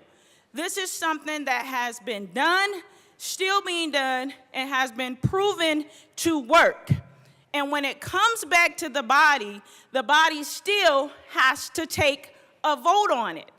That's called the legislative process. So this piece of legislation is important to me.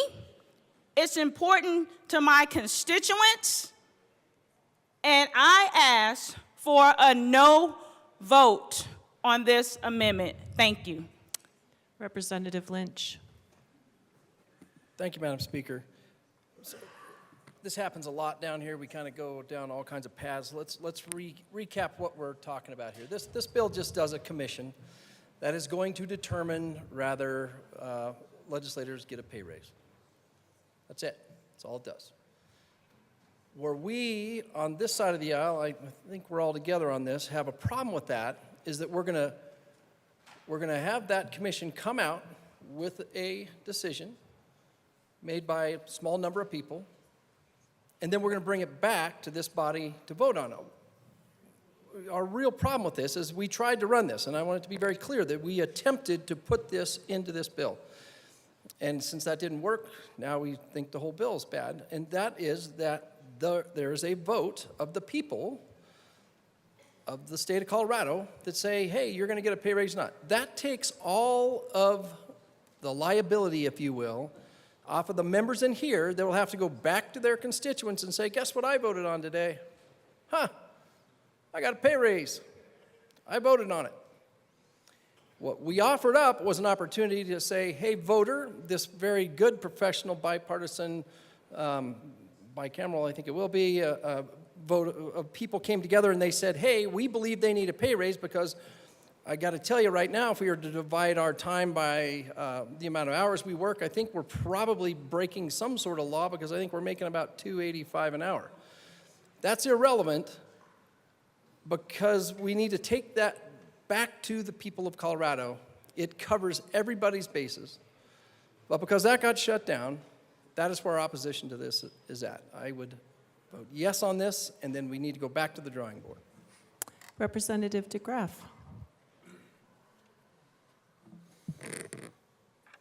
Thank you, Madam Chair. Speaker, I think there's a lot of problems with this. One, I don't see the panel, the commission being independent. It's appointed by and membered by people that are directly conflicted. And we can't just look at the citizens of Colorado and say they are not experts in salary. They're not experts in pay. The people of Colorado are experts in pay. And we can't just say to the people of Colorado, well, we need to be able to keep up with some inflation.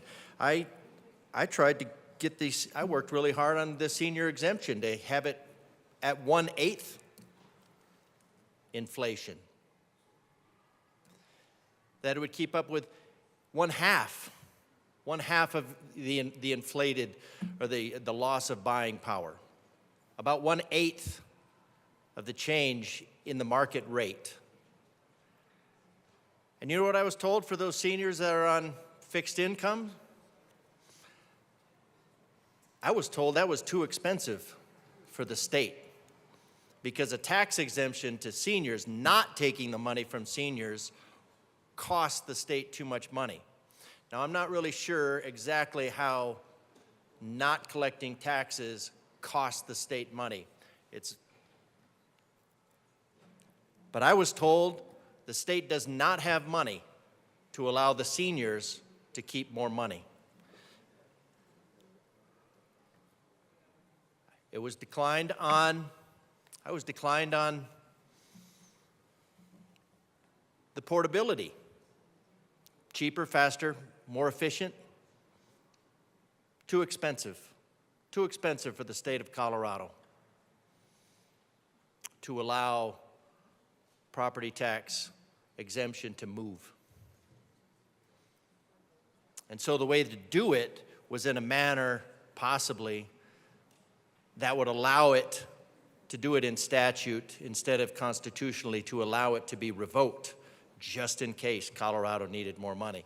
So we can't let our citizens have more money. I even worked really hard on Fifth and 14th Amendment protections for the accused, criminals even, so that they wouldn't lose money without a conviction, without an actual, no-kidding conviction. And I was told that cost the state too much money. So I reject the notion that we have money to do this. Yeah, I think we should not be getting rich in here. I think we should be experiencing what the people of Colorado are experiencing. I think we should be experiencing what the people of Colorado are experiencing, because, I mean, it's not nothing. This is better than, it's not just what, 3,000, 36,000, then you have per diem or the apart, whatever you have. It's a decent, I think it's more than the average salary of Colorado. I'm not going to do the math up here. I'm not going to try to do that. Math in public. I'll do that later.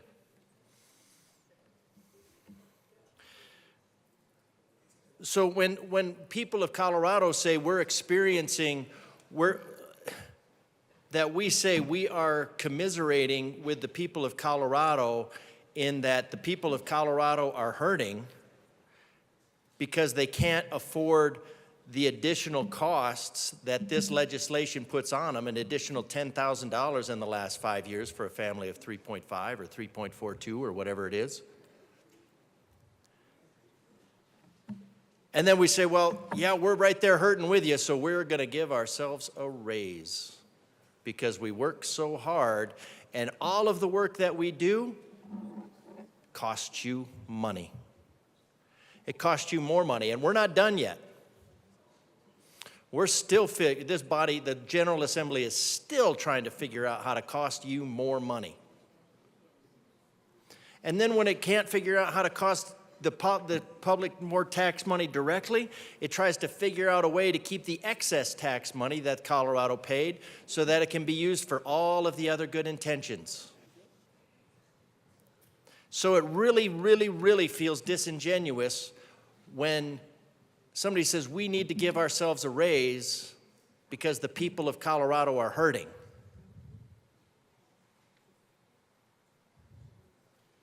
I think we should feel that pain. I think we should feel that pain. There are things that we can do to lower that cost of living in Colorado. And every single time this General Assembly has had the opportunity to lower taxes, it raises them. And then we say, we're hurting with the people of Colorado, so we need more money. I have no idea how that makes sense. So why don't we work to lower costs? Why don't we work to make things more efficient? Everything that goes on in here that puts a restriction on people, takes more of their money, takes more of their time. You want to do something, you need another permit. Whether that costs money or not, it costs money. It's an opportunity cost, if not a direct cost. Time away from work. We're right there with you, Colorado. We are hurting. Give us a raise. We need your money. I think there's a song like that. Like, I want your money. That's what I want. I think, though, I won't try to sing that. I'm a math teacher. Representative Garcia. Thank you, Madam Speaker. And I will say it is quite an honor and a privilege to serve with you. An honor and privilege to serve with you. I want to just clarify a fact that Colorado's median salary is actually $61,700. And we just need to know that. If we're going to spout stats and statistics at the well, we need to make sure that they're factual. The other thing I also want to point out is on page 8 of this bill, it explicitly states and outlines the timeline for this. We have the opportunity to vote for the implementation of a commission. The commission will come back with a recommendation. We get to decide whether or not that commission's recommendations are appropriate or not. Let's say we do, and we vote yes on it. We don't benefit from it unless you run a successful campaign in the next election cycle and win. That's not a guarantee for anyone in this room. Hopefully, maybe even with this, we'll see more people wanting to run for office. We'll see more people wanting to take on this challenge because they might be able to afford it just a little bit more. Maybe more of us will actually have primaries. And if that's the concern of voting for this bill, then I challenge your commitment to democracy. I urge a yes vote. No vote on this, yes on the bill. Representative Garcia, that was your second time to speak. Seeing no further discussion, Representative Weinberg, you have 2 minutes and 55 seconds remaining. Thank you, Madam Speaker. Fellow colleagues, just sitting down the well, doing a basic Google search, I'm finding that Colorado is at $44,196 average income for our state, which is, I think, where my colleagues are getting their numbers from. I think we trust a lot of things when we try to so-called Google in this room. Just want to address a few other things real quick. We are volunteers, in case anybody was wondering. 24 hours a day, 7 days a week, reading bills, listening to constituents. We are absolutely volunteers in this building. I want to clarify again why I'm running this amendment, which originally came from my good colleague from Douglas. There's no caps to this committee or any commission. This commission could literally vote to pay us an unlimited price tag, an unlimited amount of money, and that's not right. Additionally, it adjusts our per diem. That's how this bill is originally introduced, is messing with the per diem, creating a commission to tap into our salary. I am wholeheartedly against this. And the right thing to do is to put it to the voters. I will beat that home every single minute I am allowed. The voters need to decide how much we are paid. They need to be involved in the discussion. I don't see that happening with this bill. We are absolutely volunteers in this room. Representative Weinberg, you have 1 minute remaining. Thank you, Madam Speaker. And it is important for us to understand we come down to this chamber voluntarily to represent our districts and our people, and the salary should never be at the forefront of any discussion. Representative English, this is your second and last time to speak. Thank you, Madam Chair. Members, I ask for a no vote. Thank you. Representative Catlin. Thank you, Madam Speaker. It's an honor to serve with you. An honor to serve with you. Members, I'm down here to ask you to vote yes on this amendment.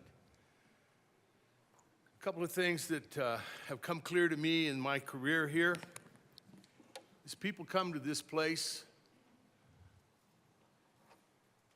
if they don't come with a servant's heart, they're not the people who stay. If you're here because you want to change things, you want to make things better, then you should be here. This isn't about the pay. It's about what we can do. You know, I'm not sure whether or not what's enough, what's not enough, what's offensive, what isn't offensive. To me, I'm not going to talk about that. I'm going to talk about whether or not we come to this facility to represent and serve the people who trust us enough to send us. I'm proud of the fact that those folks trust me enough for the last 4 terms to send me back. I think they should have an opportunity, as was said before, to decide whether or not what I'm paid is the right amount or if we should be paid more. I like that idea. So today, I'm going to ask you to please vote yes on this amendment. Seeing no further discussion, the motion before us is the adoption of the Weinberg Amendment to the Committee of the Whole report. Mr. Schiebel, please open the machine and members proceed to vote. Representative Judah, how do you vote? No. Representative Judah votes no. Representative Woodrow, how do you vote? No. Representative Woodrow votes no.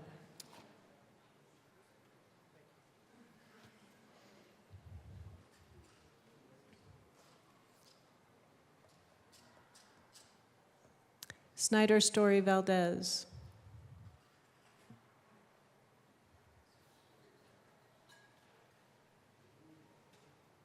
Valdez is excused.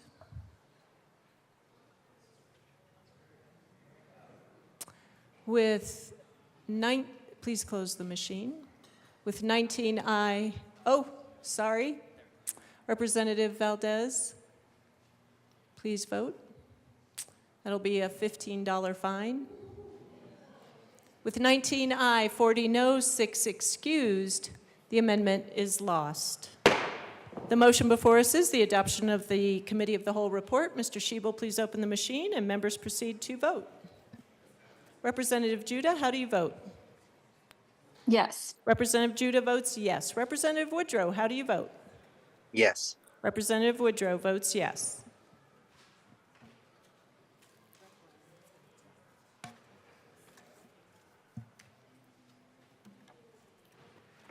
AML Bacon.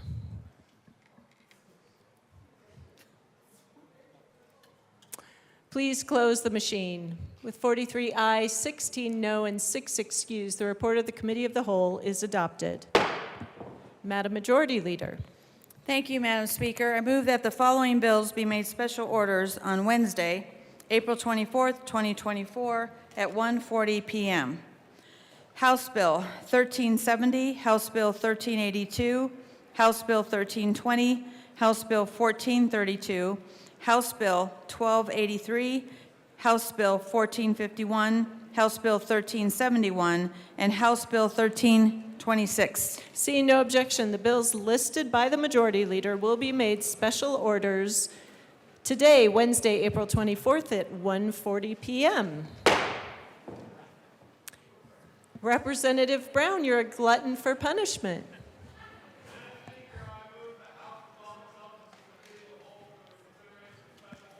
Members, you've heard the motion. Seeing no objection, Representative Brown will take the chair.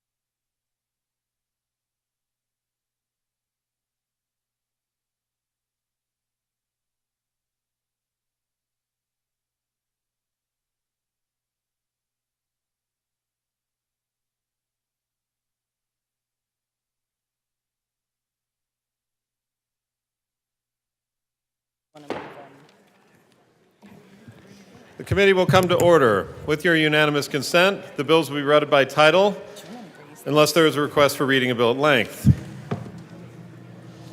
Committee reports are printed in your bill folders. Floor amendments will be shown on the screen and on your iPads. Bills will be laid over upon the motion of the majority leader, and the Colt rule is relaxed.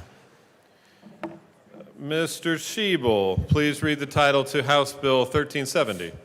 House Bill 1370 by Representatives Kipp and Wilford concerning measures to reduce the cost of use of natural gas infrastructure. Representative Kipp. Thank you, Mr. Chair. I move HB 24-1370 and the committee report. To the Appropriations Committee report. Sorry, can you move, sorry, Representative Kipp, can you move both committee reports? Sorry, yes, to the Appropriations Committee report and to the Energy and Environment Committee report, correct? And I think I need you to say I move them. Okay. Just clarifying the committees. Yeah. So no, I need you to. I think I need you to say I move the Appropriations Committee. Yeah. Yeah. Okay. Thank you. Yes, I move the HB 24-1370 and the Appropriations and the Energy and Environment Committee reports. Great, Representative Kipp or Representative Wilford. This is to the Appropriations Committee report, yes? To the Appropriations Committee report, yes. Okay, perfect. In the Appropriations Committee report, we added a J amendment to appropriate approximately $43,000 from the general fund and about just under $30,000 from the Public Utilities Commission Fixed Utility Fund to be able to support the implementation of this bill, and we ask for a aye vote. Any further discussion on the Appropriations Committee report? Seeing none, the question before us is the passage of the Appropriations Committee report. All those in favor say aye. Aye. All those opposed, no. The ayes have it. The Appropriations Committee report passes. To the Energy and Environment Committee report, Representative Wilford. Thank you, Mr. Chair. So in the House Energy and Environment Committee report, we did pass a strike below amendment. And the strike below amendment was the result of feedback from many stakeholders, and we really do want to thank them for their engagement, for their thoughtful suggestions, as well as for the various discussions that it took to get us to this place. So here's a quick summary of what changes were made in the strike below. So first, we heard loud and clear from utilities and others that it would be preferable to begin this work with a pilot effort. As such, we shifted the bill to focus on a maximum of 5 gas planning pilot communities. Further, we want to make sure that a range of technologies, including geothermal and steam distribution, are reflected in this first phase of this work and have included direction to ensure that those projects are among what moves forward under this bill. We've worked to add clarity about how the process will work and to ensure that local communities who want to participate, as well as dual fuel utilities, are able to clearly navigate this process and that the PUC has clear guidance for this work. This includes additional flexibility to accommodate community needs. We have included additional data collection and information to be provided in an annual report by the PUC with more information about specific projects. We've allowed additional time for communities to navigate the process. We've cleaned up and clarified a number of definitions, as well as allowed utilities first right of refusal for projects within their thermal network. This basically means that the dual fuel utility has the right, but not the obligation, to construct and operate a thermal energy network that comes forward as a project in this process. It's important that the projects that are selected have strong customer support. Therefore, we've developed a 2-tier process where in 2026, projects that come forward for PUC consideration and potential approval must have complete customer consent. This gives communities at least another year to work on addressing customer concerns and not let customer objections hold back the first set of projects. The other amendment that we had in committee clarified that while a municipal utility or electric co-op whose customers are served by a dual fuel utility can participate in the program if there is agreement between both utilities and the local community. This does not mean that they are going to be regulated by the Public Utilities Commission. So I think that's a really important point to make. And with that, I want to pass it over to my co-prime sponsor. Representative Kipp. Thank you. And as with all good legislation, we try and continue working to make it better throughout the process. So with that, I move L011 to HB 241370. And I will also move that as to be properly displayed, except that I also, on top of that, move HB or L013 to L011. No, it's not a substitute. We have a long amendment that was distributed to all your desks in a golden piece of paper, and then we also have 2 amendments to adjust this, and I will explain them all as we go through. So we will want to adopt both short amendments before we adopt the underlying long amendment. That's properly displayed. Representative Kipp. Thank you. So what L013 will do is it's going to amend the underlying amendment, L011, to add more explicit language on a right of first refusal process for utilities covered by the bill, and also will repeal this work with the Colorado Energy Office after the study is complete. And I ask for an aye vote.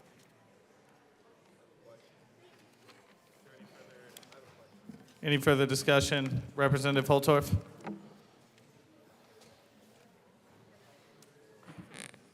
Thank you, Mr. Chair. We're going to go through a lot of kind of unorthodox amendments here as we navigate this bill. But what my question is this, with respect to this amendment, well, how does this impact customers that are in this area that say, I object, I don't want to have my gas service taken away from me as a citizen, because it's very important to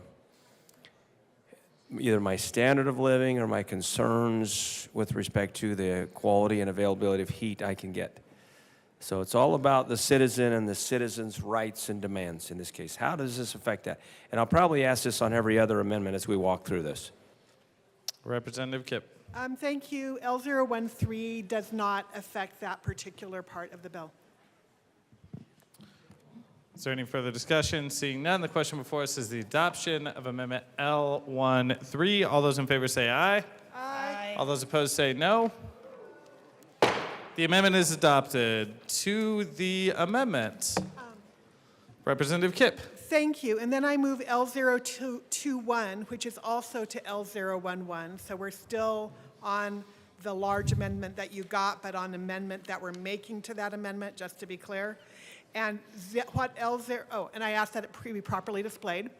That is properly displayed. Representative Kipp, please continue. Thank you. So this amends L011, as I said, by including additional language in the analysis done by a third party to compare costs with both with and without incentives. Across references additional standards for utilizing the utility workforce for utility projects that come from this.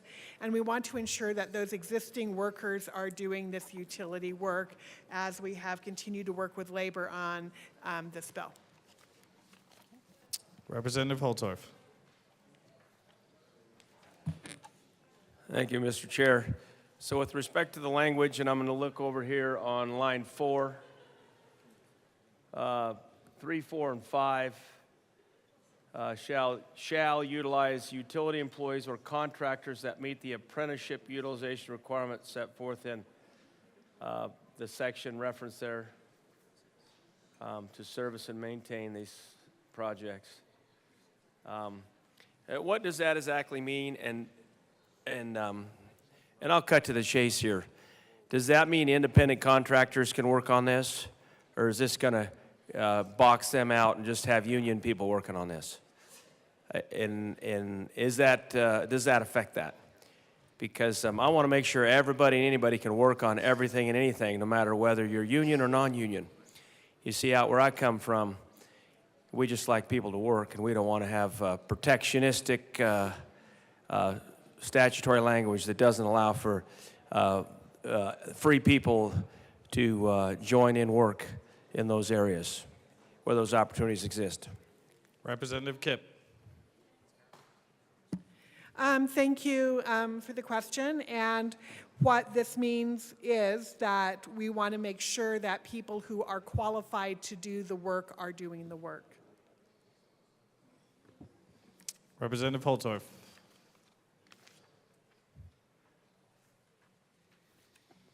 Thank you, Mr. Chair. I don't know if that satisfies the requirement because who is determining that? Obviously, the systems, there's different qualifications, there are different levels of work. You know, we have a large immigrant influx coming in that have a lot of skills that come from other countries. And, you know, are they able to work on geothermal if they worked on geothermal in Peru? Or some other country? How does that work? They may be fully qualified, but they haven't got this union stamp or whatever. So I have an issue with that. I'm not sure what that means. I'm going to have to pull that statute and see. But, you know, in a free country of free people, everybody should have the opportunity to work in any space, and that should be something that is afforded, union or non-union, in any of these systems. So I just want to make sure that because I can't support something other than that. Everybody and anybody working in any space, particularly in the energy sector. We need more workers. We don't even have enough workers. So I need some clarification on that, and I'm actually going to go pull that section and read that because I've got some concerns. That apprenticeship thing is bothering me significantly because I'm not sure what that means. Is that an apprenticeship that's filed under a union apprenticeship? We've been all kinds of legislation now supporting apprenticeships, but what is that specifically? Because it shouldn't matter in this particular sector. Is there any further discussion? Seeing none, the question before us is the adoption of Amendment L21. All those in favor say aye. Aye.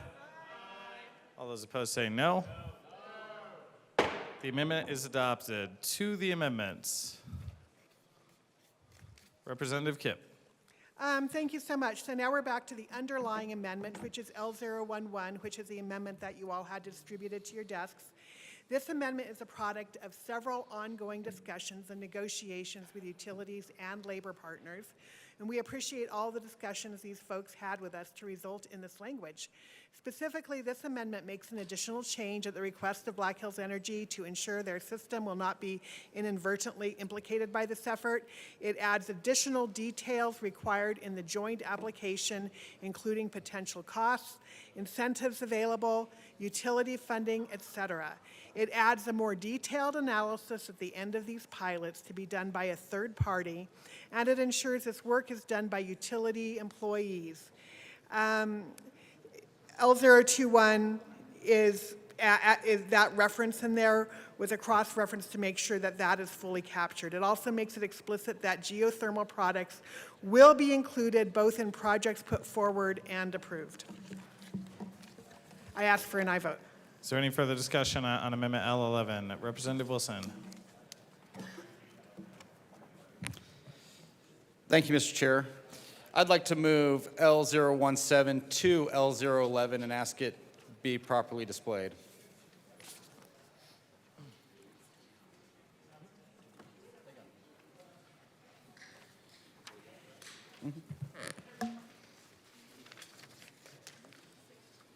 All right, that is properly displayed to the amendment. Representative Wilson. Thank you. This just ensures that the ranking and prioritization of the neighborhood's scale alternative project takes into account the cost to the customer. So what we're taking out here is, let's see, requirements set forth in Part 3. Excuse me, I'm on the wrong page. Takes out 8, 9, and 10. Strikes those lines on page 2, and then adds in the cost impact to the customer for electric service upgrades. We want to make sure that we're not harming communities in this program with the burden of the cost. So I would ask for an aye vote. Representative Holtorf.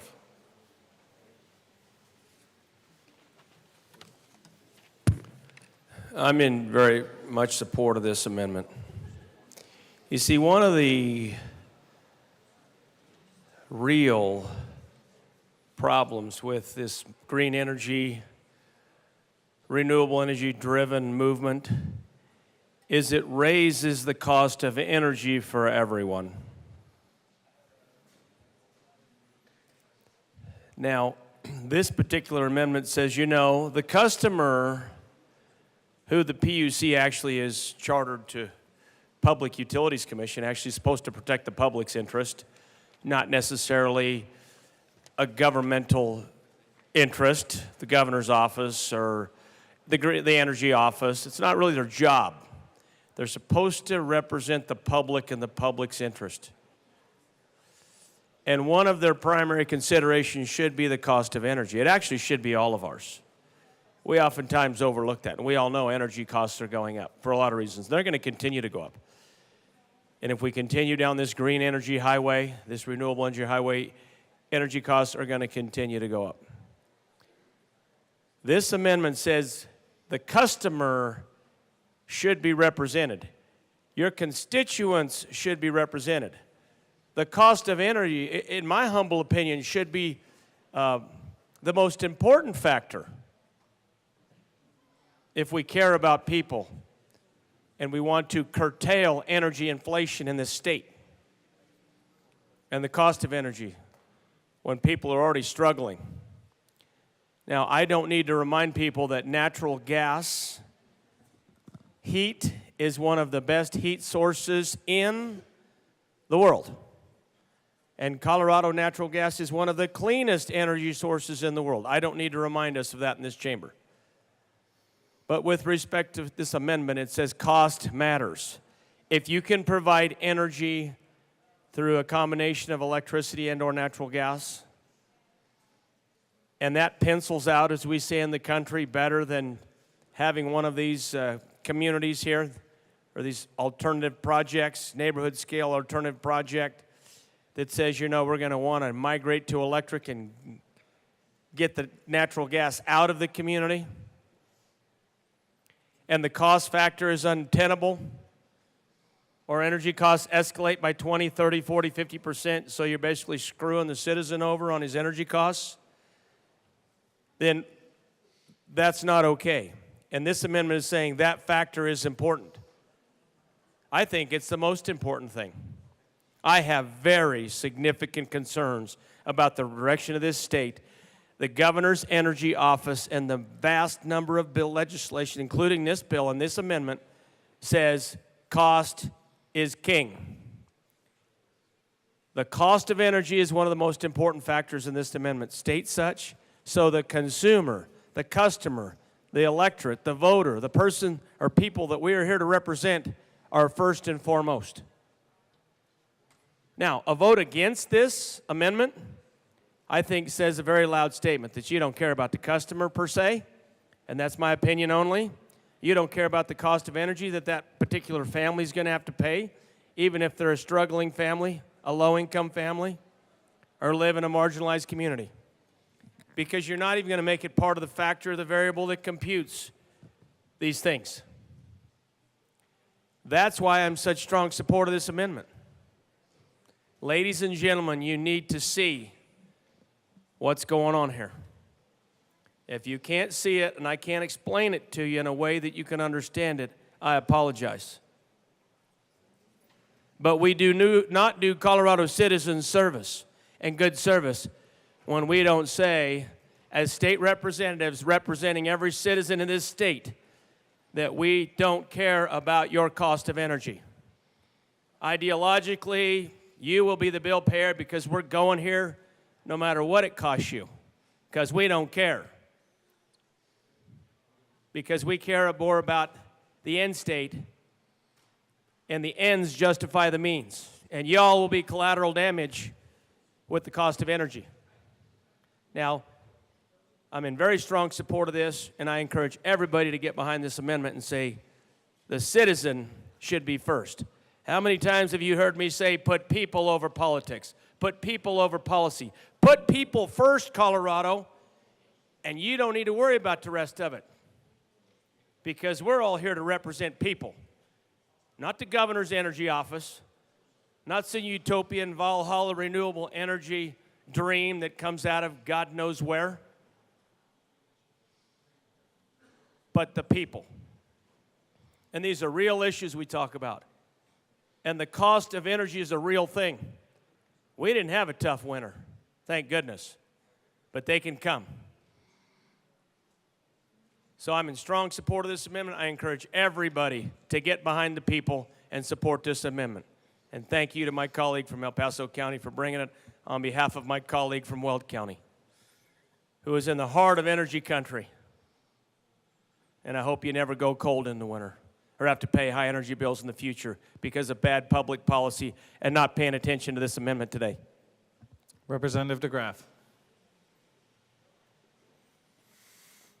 Thank you, Mr. Chair. I'd like to start off by apologizing for my comments earlier about superstition, because the climate gullibility is far worse than just mere superstition. 1 part in 1 trillion. There are approximately 100 billion people that have ever been in the world. So if a superstition, something, happened to one person, that would be 10 times more likely. So I think in fairness to the concept of superstition in general, I needed to clarify that comment. So what's our purpose in government? To secure these rights, governments are instituted among men deriving their just power from the consent of the governed. And I think that that consent ought to be informed consent, and I think that cost, in this case of the amendment, should actually be a cost-benefit analysis. The consumer needs to understand the cost and the cost-benefit. You can't understand what the actual cost is unless it's in relation to the benefit. Now, I know some of you were disappointed that I didn't do math out loud a little bit earlier, so I'm going to run through some now.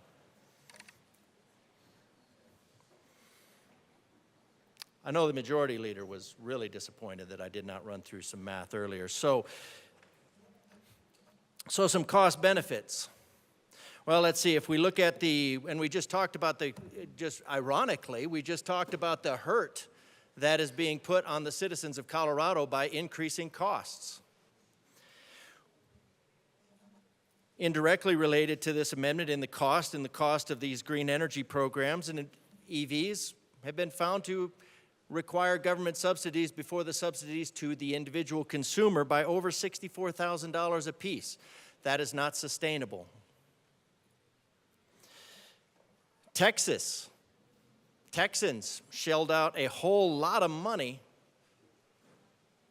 for solar panels, and 4,000 acres of solar panels were wiped out by a hailstorm that ironically might have been generated by the thermal lift from the very black solar panels, which ironically, talking to the oil and gas industry, are made out of coal and quartz primarily. So they are not the silica panels that everybody thinks they are, but they are actually, so that was something from the coal industry people that told me that they think the entire movement is funny.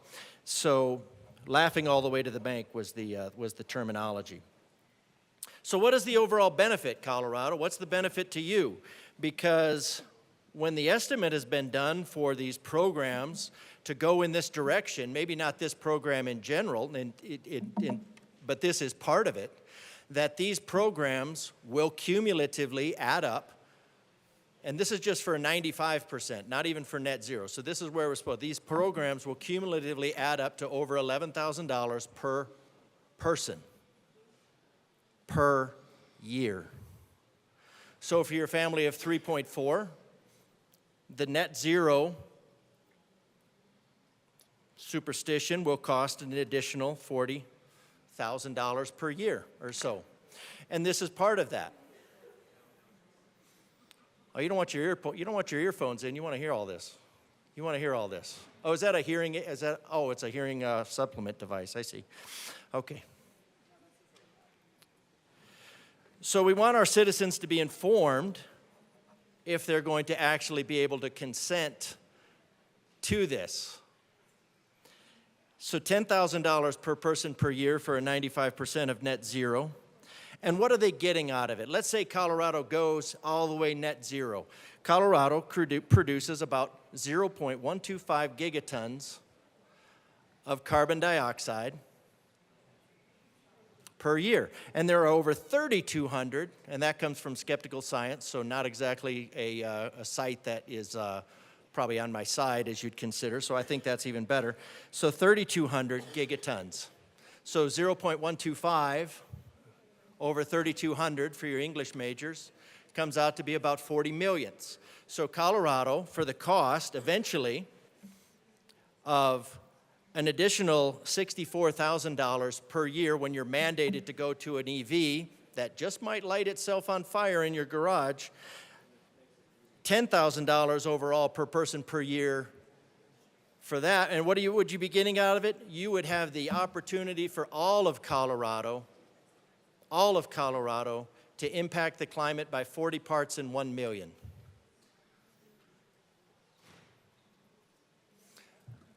So now here's where the superstition part comes in, because superstition supersedes any perception of reality. And so when presented with the reality, Colorado, that all of Colorado, and if you want to look at your percentage, you would divide 40 parts in 1 million, divided by about 6 million. So if you divided it by 4 million, and what would you get? You'd get about 10 trillionths. And that 10 trillionths would be out of 10%, so you'd get about to 1 trillion. So we're back to the 1 part in 1 trillion, which is 1 drop in 20 Olympic swimming pools full of drops. So that's why we're doing this. Now, what is the cost to Colorado? Well, the bill refers to carbon, with gas, it talks about pollutants, and the pollutants is kind of funny because natural gas is CH4. CH4, 1 carbon, 4 hydrogens. It's pretty cool. It's not an alcohol because it's not an OH on there. That would make it an alcohol.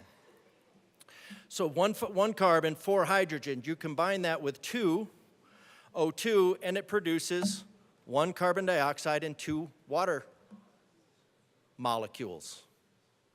Now, the funny thing about carbon dioxide, despite this bill and despite the nonsense that comes out of the General Assembly in that regard, carbon dioxide is the molecule of life. Representative Everything you DeGraff, we, as always, appreciate the climate science lecture, but this amendment is about the cost impact for electric service upgrades, and I've given you a wide bit of latitude to bring it back there, but can we please bring it back to this specific amendment? Well, Mr. Chair, we are talking about the cost. We are talking about the cost of these programs, and the cost of natural gas, of course, would include the resultants of that natural gas, and the resultants of natural gas are water and carbon dioxide, which is the molecule of life. So anytime somebody puts carbon dioxide in the category of a pollutant, that just demonstrates that they have no idea what a pollutant is. And if you want to look at the overall, and if you want to consider like the climate impacts, because we're looking at the cost to the people of Colorado, because there could potentially be a cost, the cost to them in terms of in climate, because there are no solutions. There's never a solution. There's only trade-offs. So all we can do is trade off.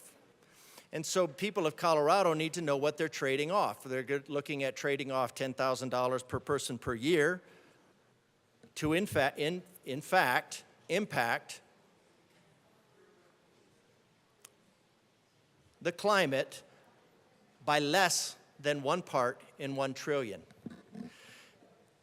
But there are more costs to the people of Colorado. There's a lot more cost to the people of Colorado, because one agency, one town that we talked about, they wanted to go all electric.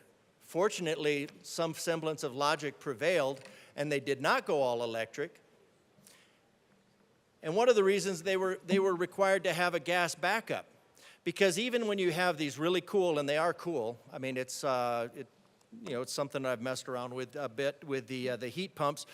And then extracting heat, it's a little bit more efficient if you pull it out of the ground. Ground thermal energy is about 55 degrees per year.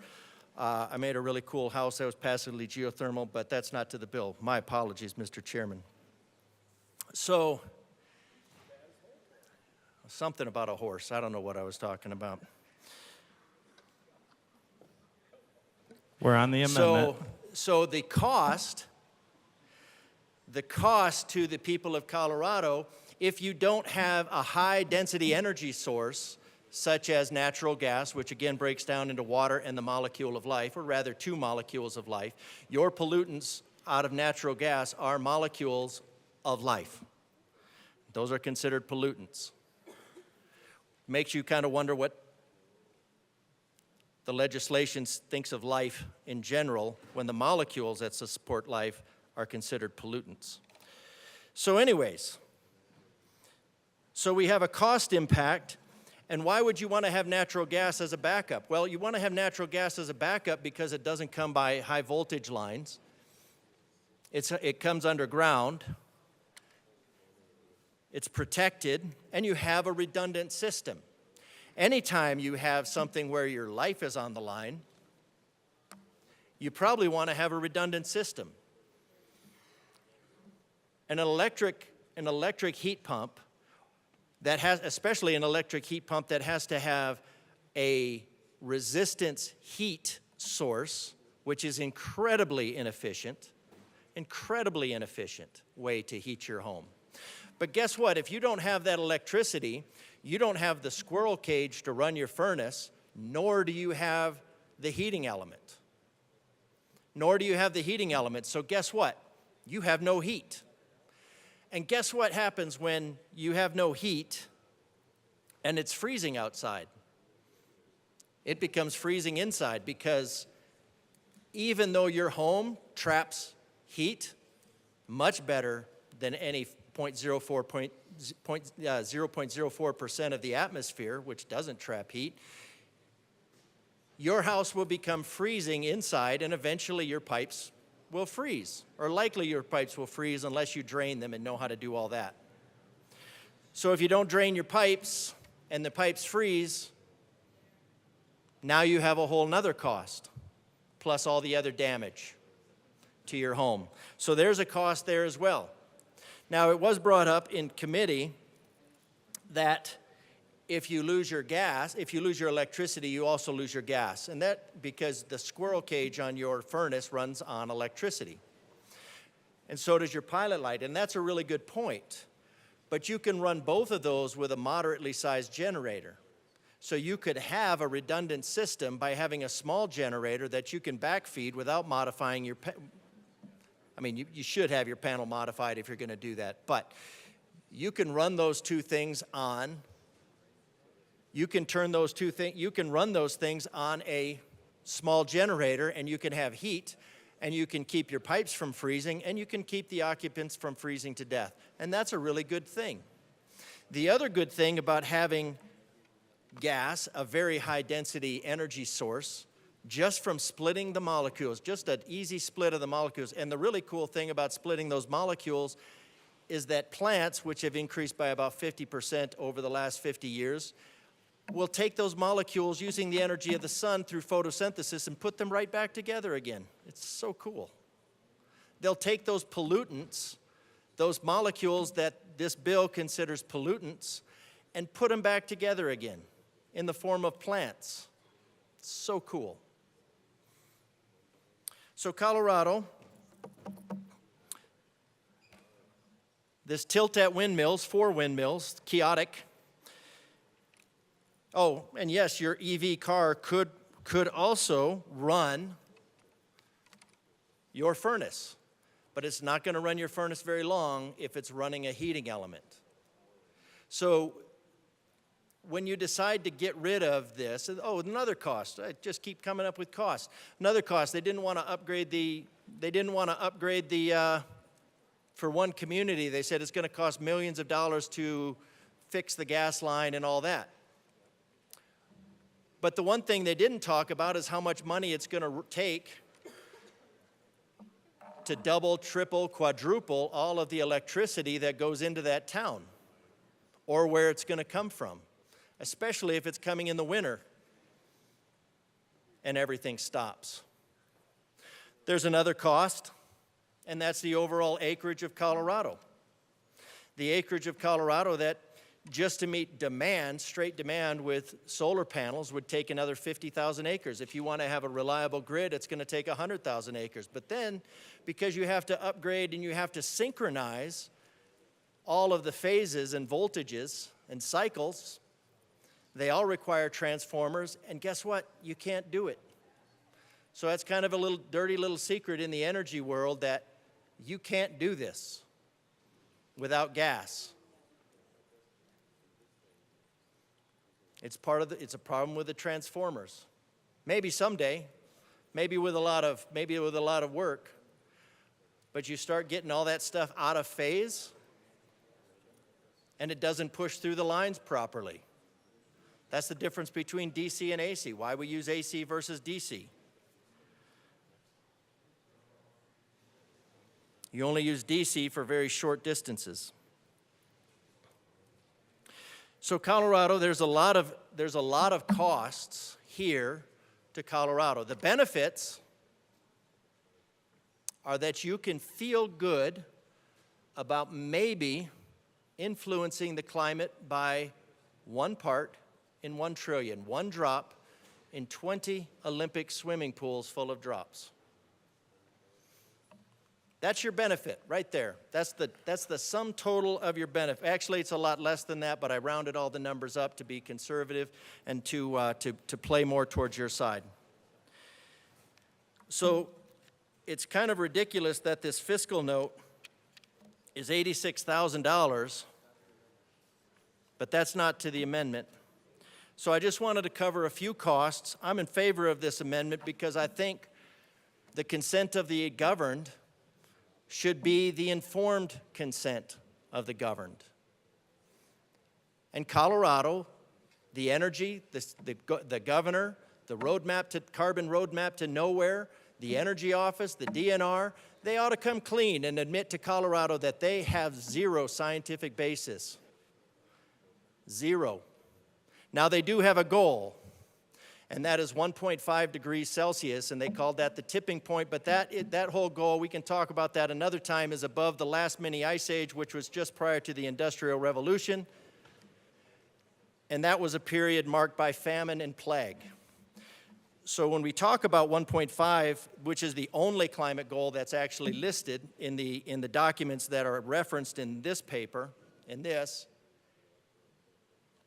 it's to stay below 1.5 degrees above the plague and famine of the pre-industrial ice age, which is really kind of strange.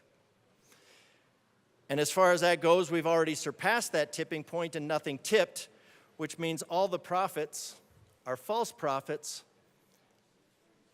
and false prophets are to be ignored. So for the informed consent of the people of Colorado, I think you ought to vote yes on this. If you're afraid of the people of Colorado, I get it, because I can't imagine anybody in their right mind voting for programs like this if they actually understood the value and actually understood the cost. And that's why the snow job continues around this climate superstition. Representative Kipp. Thank you for sharing your thoughts on this. Honestly, we asked for a no vote. This amendment is really unnecessary. In approving neighborhood-scale alternative projects, the Public Utility Commission is already required to consider the cost impact to electric customers, including any upgrades that might be needed. The report to the PUC and legislature offer an implementation also already includes this information. And this amendment also requires consideration of costs without including the federal, state, local, and utility rebates and incentives that can significantly reduce the cost of electrical upgrades. So again, we ask for your no vote on this amendment.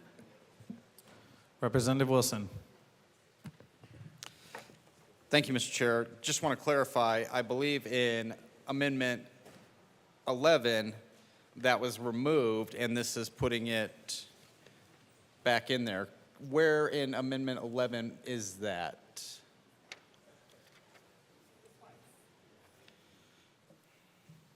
We're on the amendment. Right.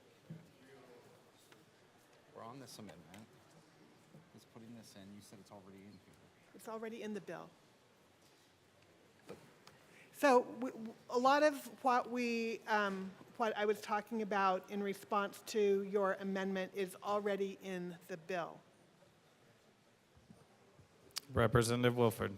Furthermore, I would just add that the Public Utilities Commission is already required to consider the cost to electric customers, including those upgrades. So whether it's in the bill, whether it's not in the bill, the PUC already has that requirement and that duty to the people of Colorado. So again, this amendment is unnecessary, and we ask for a no vote. Representative DeGraff. We appreciated your riveting lecture last time. This time, can you keep it a little bit more tightly to the amendment, Representative DeGraff? That sounds like a request for an encore. It wasn't, trust me. It would be helpful if some of you just paid attention to the science at some point. So no, I don't have anything to that. I just wanted to speak to the actual costs.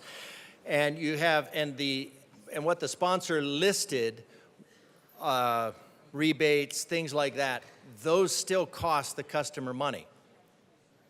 All of those costs come back to taxpayers, even if they're costs that are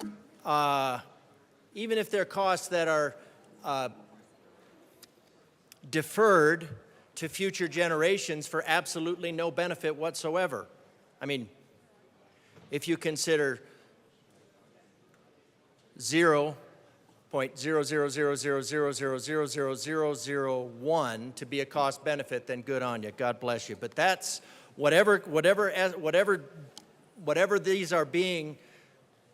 costs are being saddled on future generations for that part, those are all borne. So if it's a If it's a rebate, okay, well, if the immediate taxpayers are not paying that, the future taxpayers are paying that.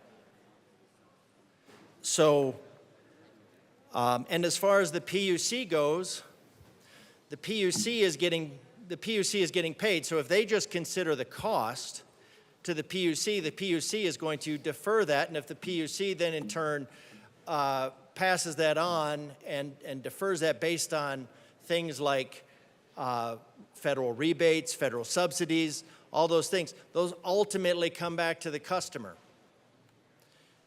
I think the customer, the consumer, the people of Colorado should have some semblance as to the actual cost of these programs.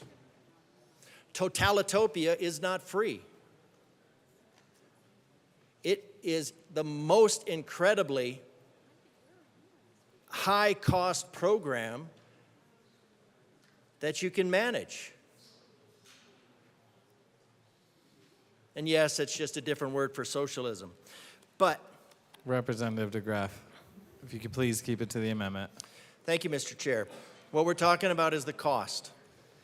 And what we have are politicians that are adept at doing exactly the hiding the cost from the consumers. Representative DeGraff, if you could not impugn the motives of your colleagues, please. I don't know why they would do that. And I think there's a level of compliment in there that, it's an adept skill set to be able to hide trillions of dollars in plain sight. Representative DeGraff, nobody is hiding trillions of dollars in plain sight. If you could please keep it to the amendment. Anyways, I wanted to talk about costs. There's a huge number of costs. They are not being conveyed to the consumer. The consumer is being kept in the dark. The consumer is being kept in the dark as to the cost and to the benefit, and hiding the benefit, of which there is none, which means you're dividing the cost by zero, which makes it infinite. There's a little more math for you, Madam Majority Leader. I knew you'd appreciate that. The incredibly high dollar amount divided by zero is a really, really, really high amount, so approaching infinity. So the cost, that's the cost to Colorado consumers. They don't know about it, and there's a giant mechanism of smoke and mirrors that keeps it hidden from them. Seeing no further discussion, the question before us is the adoption of Amendment L17. All those in favor say aye. All those opposed say no. Amendment L17 fails. To the amendment. Seeing no further discussion, Representative DeGraff. I think the rest of your amendments are not to L011. It's to this one. Okay. It's not an amendment, it's a comment. Representative Kipp. Representative DeGraff. My question on this, at this point, we've added 2 amendments to this substantive amendment, and do the 2 amendments that we've added to the substantive amendment become a multi-page amendment? Representative Wilford. No, the multi-page amendment was circulated as required by House rules. The other amendments were single standalone amendments. So we are following House policy, and I don't think it's unusual, nor should we pretend that it's unusual to receive amendments that amend other amendments. We are doing the work to make sure that this bill is the best policy, and would ask that you all vote yes on Amendment L11 as amended, and we'll continue to move forward with this conversation. Representative DeGraff. Just since everybody's, it's been clarified for me by our awesome clerk, and that it does narrowly confine to the rules. I think it's an abuse of the rules myself, but it does conform to the rules. So I can't withdraw my question, but it's been answered. Seeing no further discussion, the question before us is the adoption of Amendment L11. All those in favor say aye. All those opposed say no. Amendment L11 is adopted. To the committee report. Seeing no further discussion, Representative Hartsook. Thank you, Mr. Chair. Good afternoon. So, wow, we had multiple amendments where calling the utilities that are using the unions to utilize. I lost track of the U's that were in there. And the in-state users, i.e. the consumers, seem to be getting the losing end of this using deal. So if we're going to talk about utilities and utilization that applies to the users, then I think the users, the consumers, should have a say-so in the use of their funds used by the utilities on this. Therefore, I move Amendment L015 to 1370 and request that it be properly displayed.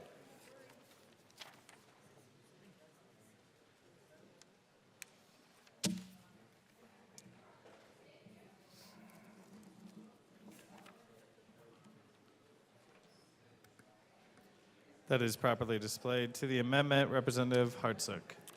Thank you, Mr. Chair. So it's pretty simple. Like it says, at least 66%, i.e. 2/3, of the customers, i.e. the users, within the neighborhood scale of the alternatives project voted to approve the application.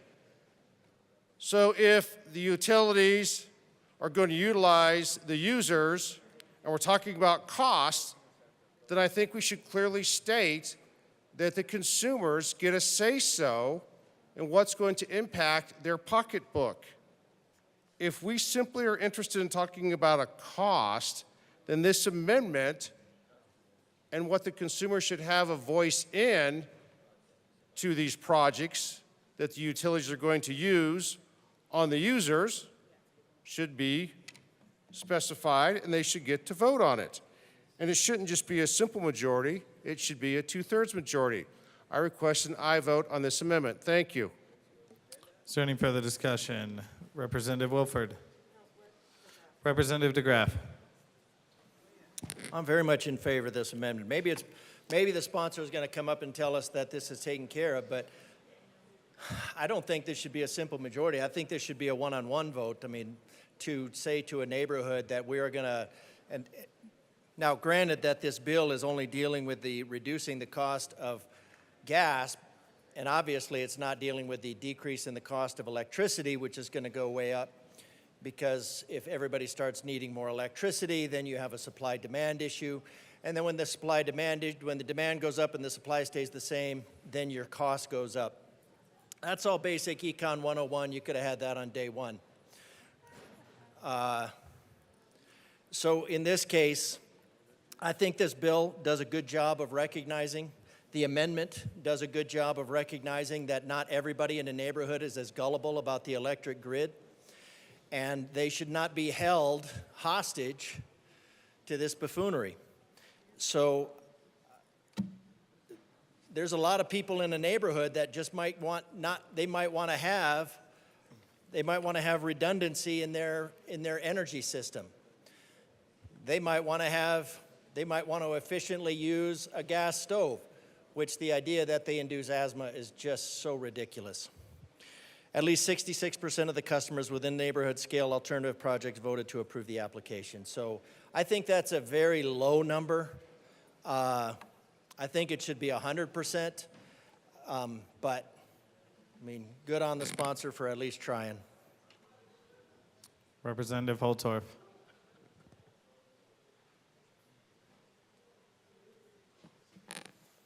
Thank you, Madam Chair. I want to bring this back to the amendment. So, what this amendment is saying is before you can apply, you survey the residents in this particular, I believe they call it, within the project, this neighborhood scaled alternative project, this community, this area, residential area that's being targeted and planned for, that 66% of the residents have to agree to this before an application can be turned in. Now this, ladies and gentlemen, is near genius, because what it is doing is putting people first. Because if 2/3 of the people, or more than 2/3 of the people say, okay, we want this, then it's a plurality and the application can be submitted. But if you don't have 2 out of 3 people saying, I want to play this game, I want to roll this renewable energy dice across the table, because I want to go green, green. If you don't get that, you don't get to go green, green. You stay with some traditional energy, some guaranteed natural gas energy that says if the electricity goes out, you get to stay warm. Now, we've had this conversation before. Out in the country where I live, where the birds and the antelope play, and the power goes out in the winter, which it just did a couple weekends ago. We had high winds, and you know what? The power went out for a day and a half. Nada. No electricity. Cold. Thank God, not unbearably cold. But once again, as if I told many of you, and I do want to talk about clean burning gas, because one of my colleagues last year said, well, you'll get carbon monoxide poisoning. No, you won't. You turn on your gas stove, and this isn't to the bill, Mr. Chair, but those that want to outlaw or make gas stoves go away, don't do it. You turn on your gas stove. Representative Holtorf, we are on the amendment. If you could stick to the amendment, please. Thank you. You see, I even divert from the amendment as much as I don't want to, because I know the life-saving power of natural gas when you don't have electricity. But I'm going to get back to this amendment. It is really important. It is really important that we have 2/3 of the people saying, yeah, before you turn that application in, before you start the process, 2 out of 3 of us say, yes, we'll go down this highway.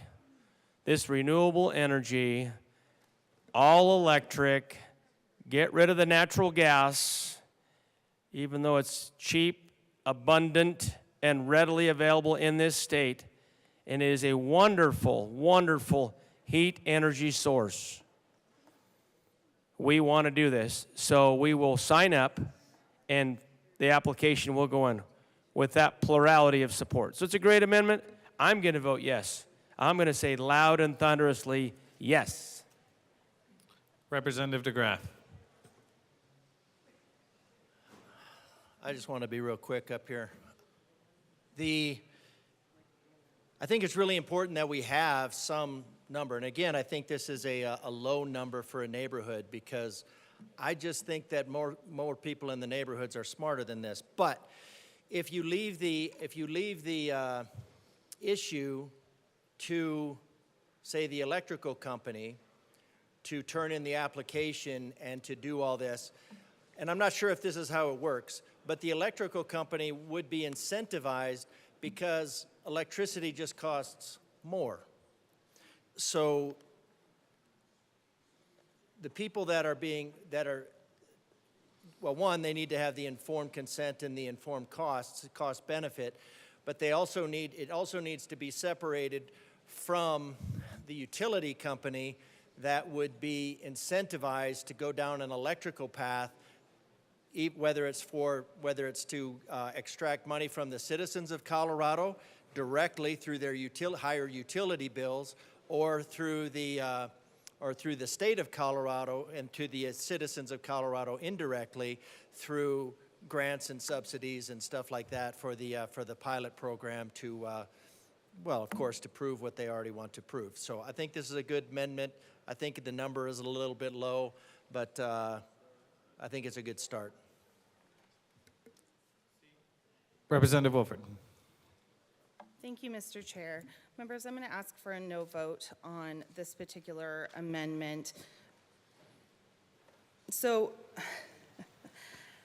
I'm going to ask for a no vote because this amendment represents a time-consuming and expensive special election requirement that's just unnecessary. The bill already makes the level of customer support an important criterion for project approval.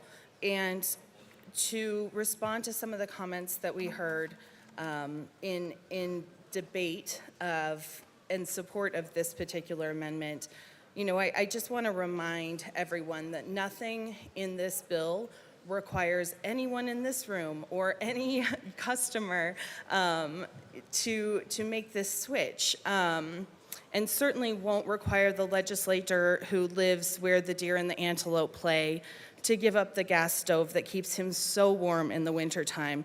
And I'm guessing that his gas stove keeps him warm because if the electricity is out, it's not going to be his furnace or his water heater that keep him warm. We'd ask for a no vote. Representative DeGraff. Well, again, that's not actually true because I think I'm going to bet $1 to a donut that my redneck friend has a generator someplace that he can run off a tractor or a very small generator that he could run into his. It's really cool. You take your generator. You can, if you do it right, you got to do some wiring, have it done most likely, because then you can backfill it into a plug, and then you turn off your master switch, and then what you're doing is you're energizing your entire panel, and then of course you shut off all the individual breakers that don't matter. So obviously this is not a trick to try at home. Make sure you do it correctly. But with a small generator, if done right through the panel, you can run that squirrel cage and you can run that pilot light, and that water pressure would be done through the through hydrostatic force. So you have that. So in fact, you could have in a power outage with a small gas can and a small generator, you could have heat and water, as opposed to if you're all electric and you lose that for a couple days in sub-zero temperatures, you could lose all of your heat and all of your water until the plumber comes back and fixes all of your pipes. Representative Holtorf.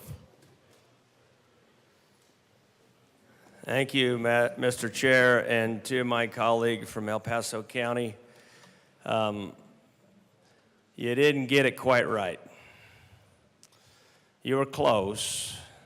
Representative Holtorf. Yes, sir. If you could please keep it to the amendment.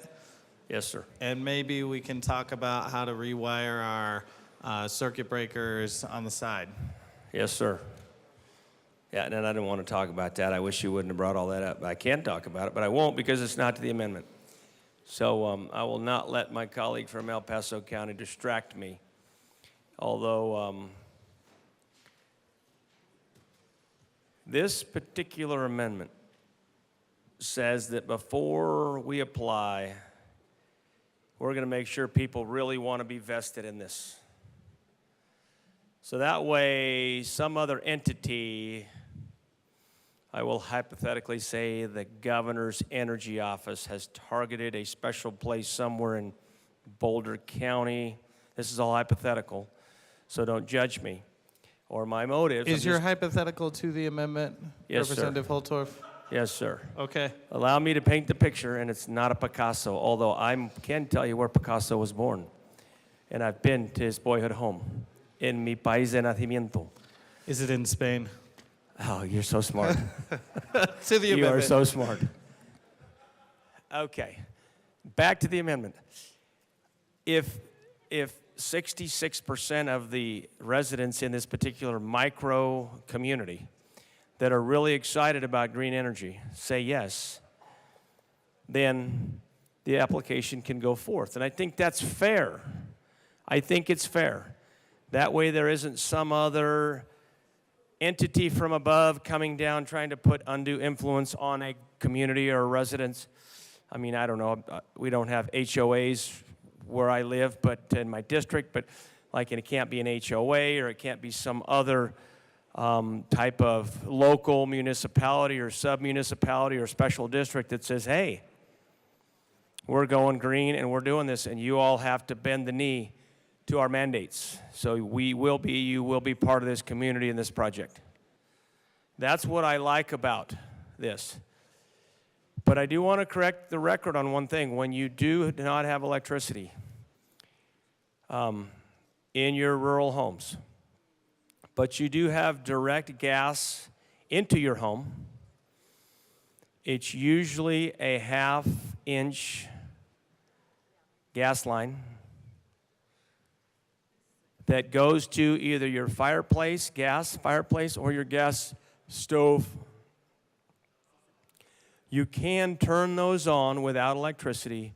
You can run them for an extended period of time and create convective heating that will keep in an insulated home. Again, Representative Holtorf, while we appreciate the lesson, this is not exactly to the amendment, which has to do with voter approval. Could you please Yeah, keep so I'll it to get the back to amendment? that. Thank you, Mr. Chair.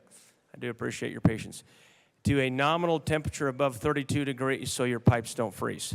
That rhymed, by the way, for those that were listening. Now, I want to go back to this. Nominal temperature of 32 degrees so your pipes don't freeze. Now, to this amendment, I really think this is a good one. But if you don't like this one, my colleague from Douglas County has another one that's even better. Seeing no further discussion, the question before us is the adoption of L15. All those in favor say aye. All those opposed say no. Amendment L15 fails. Representative Bradley. Thank you, Mr. Chair. I always want to thank the good representative from El Paso. It takes me back to my organic and inorganic chemistry days. I move L014 to House Bill 1370 and ask that it be displayed.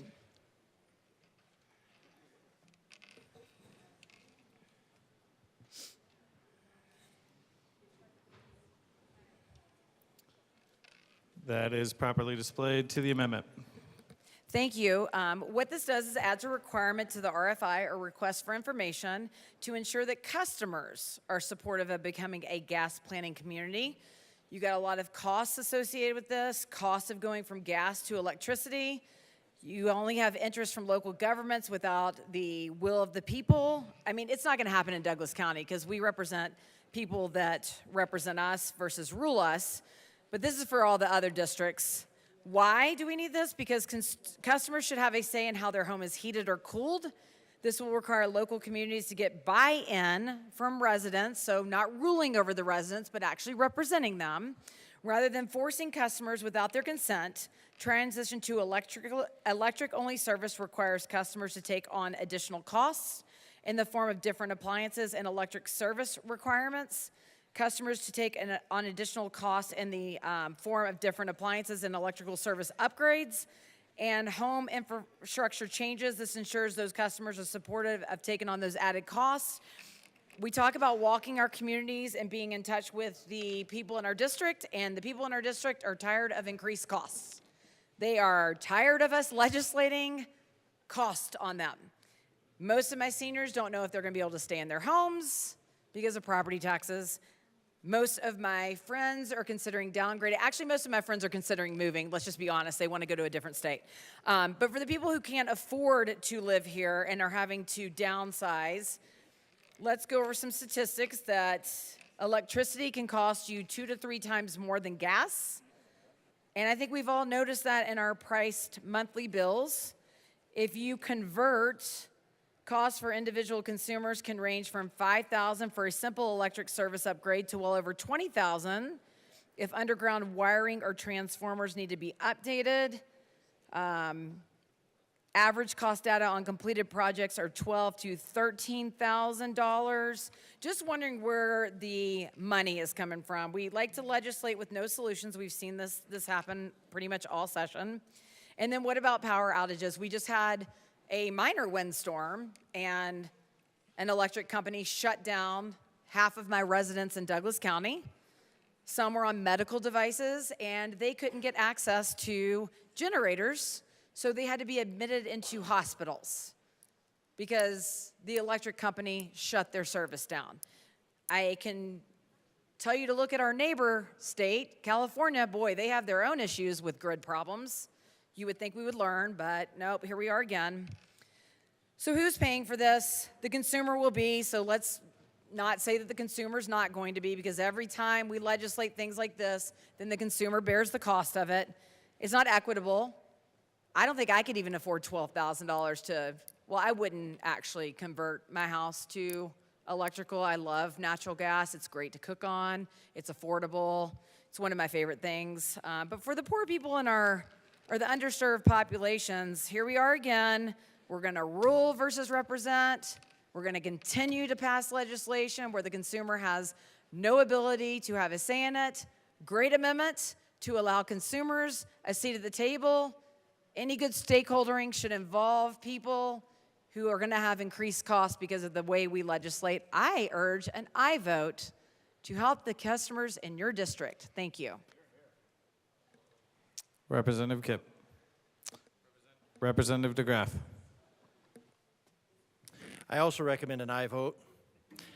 A question to my colleagues, I really don't understand why these are, the title of the bill about reducing gas costs, gas planning community, when the entire thing is about getting rid of gas. I suppose you'd reduce the cost of gas, although you'd actually be raising the cost of distributing the gas because you're not doing in bulk. But the idea of getting rid of the gas, but then you're increasing so the whole this whole gas planning community, which, as far as I can tell, revolves around getting rid of gas, is very puzzling to me. One thing I'd like to note on the heat pump side, one of the sponsors talked about buying a heat pump, and I think that's fantastic, putting your money where your mouth is, but that can cost between $16,000 and $20,000. So if you're going to do that outright. Now, if you have a furnace that's coming due for, say, $8,000 anyways, that might be the way to go, especially if you have an air conditioner that is on its way out. That's maybe at the end of its service life, and then you can do something like that. But you still have the problem of now you have an all-electric system, which all goes down all at one time if you lose the electricity. Now, as far as cutting out the electricity, shutting down the electricity during that storm, that was actually probably a very good idea. And I would say, because if the power did go down, if it was live when those wires broke, then you have a whole lot of other problems. So it was addressing a problem in advance so that you don't have, but the customer still had to go through all of that, and then people had to go to the hospital. Transformers, another issue. So even with a furnace, if you're in a community and then this comes to be, an electrical furnace, if you want an electrical furnace, that's great. I'd suggest you do a little bit more research. But in general, we need to make sure that these customers are informed. And the funny thing is, most of the customers are informed. And they know the climate nonsense is nonsense. So don't force them down this road with bad legislation. Representative Kipp. Thank you, members. I urge a no vote. Really, all of the arguments that applied against the last amendment also apply against this amendment. We really don't want to take away the control of the local communities and how they are going to decide on projects and interact with their communities, because don't forget, well, we haven't really had a chance to talk about the bill yet, but in our bill, it states that all of our communities have to opt into this process. So I imagine there are parts of the state that are not going to want to opt in, and that's great. And there are people who are communities who are going to want to opt in, and we want to leave it to them on how to interact. So that's basically it, and we ask for a no vote. Seeing no further discussion, the question before us is the adoption of Amendment L14. All those in favor say aye. Aye. All those opposed say no. Amendment L14 fails. To the committee report. Representative Holtorf. Thank you, Mr. Chair. Thank you to the bill sponsors for, I know, got your attention. Wham. I know. Thank you for mentioning that they are tuned into what the customers need and want. we have to guarantee that. Now, I got some friends back home that say guarantee. God guarantee that. I don't use that guarantee. I say guarantee. I don't know why. But I want a guarantee.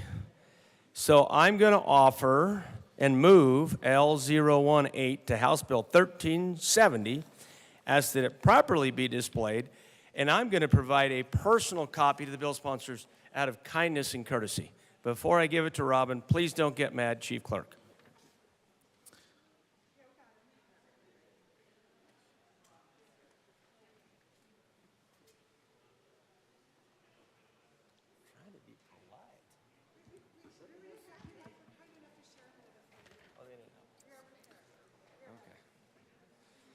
Thank you.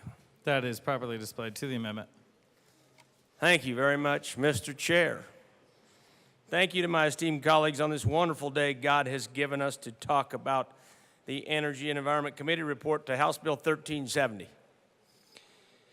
Now, this amendment, it says it strikes line 12 through 20 and substitutes community, a neighborhood scale alternative project shall not be submitted for approval unless at least 66% of customers voted to support becoming a neighborhood scale alternative project. Now, if you notice the amendments, my esteemed colleagues, they build on each other. We start with the lowest threshold with application, but now we're moving to the neighborhood scale alternative project. I think it bears mentioning. That means you can't submit this thing. Now, I don't know the size or the scale of these neighborhood scale alternative projects. This removes the ability of a local government to override the input of the community and determine support for the project. Here's my concern. Sometimes we have heavy-handed public servants and leaders in places of authority, and they like to say, well, you know what? We know best. The people don't know what they want. We're going to tell them what they want because they just don't know. I've seen this in this job over the last 5 years, more often than I'd like to care to mention. It's a top-down authoritative model that says we will tell you how to live, when to live, and why to live in the manner that we prescribe for you. So this says if, let's say, you're in Boulder County and the Boulder Energy Office, if they even have such a thing, my colleagues from Boulder would have to come and let me know, or the Planning and Zoning Subcommittee of the Planning and Zoning Committee for Green Energy Renewable Mandates across Boulder and the environs surrounding Boulder, the city and county of Boulder, or some other scenario, would say, we're going to make you do this. You will do this because we say so, because we're going to be green. By God, we'll be green. By 2030, we will all be green, whether you want to be green or not. And by 2050, you darn sure are going to be 100% electric and be green as the Grinch, because that's what we say we want. And the Grinch was pretty green if you ever saw the movie. Now, this removes the ability of a local government or any other entity to override the input of the community. So those community members get to stand up and say, oh no, Mr. Green Energy Mandate from all high, or whatever municipality, whatever entity, Green Energy Office, Governor's Office, whatever. We could even go higher. We won't, because we're in the state of Colorado. It says that the citizens, these customers, which are citizens in this neighborhood, you have to have 66%, or you can't do it. Doesn't matter how bad you want it, if you can't convince the people, 2/3 of them, 2 out of 3, to do it, you don't get to do it. You stick it. Because it's the will of the people. By the people, for the people, of the people, the will of the people. I hope the governor's office is listening. I hope people are listening very closely, because my district and my constituents are tired of being told what to do, how to do it, when to do it. They're tired of it. Now, some of my good old boys say tired. They're tired of it. They are. So, this amendment emphasizes the fact that it's inappropriate for a local government or some other quasi-government entity or some other office housed within the governor's office, or any other office for that matter, to override the will of the people, and specifically the customers. They get to decide for themselves what happens in their communities through their vote. Is the 66% threshold unreasonable? I say no. Absolutely not. It's a very reasonable threshold. I would argue, though, and I won't for very long, but I will make this point, that even if one customer in this community, or 2 or 5 out of 1,000,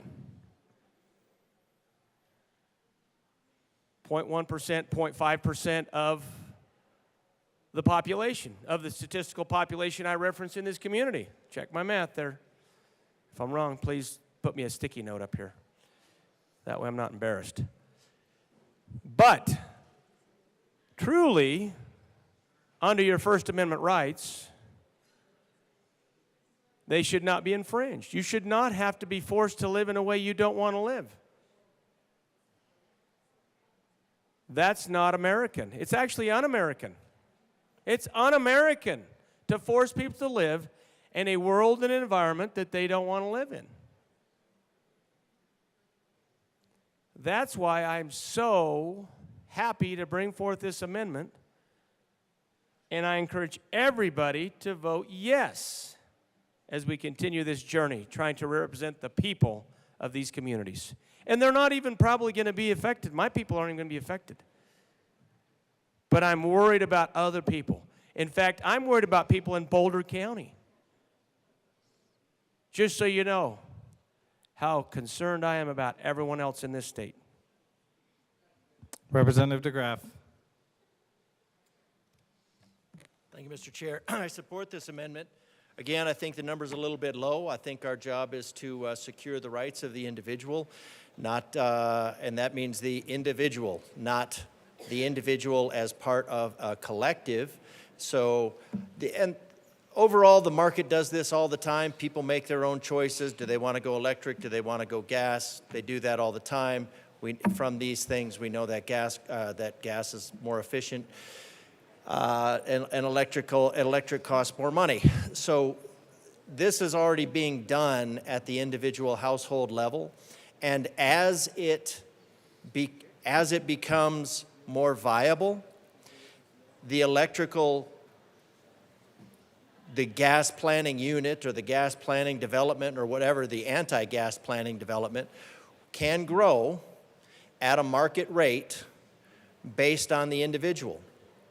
Because everybody that's connected to this grid that we have has electric, has gas. Gas can be turned off with a valve. So every single individual can opt in and can opt out. So doing this on a community level, even if it was 1% that was opposed to it, is violating the rights of that 1% or that one individual. Everybody in Colorado that wants to do this, fill your boots. That's a little phrase I learned in Canada. Everybody that doesn't want to, because they've looked at the math, they understand, and they're not afraid of the molecule on which their entire life is based,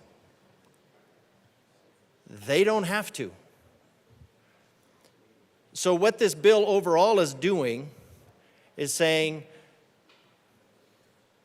the legislators that have bought in to the the 1 part in a trillion are going to decide for you what we want you to do and how to live your life.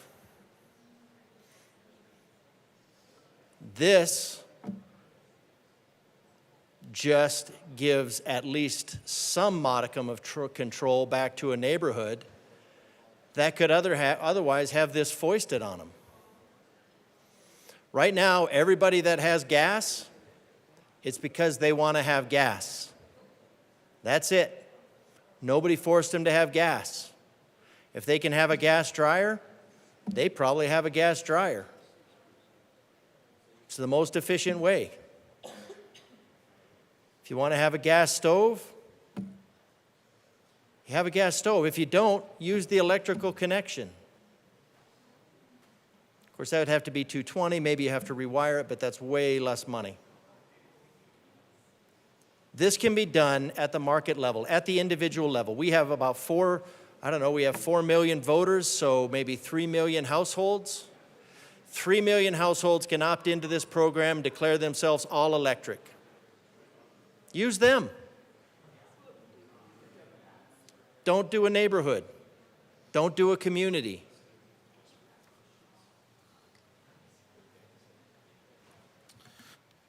Representative Kipp. Thank you, members. And for the reasons that we expressed before, this is a very similar amendment. I ask for a no vote. Representative Catlin. Thank you, Mr. Chair. It's a privilege to serve with you. It's a privilege to serve with you. Thank you. Members, I'm here to say this is a good amendment. Let the people that are going to be subjected to this vote on it. We talk about democracy all the time in this building, and this is an opportunity for the people to say what they want. Now, we work in a republic, but this could be one that could take place as a democracy. I think this is a great place for it to experiment with how well it might work. Please vote yes on the amendment. Seeing no further discussion, the question before us is the adoption of Amendment L18. All those in favor say aye. Aye. All those opposed say no. No. Amendment L18 fails. To the committee report. Representative DeGraff. Thank you, Mr. Chair. I would like to move L022 to HB 1370, ask that it be properly displayed. So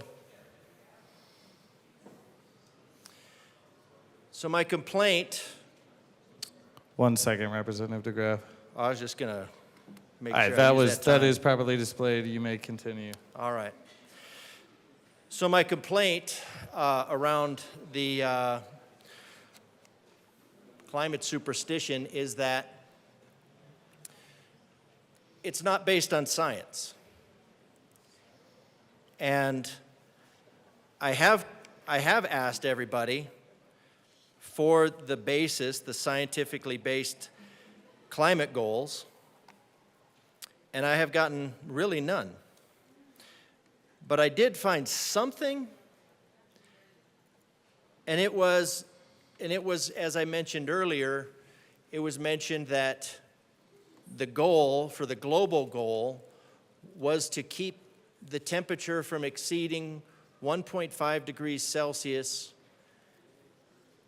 over the temperature that it was during the pre-industrial ice age, which was marked by famine and plague, and probably a CO2 level of about 200, which is where photosynthesis pretty much stops. Everything dies, people die, animals die. It's really beautiful.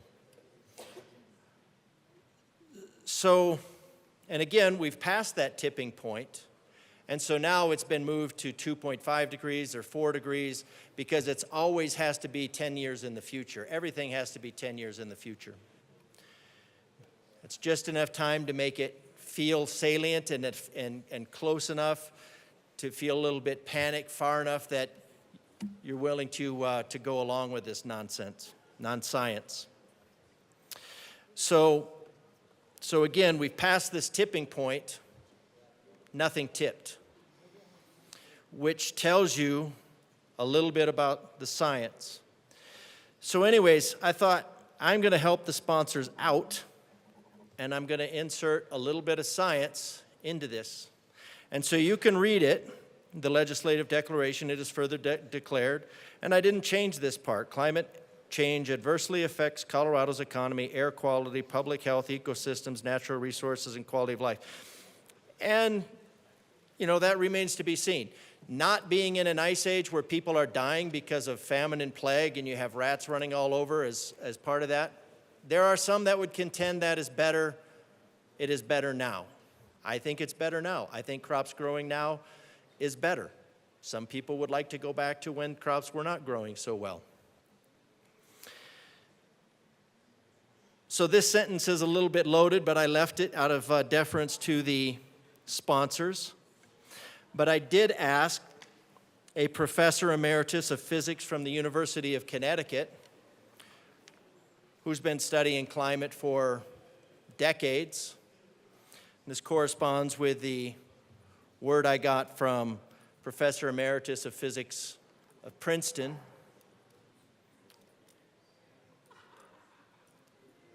As opposed to the unsubstantiated numbers that are put in one part of the CRS. But I digress. Actually, I don't. It's still to the amendment. So what I put in here is what, basically I put in a direct quote from the Professor Emeritus of Physics from the University of Connecticut, that an increase of 1 gigaton of carbon dioxide of current levels will result in a radioactive forcing of 0.0018 watts per square meter, which, and this is global warming here, this is climate change for all my colleagues, that radiative forcing of 1 gigaton of carbon dioxide, and remember there are over 3,200 gigatons of carbon dioxide in the atmosphere, and to remove 1 gigaton of carbon dioxide from the atmosphere would cost somewhere around $500 billion. So we're talking about that gigaton of carbon dioxide.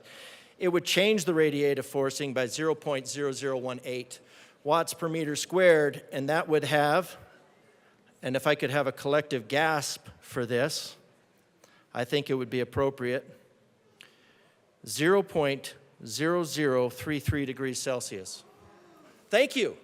Thank you. I really appreciate that. You can exhale. So 0.0013. So, and now, and Colorado itself puts out 1/8 of a gigaton of carbon dioxide. And so if you combine the 1/8 of a gigaton of carbon dioxide in comparison to what 1 gigaton of carbon dioxide will do to the climate, it could change. Now, granted, about a half a second of rain globally will change this and wipe this out, but let's just pretend that doesn't happen. 0.00004 degrees Celsius.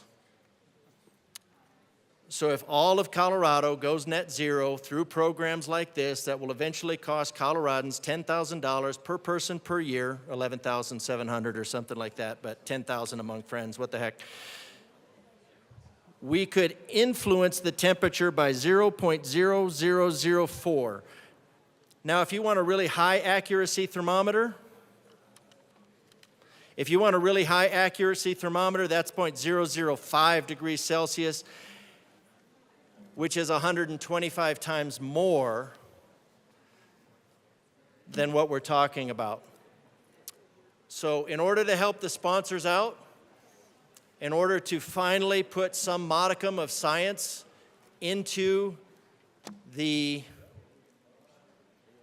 Greeniac programs that we're foisting on the people of Colorado, I recommend an aye vote on this. This is perfectly in keeping with the IPCC.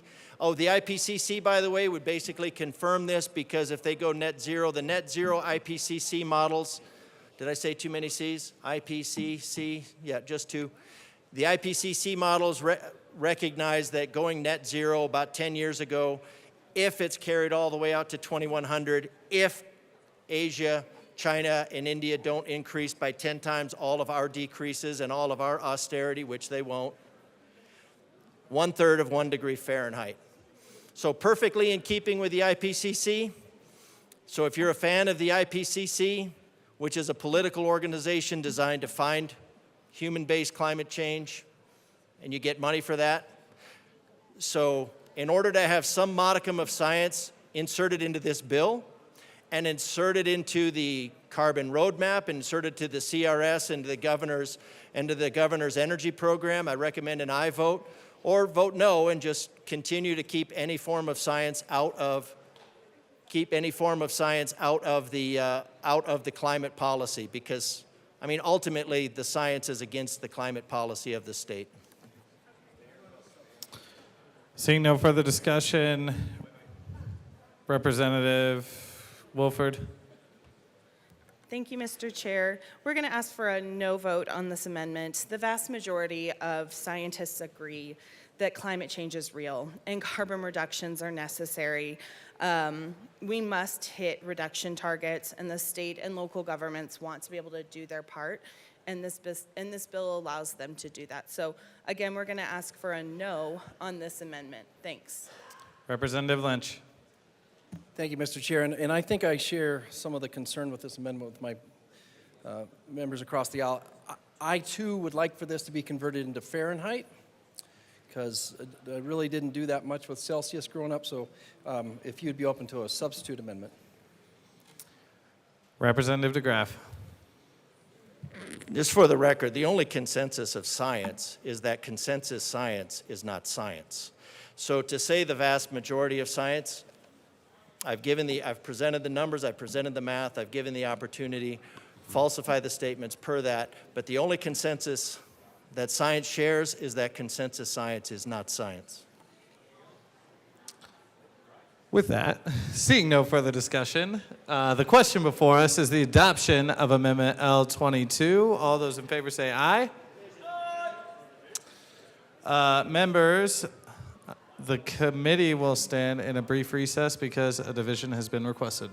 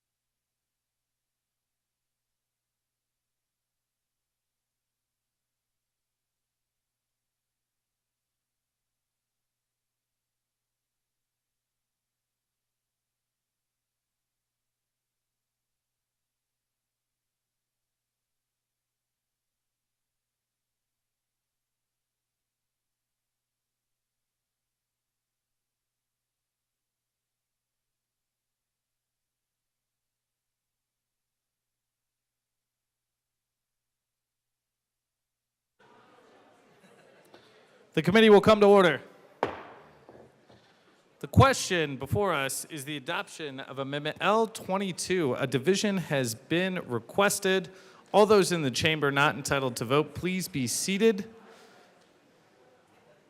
And will all those in favor of Amendment L22 please stand up and remain standing until the count is taken.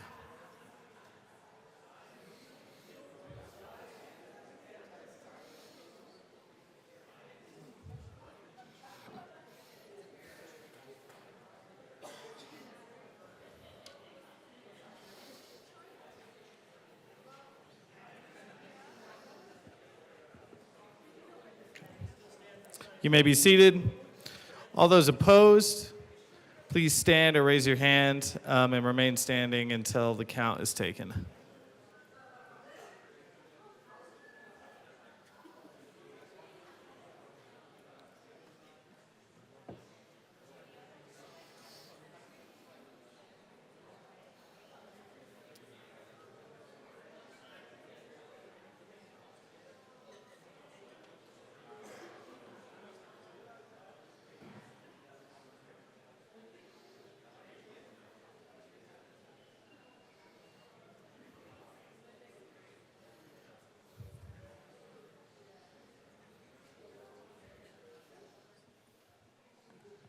Shockingly, the amendment fails.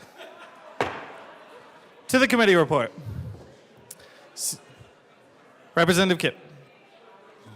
Well, given that, members, given that the committee report is the bill, since the bill was a strike below and we've now adopted amendments to it and so forth, really all of the bill does is work with our communities and our utility, dual fuel utility, to create pilot projects in the state of Colorado with the consent of communities to have neighborhood scale level projects that eliminate natural gas.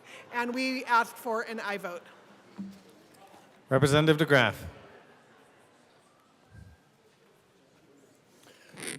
So once again, the strength of our republic is based on the individual, the sovereignty of the individual.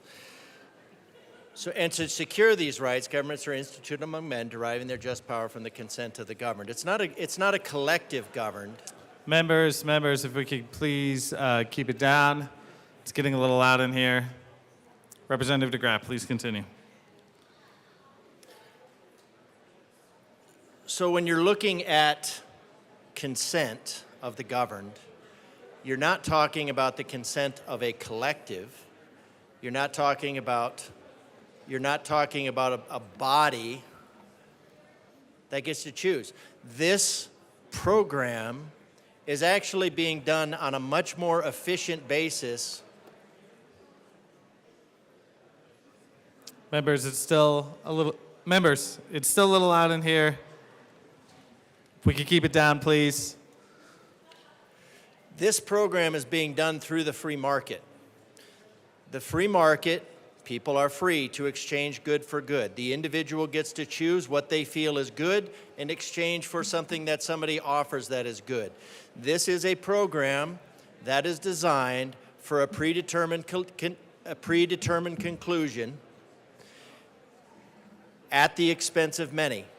Electrical is more expensive. It's going to take 2 million acres of 500,000 to 2 million acres. So for all of the green people out there, everybody that likes to have nature unhindered. Members, if we could please keep it down. Representative DeGraff, please continue. The ultimate program is pushing towards paving over probably at least 500,000, if not 2 million acres of Colorado with solar panels that can be all eliminated in a single storm. This has absolutely no impact on climate, zero. I hate to tell you, you're not a climate god, you're climate irrelevant. Doesn't mean you can't take care of the environment, and if you want to take care of the environment, then these green energy programs are the complete antithesis of taking care of the environment. It just baffles me how the only thing about green is the money, and how green energy create such lifeless zones. You have windmills that are notorious for killing birds. You have solar panels that cover thousands of acres, at least 50,000. To be reliable, you'd have to go to 500,000, if not 2 million when you start looking at the overall thing. And it just baffles me. It just baffles me, the hypocrisy of the green energy movement and what we need is not an anti-gas, we need an anti-gas lighting movement for the green energy, because it is all gaslighting. Seeing no further discussion, the question before us is the adoption of the Energy and Environment Committee report. All those in favor say aye. All those opposed say no. The committee report is adopted. To the bill. Seeing no further discussion, the question before us is the adoption of House Bill 1370. All those in favor say aye. All those opposed say no. House Bill 1370 is passed.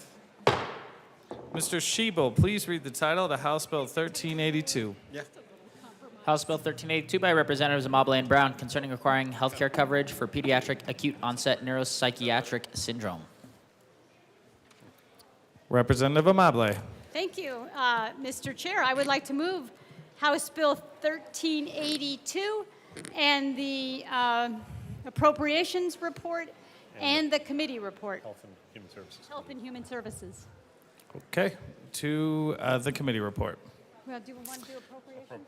To the Appropriations Committee report. Representative Amable. Okay, in appropriations, we got the $9,000 that this bill requires to be. 9,000. Hmm? I said 9,000. Oh, sorry. We're like a comedy show up here. Dumb and Dumber. Is there any further discussion on the committee report? Seeing no further discussion on the committee report, question before us is the adoption of the Appropriations Committee report. All those in favor say aye. Aye. All those opposed say no. The Appropriations Committee report is adopted. To the Health and Human Services Committee report. Thank you. We ran some cleanup in the committee just to change some language around individuals versus persons. And we took out some language about having a pre-existing condition because it's not really relevant anymore. And I asked for a yes vote. Seeing no further discussion on the HHS committee report, the question before us is the adoption of the committee report. All those in favor say aye. Aye. All those opposed say no. The committee report is adopted. To the bill, Representative Brown. Thank you, Mr. Chair. And first of all, I want to thank my co-prime sponsor for allowing me to join her on this bill.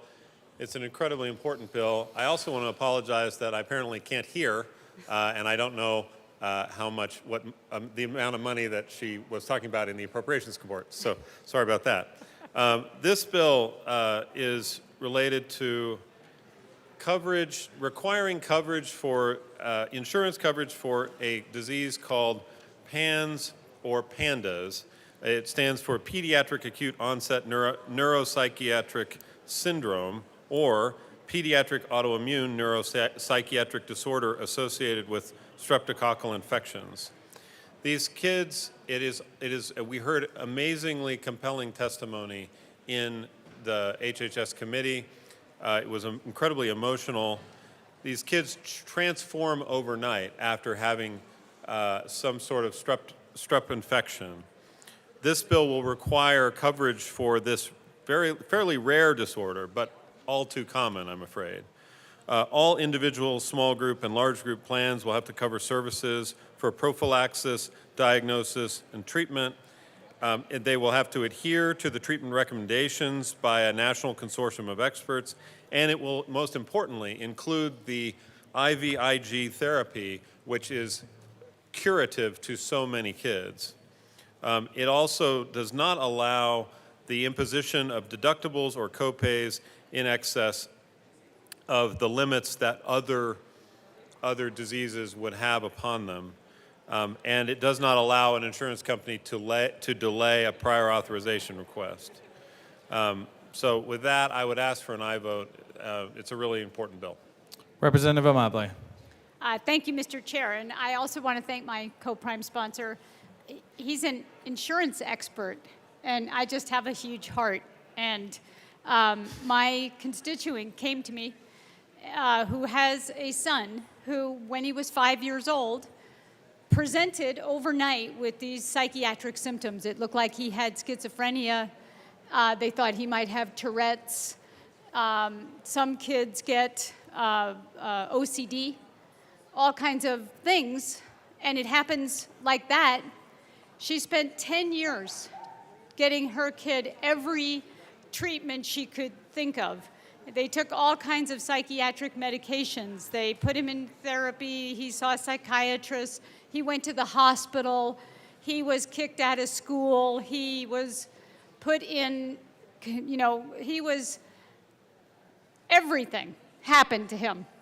And finally, she found doctors at a university who were treating kids for pandas. And they went there and they spent $100,000 of their own money. Even though they had excellent insurance, they couldn't get coverage for that. And he got these IVIG treatments, and he came and testified at our hearing, and he is a very healthy and happy young man. And that is what happens for kids who get this treatment. And the longer you have it and the longer it's untreated, the worse it gets. And we need insurance to cover it. We need our pediatricians in Colorado to be aware of it. We need Children's Hospital to understand that some kids who are there who look like they have serious mental illness might very well have pandas. And the long-term benefits to our society of making sure these kids get treated, the money that you spend on these IVIG treatments compared to the lifetime of treatment for not getting it treated, as somebody in the committee said, you don't have to be a rocket scientist to figure that one out, even though I think Kyle might be. Anyway, it's a unicorn bill. The cost for each insurance policy holder, based on the actuarial study that they made us do, is 1 penny a month. That means each ratepayer, each policyholder will pay 12 cents more per year, or $1.20 every 10 years, in order for these kids to get the coverage they need. I ask for a yes vote. Representative Bradfield, Taggart. Rep. Bradfield had her hand up first, but has deferred to you, Rep. Taggart. Thank you, Mr. Chair. I don't normally come up here to talk about additional regulations on business, but this is one that I totally support. I got a phone call from a friend and a colleague who's one of the foremost economists on the western slope of Colorado. He has a son that's 10 years old that is 72 pounds in weight. Because this treatment for pandas is not covered by insurance companies, he's had already to do 6 treatments at $10,000 a treatment for his young son. His young son, after strep throat, contracted this because that seems to be what triggers this particular condition. And he watched a young son go from being one of the top students and a terrific young man to just somebody he didn't know whatsoever. Had he not had the savings to do these treatments on his own, and his son is only 75% back at this point. If he didn't have the savings to do this, his son was headed for a lifetime of misery and obviously the family. We can't allow that to happen in this state when in fact there is a treatment that in fact is proven. Now, I should also point out, this treatment gets progressively more expensive according to weight. So a 72-pound young man, that treatment was $10,000 a treatment. For $150,000, double it. I'll say again, double it for these treatments. And time is of the essence of these treatments. PANDAS becomes irreversible after it goes at some length of time, and I'm not enough of an expert to tell you how long that period of time is. But as much as I don't traditionally like additional regulations on business, this is one that is necessary. And I can't thank my co-primes enough from bringing this. Hopefully, none of us will have a son or daughter or grandchild that contracts this. Thank you. And please vote yes. Representative Bradfield. Thank you, Mr. Chair. And I want to thank the bill sponsors, and I want to thank Representative Taggart, who has this very moving personal experience with a friend. And we were fortunate in committee to be able to interview students, young kids, teenagers, young teenagers, who were still recovering, but compared to what they were at their various sickest portion of their life to where they were today, this treatment is truly miraculous. And I urge a yes vote on this bill. It saves lives. Thank you. Representative Soper. Thank you, Mr. Chair. And I, too, share the same constituent as Representative Taggart and the story that he shared. I will say I had not heard of PANDAS, pediatric autoimmune neuropsychotic disorders associated with streptococcal infections until recently, and then was all of a sudden made aware of this particular bill.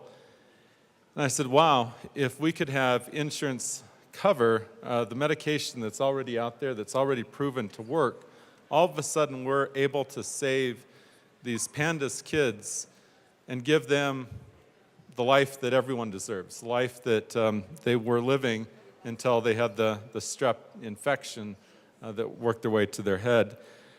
And when you have that technology that's out there, as far as a pharmaceutical drug, that is something that we can't turn our back on and say, well, let's just treat it with something that's ineffective until the point of no return passes, and then you're left with someone who has severe obsessive compulsive disorders, tic disorders, or both suddenly appear following the strep infections, along with scarlet fever or strep throat being long-term. And the side effects of the OCD side is very much real, that you'll see them fall into such a psychotic state that they may even stop eating. They may become paranoid about those that are around them, about who they can trust or not trust. All this from an infection that actually causes basically the neurons to not quite meet within their head to reason correctly. And yet we have the pharmaceutical that can prevent this. But you have to act quickly. And when you're faced with denials, you're told, we want you to go through different standard things like a spinal tap and different batteries of tests that doctors know are ineffective, but they may be cheaper than the current drug that's on the market. Time is of the essence. And if you get past that point in time, and I'm not an expert, but then it becomes permanent, and these PANDAS kids are then lost forever. And what I don't like about that is we've put these kids on a path that, quite frankly, a lot of them end up being wards of the state at the end because of the sheer costs to then treat them, all when we could have intervened ahead of time for a relatively low cost, anywhere from $20,000 to $100,000 for the full set of treatments. And of course, weight is very much dependent. But it's important to look at the full ramification. And that's why I'm going to be a full yes vote, a strong yes vote on this bill. I want to thank the sponsors for bringing this bill. It's important that we look at the full costs on the taxpayers, but also look at being able to save some lives, because we need more productive citizens. We need citizens to contribute to our society, and who knows, they may be the next Nobel Prize laureate. Thank you.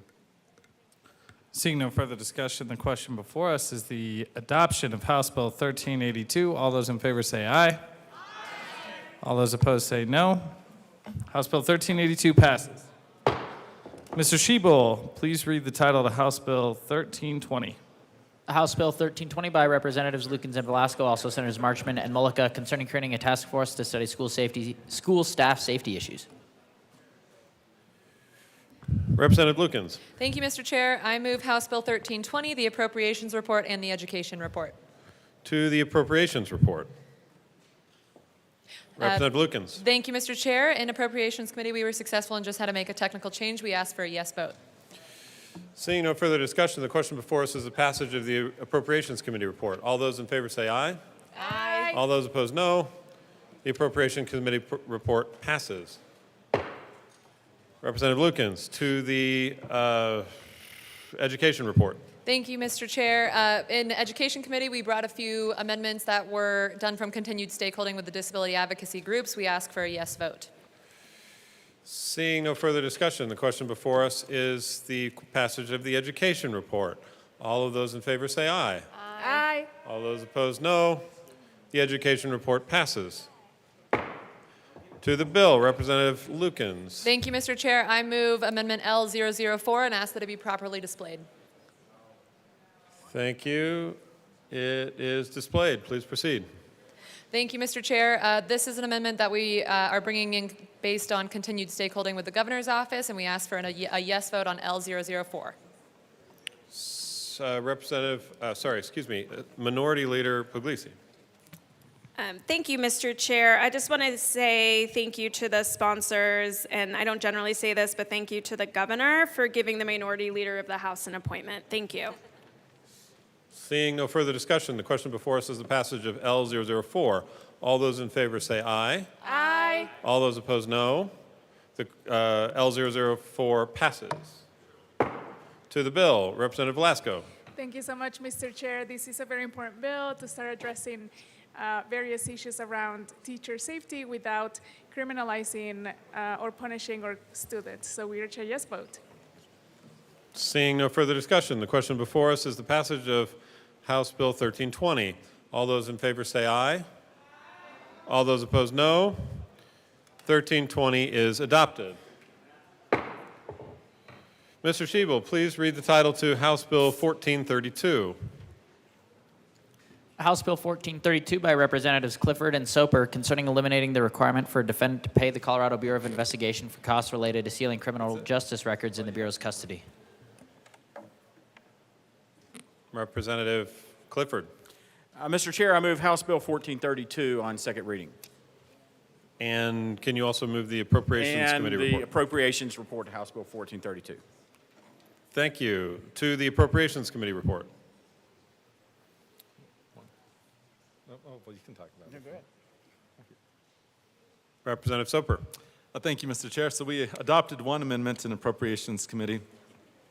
And what this amendment did is, it appropriated some money to be able to pay what would have been the fee so that we can remove the CBI sealing fee. Seeing no further discussion, the question before us is the adoption of the Appropriations Committee report. All those in favor say aye. Aye. All those opposed, no. The Appropriations Committee report is adopted.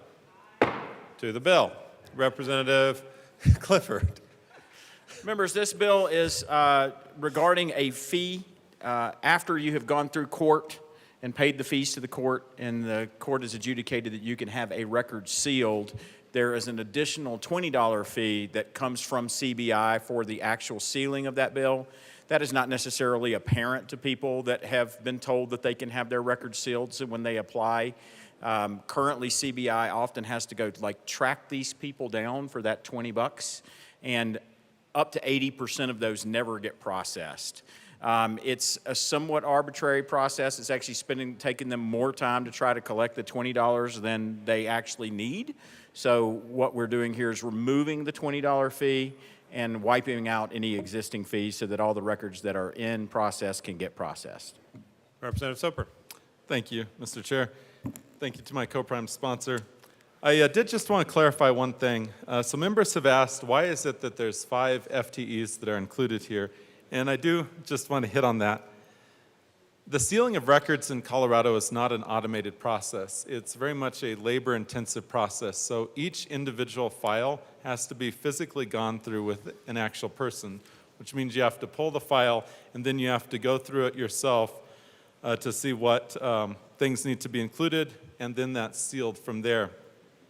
Because of the sheer volume of files that need to be sealed, that's why 5 FTEs are included in this particular bill.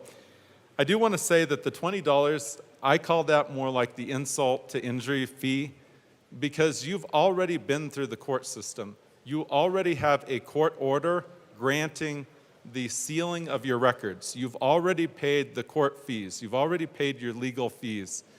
And then all of a sudden, you think that your records have been sealed, but they haven't been, because you have to pay this remaining $20 fee to CBI, which is to actually seal, and that should have already been taken care of with all the other fees that you've been paying to judiciary.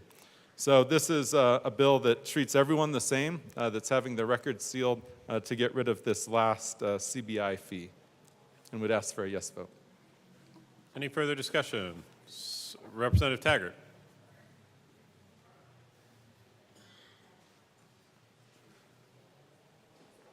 Thank you, Mr. Chair.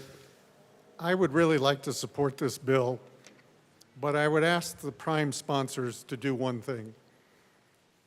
If it takes 5 people and then more people later on, could we go back to the department and find out what it would cost to modify software to do this, and try to get that in place within a 12 or 14-month period? Because I just don't buy the fact that we have to add 5 people on a continual basis for something that we're not adding, we're actually pulling back a need. It's just counterintuitive. And I want to support this, but I hope before we get to thirds on this, we could ask the department and the Joint Technology Committee or the Office of Technology in the governor's office, what would it take to just upgrade the software to do this? Thank you. Representative Weissman.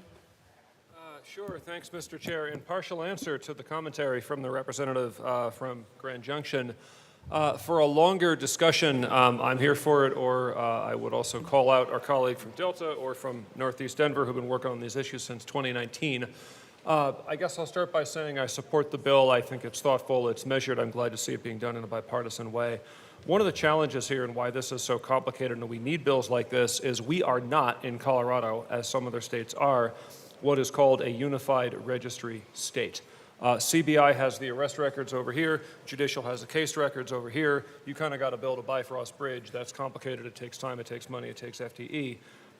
It would be an IT capital project involving the work of JTC and JBC and years to move to a unified registry state. There is model legislation out there from ULC called something like the Uniform Criminal Records Accuracy Act, which is in part but not in its entirety calling for a unified registry. This is my last session here. You, sir, are probably coming back. Others are as well. I guess this is me dropping a pin for future consideration of these issues. In the meantime, I'm a yes on 1432. We all should be. Representative Clifford. To the representative, I had a very similar question in the very first conversation that we had about this bill, and I learned that between our youth courts, our drug courts, our municipal courts, our district courts, they all have very different reporting requirements, some of which get delivered to CBI in paper form. It's just not technically possible to turn this into just a completely automated process. And believe it or not, when we kind of boiled it down, 5 FTEs sounded pretty reasonable to me. So that's the answer I have for you. Seeing no further discussion, the question before us is a passage of House Bill 1432. All those in favor say aye. All those opposed, no. House Bill 1432 passes. Mr. Schiebel, please read the title to House Bill 241283. House Bill 1283 by Representatives Wilford and Marvin, also Senator Mullica, concerning a requirement that the Secretary of State review a campaign finance complaint that arises out of a municipal campaign finance matter under certain circumstances. Representative Wilford. Thank you, Mr. Chair. I move House Bill 1283 and the State Civic, Military, and Veterans Affairs Committee report. Representative Marvin, Representative Wilford, can you please move the appropriations report as well? Yes, I apologize. Let me start over. I move House Bill 1283 as well as the State Affairs Committee report and the Appropriations Committee report. Thank you. To the appropriations report. Thank you, Mr. Chair. We went and visited with the Appropriations Committee and they appropriated us some money. We'd ask for an aye vote. Seeing no further discussion, the question before us is the passage of the Appropriations Committee report. All those in favor say aye. Aye. All those opposed, no. The ayes have it. Appropriations report is passed. To the State Civic, Military, and Veterans Affairs report. Representative Wilford.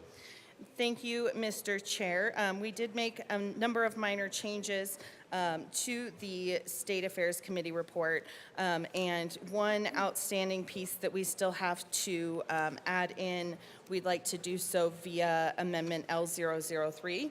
With that, I move Amendment L003 to the committee report and ask that it be displayed. 1 second.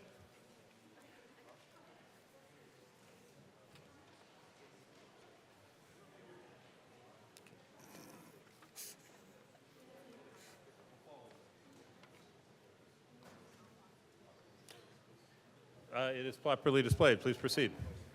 Thank you, Mr. Chair. This amendment simply inserts one word in the bill to include reasonably. So give me just a moment and I'll explain to you exactly where it goes.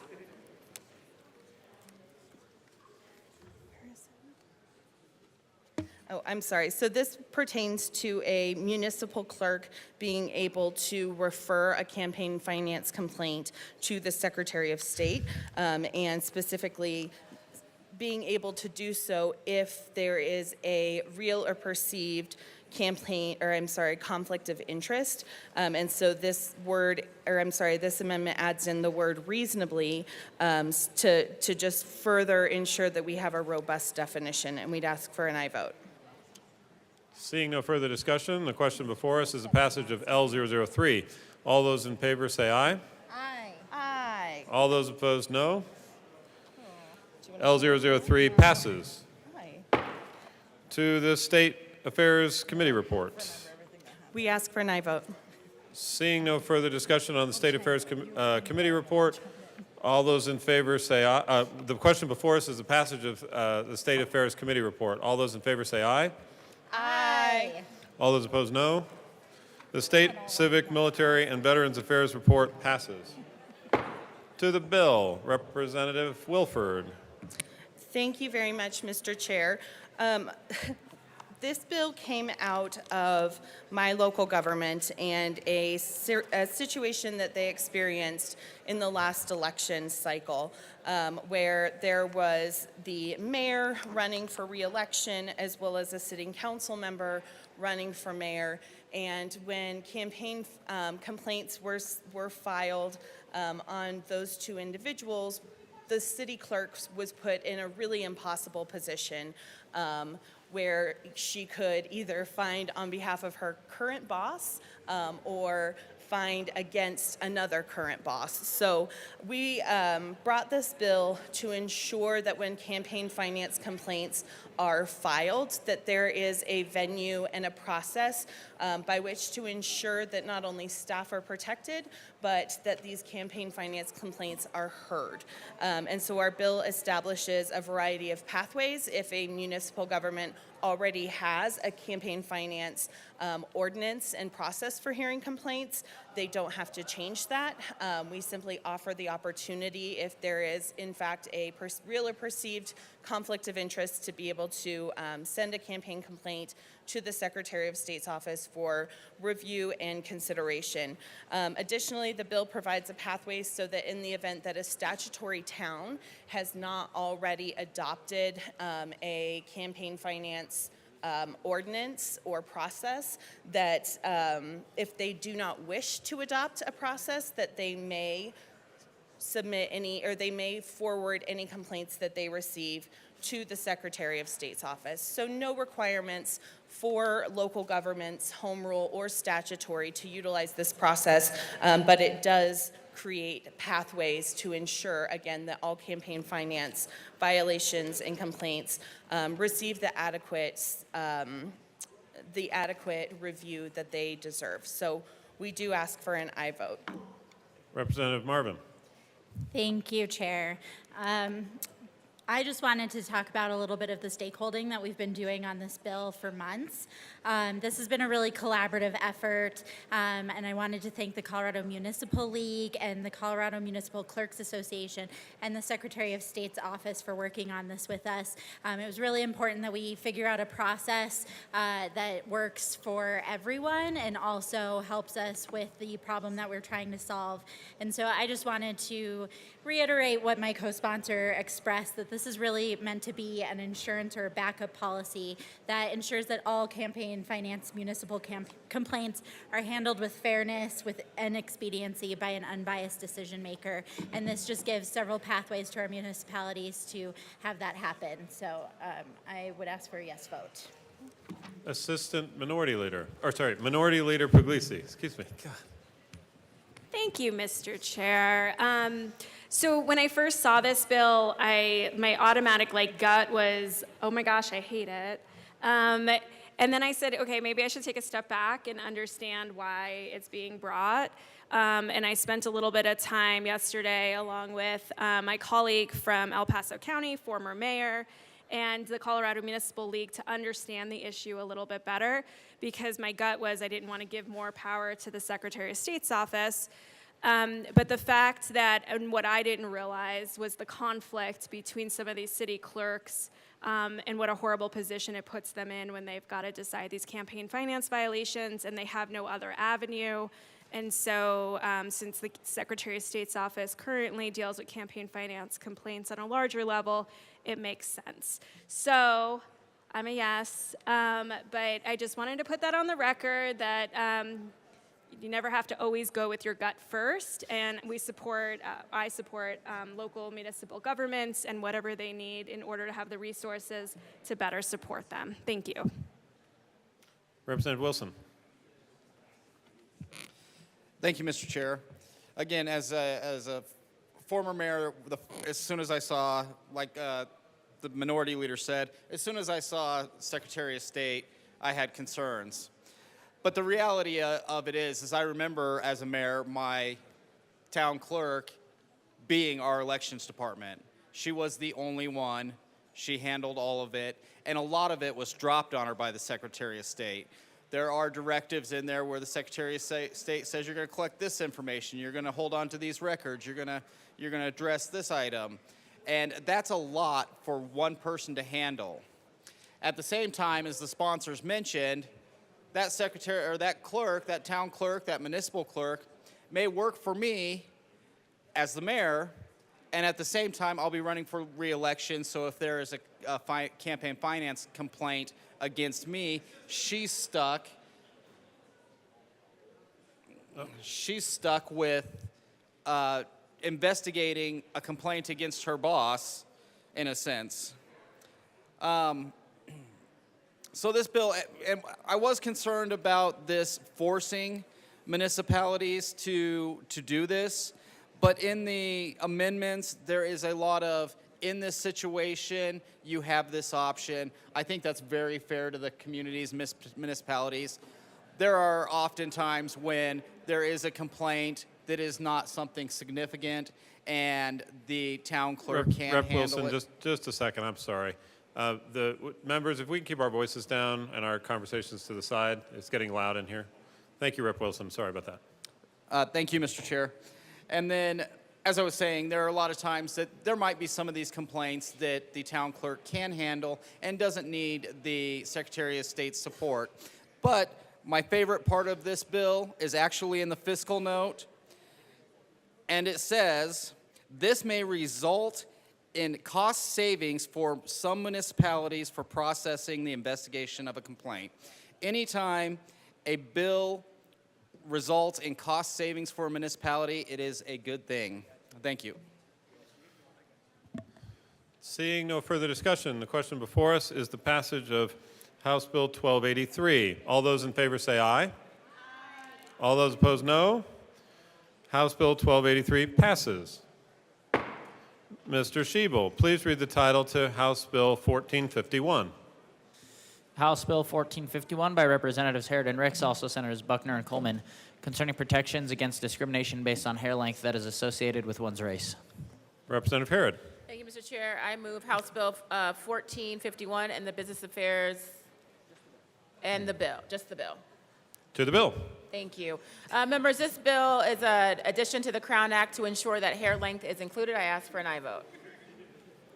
Representative Ricks. Yeah, members, I'm proud to be here with Rep. Harrod on this bill. Basically, we're looking to ensure that hair length is not a reason for discrimination here in Colorado, and we ask for your yes vote. Further discussion, Representative Soper. Thank you, Mr. Chair. I do want a clarifying question from the sponsors, because recently I've been told by members, yeah, that's what I'm concerned about, is that, for members who are losing their hair, this bill doesn't protect them. And when they're teased, I feel like they ought to be included in this bill. Representative Harrod. Thank you, Mr. Chair. Well, first, I do want to say that this is a very serious issue for Black and people of color. And so while I understand that we play, it's not just about teasing. It is offensive and harmful when we are judged or have to change our hair based on our ethnicity and the way that our hair grows out of our heads. However, to answer your very real question, though, Representative Soper, it does not protect baldness. We cannot help your genetics. And we are sorry, though. We apologize for the world that it has not quite grown in. However, we do know there's help available if you need it. We ask for an aye vote. Seeing no further discussion, the question before us is the passage of House Bill 1451. All those in favor say aye. All those opposed, no. House Bill 1451 passes. Mr. Schiebel, please read the title to House Bill 1371. House Bill 1371 by Representatives Hartsook and Lukens, also Senators Fields and Gardner, concerning regulation of massage facilities by local governments in accordance with statewide requirements and in connection therewith requiring a local government to designate a licensing authority for massage facilities and requiring criminal background checks for massage facility operators, owners, and employees. Representative Lukens. Thank you, Mr. Chair. I move House Bill 1371 and the THLG committee report. To the committee report. Representative Lukens. Thank you, Mr. Chair. I move L003 to the committee report and ask that it be properly displayed. Give us a second.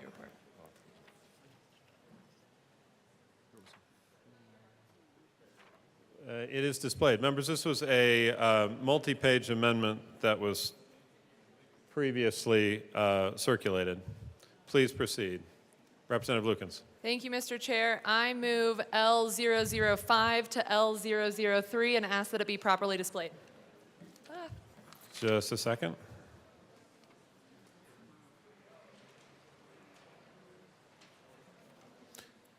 Thank you. It is It is displayed. Representative Lukens. Thank you, Mr. Chair. L005 is a typo change from our drafter. We ask for a yes vote on L005. Seeing no further discussion, the question before us is the passage of L005. All those in favor say aye. Aye. All those opposed, no. L005 passes.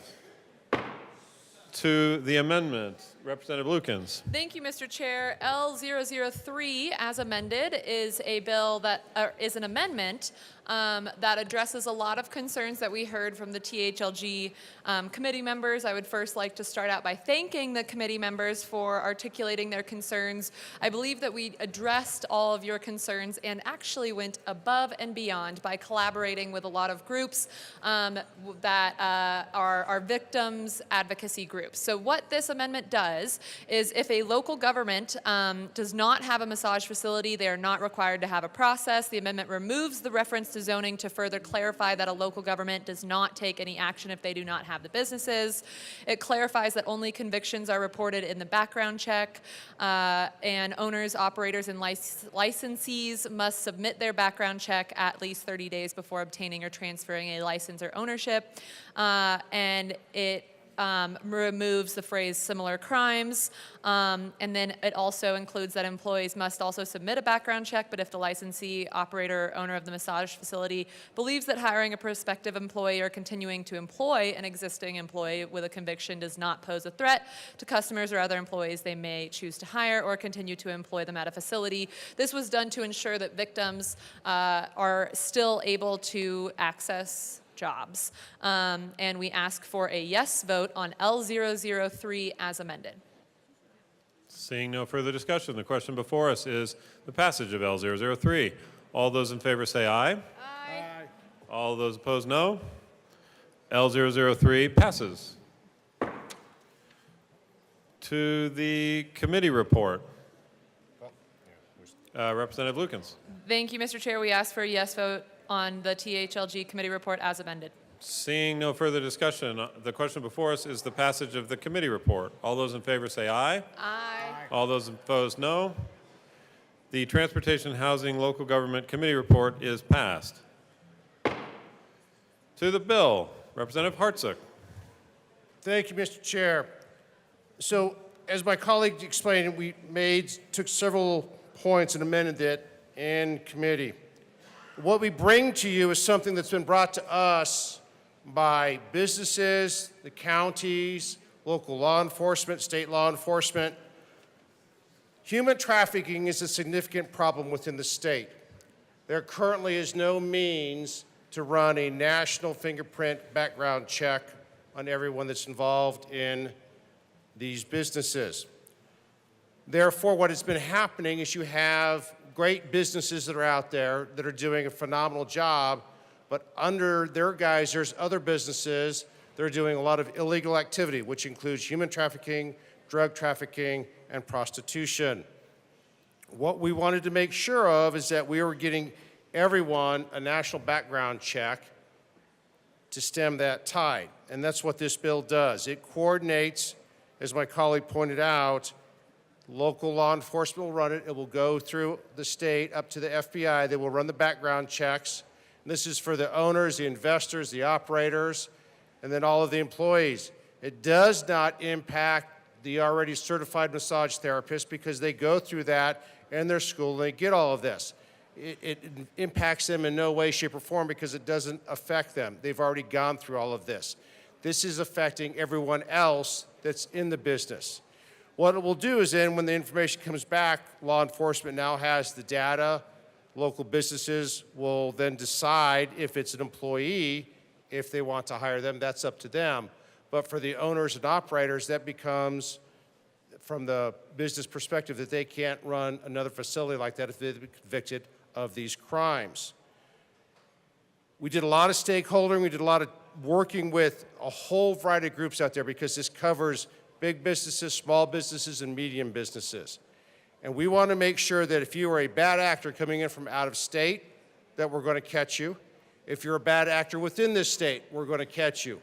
And at the same time, if you're a great legitimate business that is serving the citizens, doing a great job out there, that you go through this and you continue with your business and making money and serving the public. We will request an aye vote on 1371. Thank you.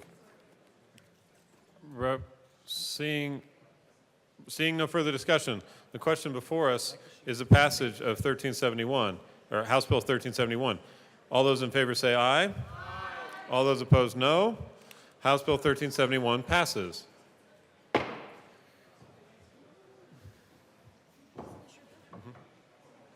Mr. Schiebel, please read the title to House Bill 1326. House Bill 1326 by Representatives Ricks and Brown, also Senators Smallwood and Zenzinger, concerning continuation under the sunset law of the licensing of certain games of chance, including bingo, and in connection therewith, implementing the recommendations of the 2023 Sunset Report of the Department of Regulatory Agencies. Who would like to proceed? Representative Ricks. Hi, Madam Chair. I move the Appropriations Report, the State Civic, Military, and Veteran Affairs Committee Report, and House Bill 1326. Thank you, Representative Ricks. You are missing one report. And the Finance Report also. All right. To the Appropriations Committee report. In appropriations, we had money allocated for bingo. In addition to that, we passed an amendment in appropriations as well. Members, the motion before us is the adoption of the Appropriations Committee report. All those in favor say aye. All those opposed, no. The Appropriations Committee report is adopted. To the Finance Committee report. Representative Ricks. Yes, Madam Chair, so members, what we did in finance was to look over bingo to determine where the funds for bingo would come from, which is based on the license fees that come out of bingo. And the bill passed out of committee. We ask for your yes vote. Members, the motion before us is the adoption of the Finance Committee report. All those in favor say aye. All those opposed, no. And the Finance Committee report is adopted. To the State Civic, Military, and Veterans Affairs report, Representative Brown. Thank you, Madam Chair. We move L005 and ask that it be displayed. Members, there is an amendment before us. That is properly displayed. Please proceed, Representative Brown. Yes. Oh, yes. Thank you, Madam Chair. This amendment adds a word. It was identified as potentially missing. It just clarifies that these are paper games. It's actually already referenced within the bill, but for clarity, we're adding it one more time. And we ask for an aye vote. Is there further discussion on Amendment L5? Seeing none, the question before us is the adoption of Amendment L5 to the State Civic, Military, and Veterans Affairs Committee report. All those in favor say aye. Aye. All those opposed, no. The amendment is adopted. To the committee report, Representative Brown. We ask for an aye vote on the committee report. Is there further discussion on the committee report? Seeing none, the question before us is the adoption of the State Affairs report. All those in favor say aye. All those opposed, no. The State Affairs Committee report is adopted. To the bill, Representative Ricks. Thank you, Madam Chair. Members, this is a sunset review bill for bingo. And bingo plays a very, very important role in our state when it comes to charitable organizations. Your local baseball teams, your girls' gymnastic teams, for seniors and their organizations, and in so many, many different capacity. This is a way that these organizations are able to raise money for their causes, and it plays a big role. The Sunset Review looked at the effectiveness of bingo, looked at the advisory board that has been set up for bingo, and we were able to make some changes to ensure that the Secretary of State office, who has the compliance and the licensing authority over bingo, will work well with the bingo industry. So we're able to set up a board that will meet, several times a year. We put in place rules of engagement on how they respond to each other and how ideas and suggestions for bingo can come forward when there are issues. And we were basically trying to set this up for success. Along with this, we also brought forth some provisions for a strip bingo game.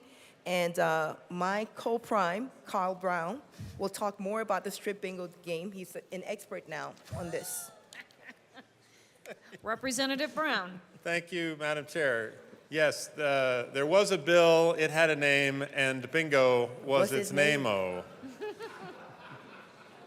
This bill, so bingo, as many of you know, bingo, charitable gaming and bingo is actually written into the Colorado Constitution.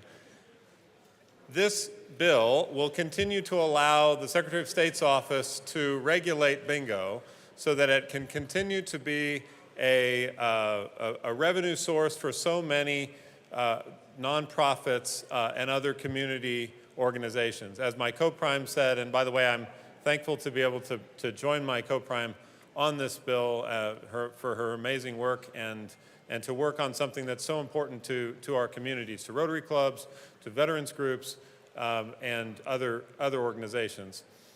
In this bill, as my co-prime mentioned, we include a new definition of a game known as strip bingo. I promise you it is just a game that we play on paper with markers. It is horizontal bingo. It is a more exciting version of bingo to many people, and this allows us to regulate that game and to allow it to people in the bingo industry to innovate. So with that, we'll ask for an aye vote, and thank you for your attention. Vote yes.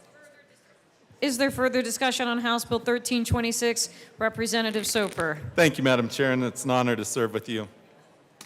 And an honor to serve with you. Members, I think it's entirely inappropriate that we support strip bingo. That's why when I heard this bill in committee, I asked specifically why it was that in current statute it says a bingo strip card game, and all we are stripping out of statute is the word card. So now it reads a strip bingo game. I mean, as a Puritan from the Western Slope, I have to raise this issue that the word card is incredibly important here to clarify that we're not just talking about strip bingo, we're talking about a strip bingo card game. And card, I believe, is the essential word that needs to be there to not have this game be offensive to certain Coloradans, and I do not believe we should be passing laws that are offensive to anyone. We should be inclusive, and we should have family-friendly bingo. Is there further comment on House Bill 1326? Representative Brown. Thank you, Representative Soper. You know, I really appreciate your commitment to making sure that this game is, that we're talking about cards, and that's what we're talking about. So, you know, I hope that what we've done in the amendments reflects the kind of values that you have in Western Colorado. So, thank you. Representative Armagost. Thank you, Madam Chair. I'm not here to talk about horizontal strip bingo. I am simply wanting to reinforce the good and the need for the gaming licenses in bingo.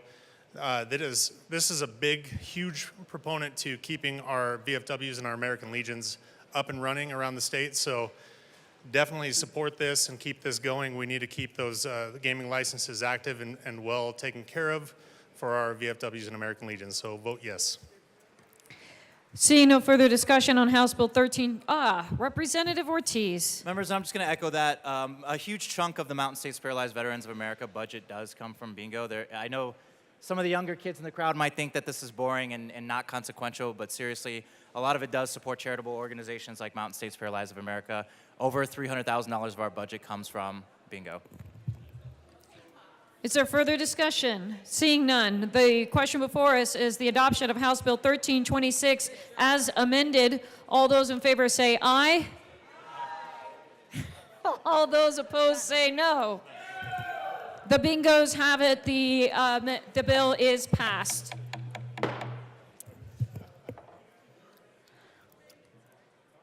Madam Majority Leader. Thank you, Madam Chair. I move the committee rise and report.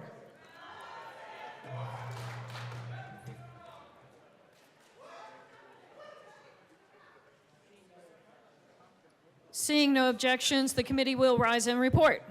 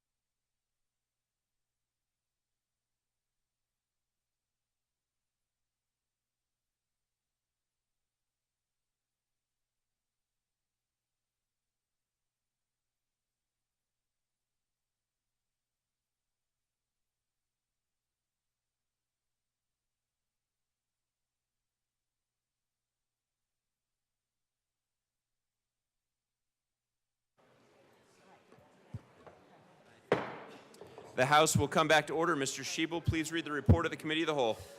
Mr. Speaker Pro Tem, your Committee of the Whole begs leave to report as under consideration the following attached bills being the second reading thereof and making the following recommendations thereon.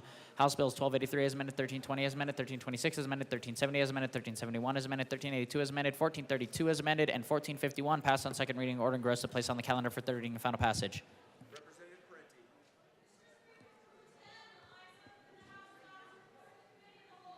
You have heard the motion. There is one amendment at the desk. Mr. Schiebel, please read the DeGraff amendment to the report of the Committee of the Whole. Representative DeGraff moved to amend the report of the Committee of the Whole to reverse the action taken by the committee in not adopting the following DeGraff Amendment L22 to House Bill 1370 to show that said amendment passed, that House Bill 1370 as amended passed.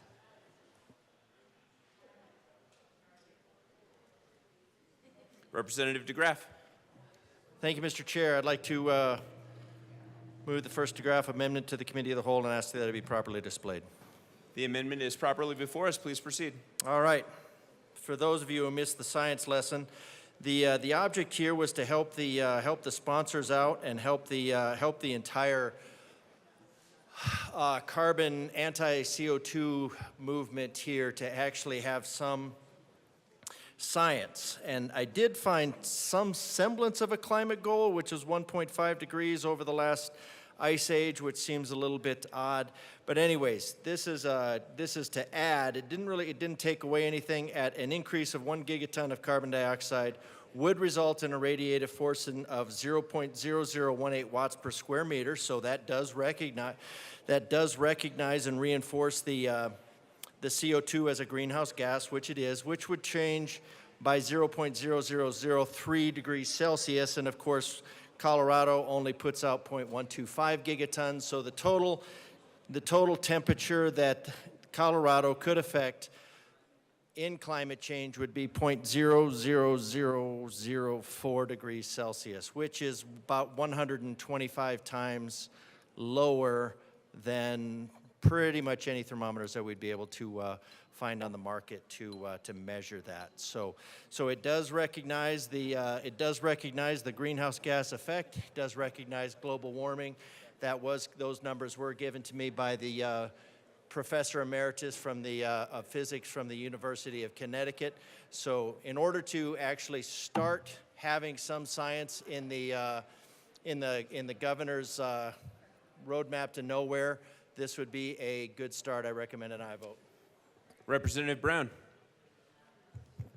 Thank you, Mr. Speaker Pro Tem. And I just want to note that the amendment actually says radioactive forcing as opposed to radiative forcing. So there's a typo in the amendment because there is no such thing as radioactive forcing. I also would, for that reason and many others, like the climate crisis that we are in, I will ask for a no vote. Representative DeGraff. I'd like to thank my colleague for pointing that out. I'll just note that it was a direct copy from the Professor Emeritus of the University of Connecticut. So I will ask him, radioactive, and it doesn't, this bill, just so you know, does not dispute whether there's a climate crisis. And so that's kind of a misnomer all the time. So I'm actually neutral on that. I made it very clear that CO2 is a greenhouse gas. The point is, if there is a climate crisis looming, the trillions of dollars that we can put into that will affect that climate crisis. Let's just pretend there is a climate crisis looming and that the real thing to do would be to get back to pre-industrial ice age levels with famine and plague, because obviously that's better for humans.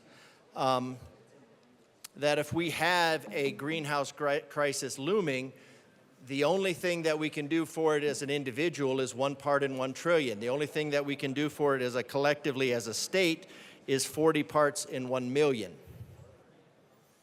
40 parts in 1 million as an entire state, at the cost of overall about $10,000 per person per year.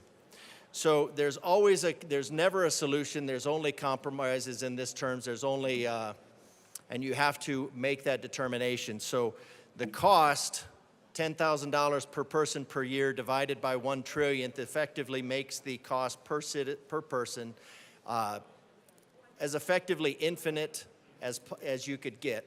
So again, it does not, I do appreciate my colleague not knowing anything about this, but it is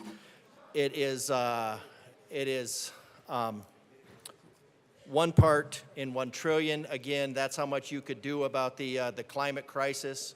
That'd be the equivalent of if you had a 100-foot tidal wave coming towards you, your options are either to shave 1.5 inches off the top or maybe take a helicopter to safety. So the options that we have in this looming climate crisis are to spend our time and do nothing effective,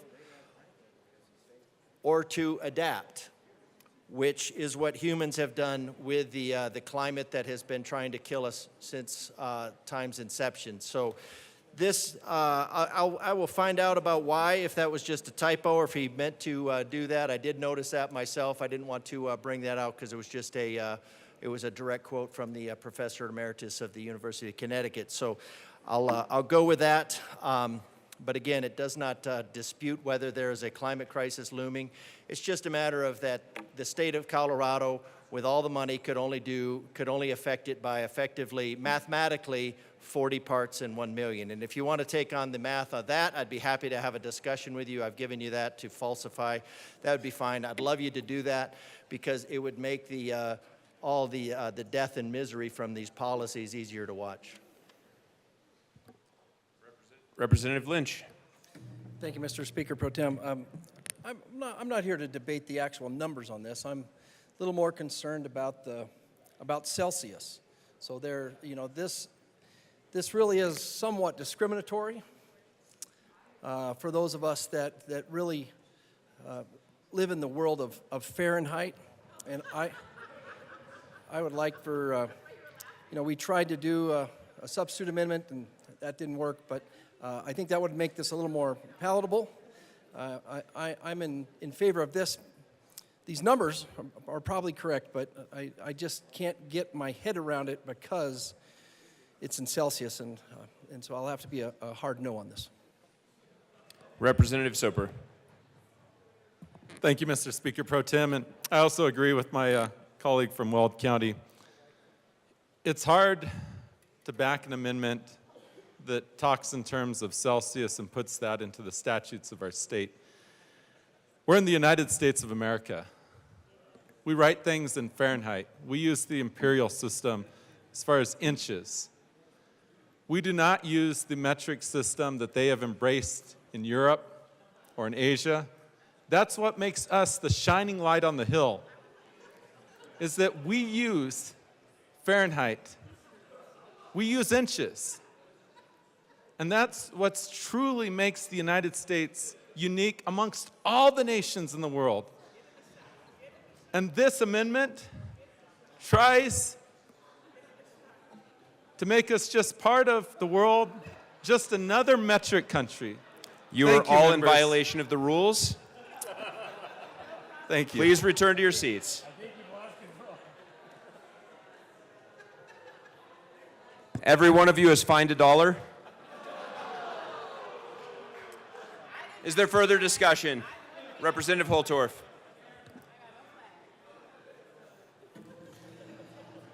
Thank you, Speaker Pro Tem, for getting control of this chamber in right order as I saw things spiraling out of control.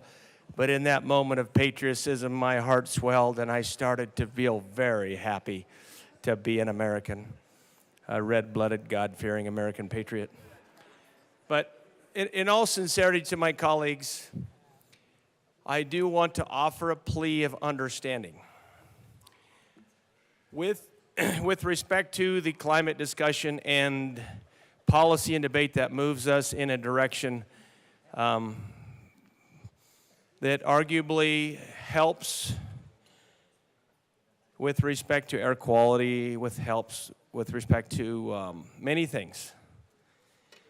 It is important that we understand as we take this journey needs to be slow, deliberate, tempered, guided by economics, guided by, thank you for paying my fine. Thank you for paying my fine. Guided by economics, and make sure that we put people first in this journey. Arguably, if we had micronuclear, if we had some other technology that's yet to be discovered that would provide endless energy with very low or no emissions, we would all benefit. All of humanity would benefit, and the earth would benefit. But until then, with respect to natural gas, I want people to understand, and I don't want to tell on one of my colleagues that was up here in the morning on the Jumbotron. I don't want to tell on the guy that had the soup that was sitting on a gas stove cooking, because he's a friend of mine. But he even understands the importance of, I think Representative Valdez knows who I'm talking about. Oh, dang, don't look. Anyway, I do want to understand that that journey has to be different for everybody. And there is a place for natural gas as an energy source. It is clean, it is low cost, and it has great value in rural Colorado.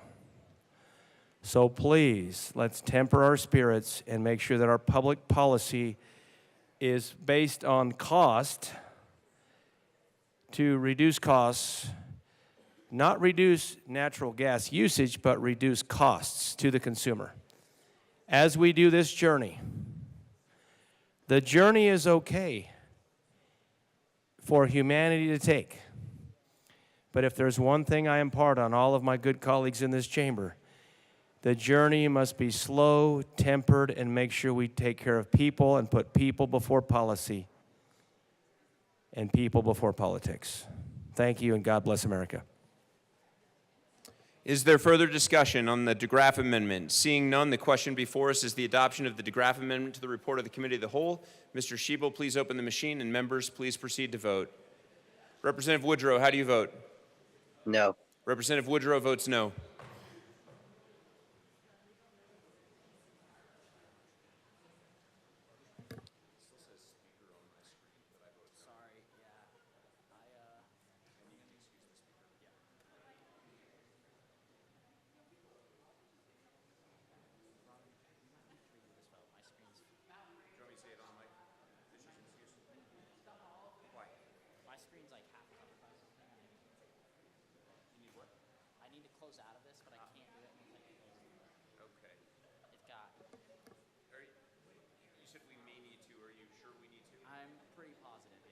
Okay, members, we're having a little bit of a hiccup with the system, so we're going to go ahead and close the machine and recast that vote.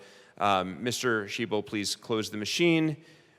This will not constitute the final vote. Please let me know. Is it ready to go? Okay, we're going to try that again. The question before us is the adoption of the DeGraff Amendment to the report of the Committee of the Whole. Mr. Schiebel, please open the machine, and members, please proceed to vote. Representative Woodrow, how do you vote? Yes. No. No on the amendment. Sorry. Representative Woodrow votes no. Okay, I vote no. The speaker is excused.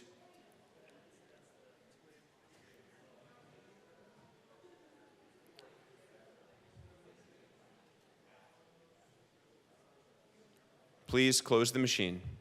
With 14 aye votes, 44 no votes, and 7 excused, the DeGraff Amendment is lost.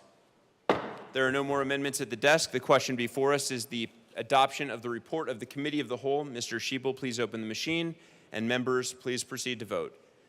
Representative Woodrow, how do you vote? Yes. Representative Woodrow votes yes. I vote yes.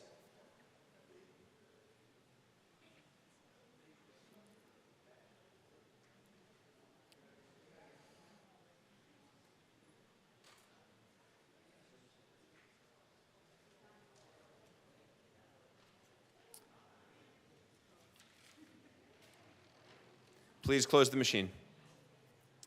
With 42 aye votes, 16 no votes, and 7 excused, the report of the Committee of the Whole is adopted.